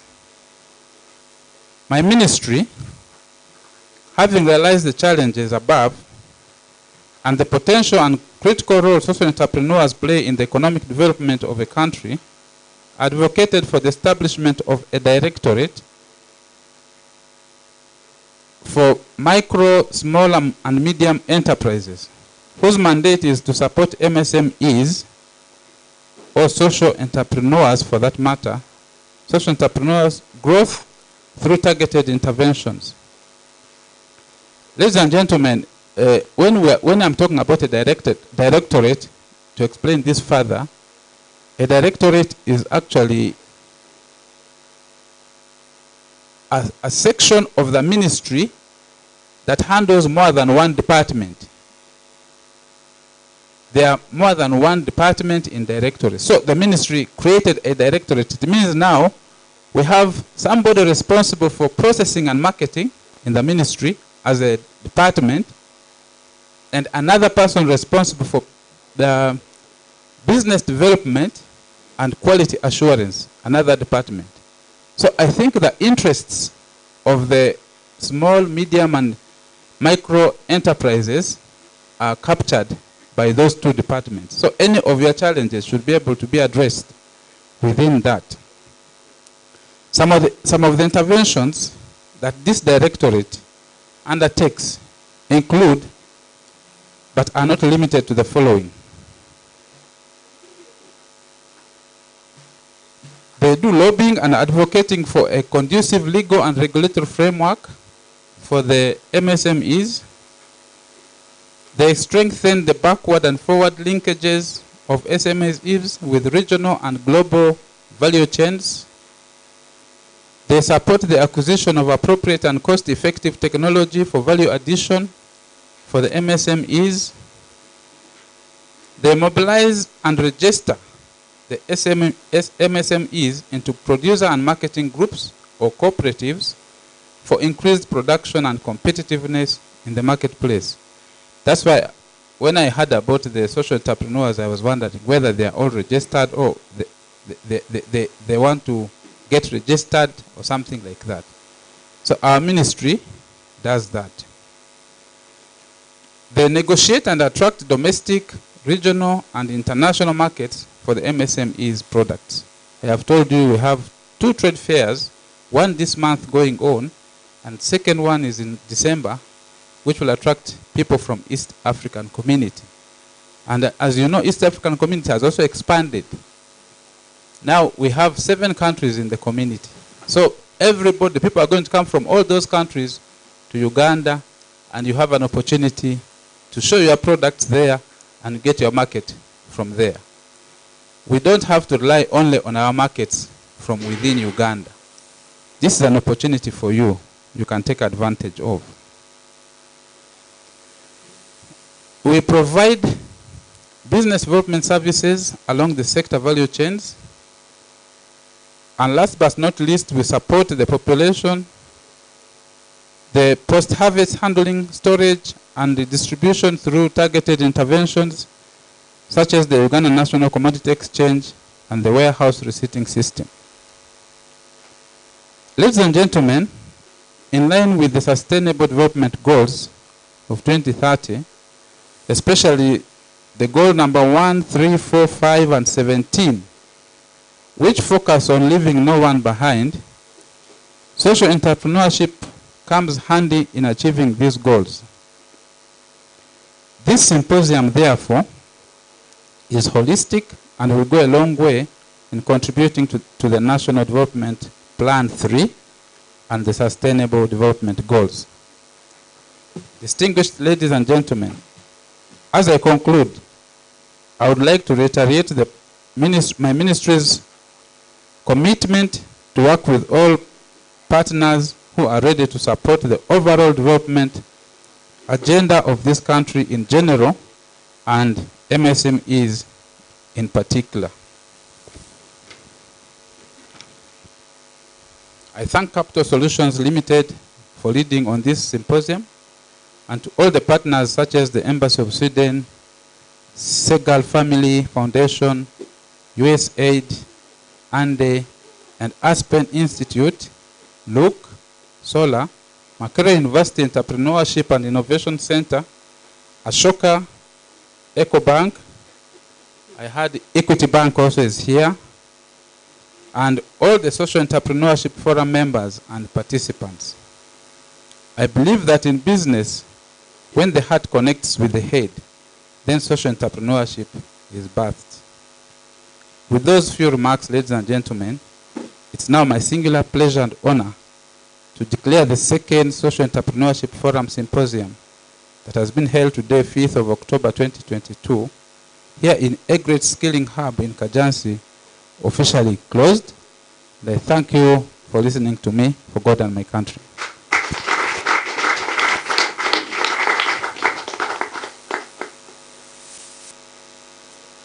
Thank you very much, Mr. Alfred Oyo. I think let's add him another round of applause. Why I say that is because we were so good in defining social entrepreneurship that he got it in just seconds. He had the question, but he got the answer as soon as he got to his seat. So thank you very much, entrepreneurs, for this wonderful, wonderful job. Well done. I want us to engage again, lastly, our participants online. We are coming to the end, almost to the end of this symposium. And I want to thank the team at Capital Solutions. This is the reason why. I'm always happy to be part of the Capital Solutions team. But Joyce told me that we need you on the 5th of October, and she told me 3 months ago. 3 months ago. I was supposed to travel, and I told her that I'm supposed to travel, but because you've told me in time, I am going to reschedule. And exactly that happened. Whatever I had to do, I had to put away. These people are very organized. Look at what we are having right here. This happens at Serena. Yes or yes? Yes. Yes. But where we are is called Kalahu, Nachuhu, Ewa Salungu. That's where we are. That's why we're having a world-class symposium. Give them a hand clap. Thank you very much for doing such a great job. Helen, you want to do something? Go right ahead as I engage our friends and participants online. Wonderful. Thank you so much, everyone, for this. Thank you. We are honored. We are so privileged that you have managed to make time for us. Thank you for making it here, even after the rain. Thank you so, so much.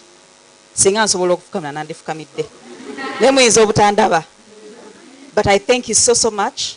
I'd like to invite Dr. Joyce to help me give out these presents to a few people. Otherwise, lunch is ready, and then we can end this symposium. Thank you. Thank you very much, Helen, for leading the team and ensuring that everything goes as planned.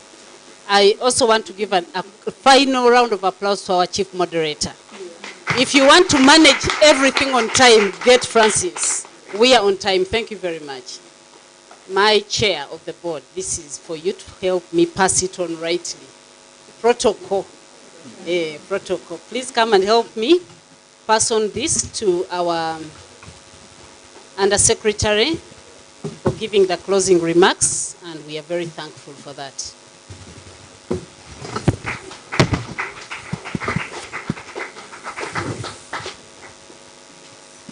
Paparazzi.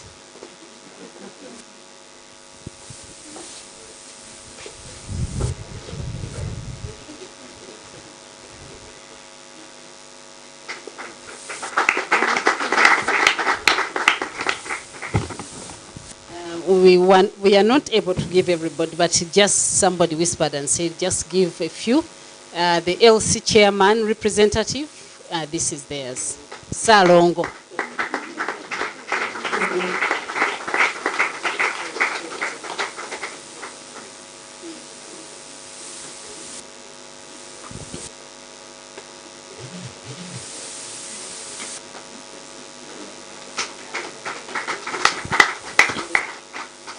We also want to thank, I guess most of the people in this room must have passed at that hill. We would like to thank you, Dr. Ambide, for being here, and please come and receive.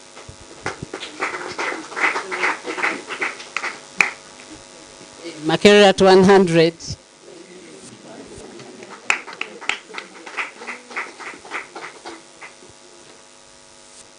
And our partners in the crime of social entrepreneurship for being here, spending your time with us, GIZ, please come and receive this.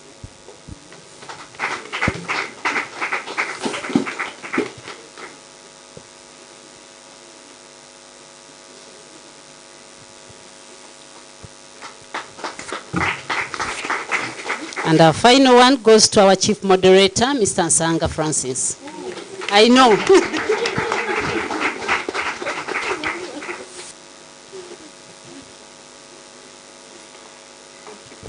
I hope you notice that in all of your bags, you have a sample of what our social entrepreneurs are making.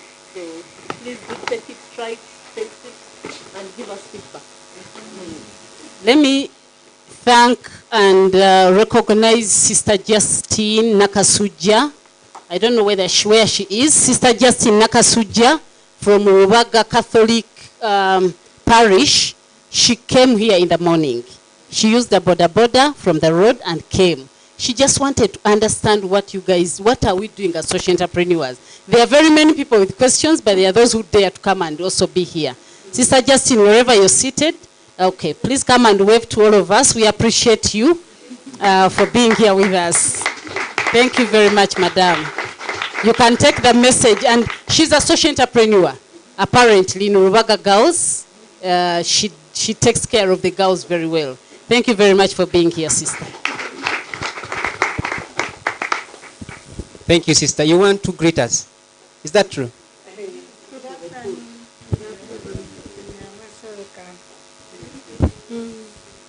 Thank you for being this. Dr. Tamale is my sister, my younger sister. I tell my husband, he is there. Where is Mr. Tamale?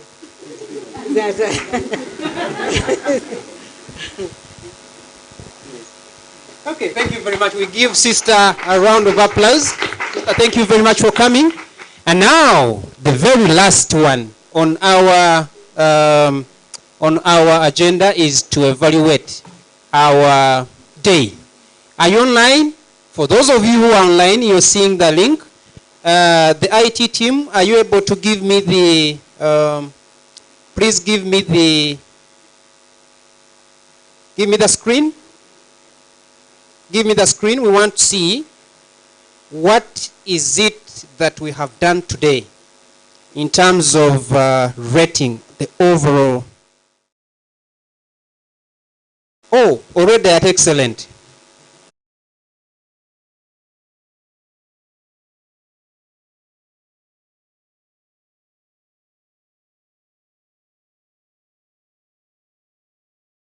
That we have only excellent so far.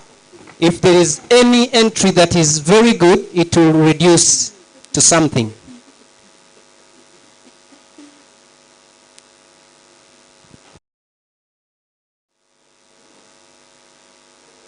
Overall, please rate today's event.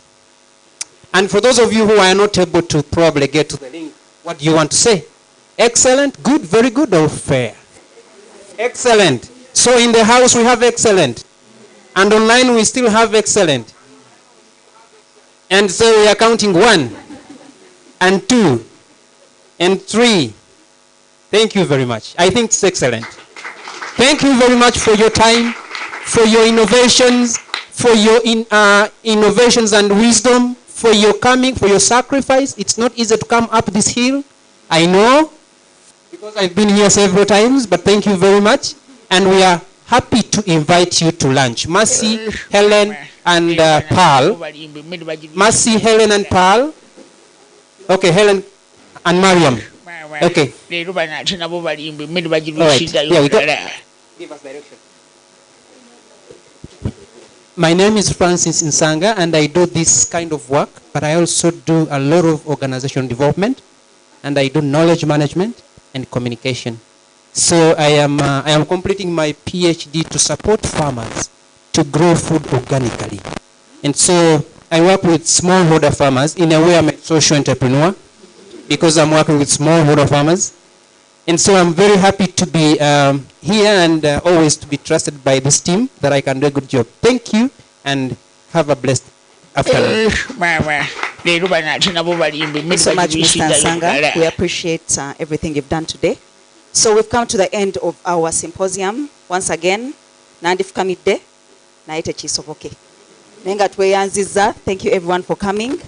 The lunch is just this side where you had your breakfast. So we shall have everyone go there. But while you're at it, please go to the exhibition side. There are lots of products there. Very wonderful products. Some of our salaries end up there. But I don't know about today. So I'd like to invite you all to lunch and also participate in the exhibition and have safe journeys back home. And hope to see you on Twitter, most of you. All right then. Thank you. Ladies and gentlemen, the food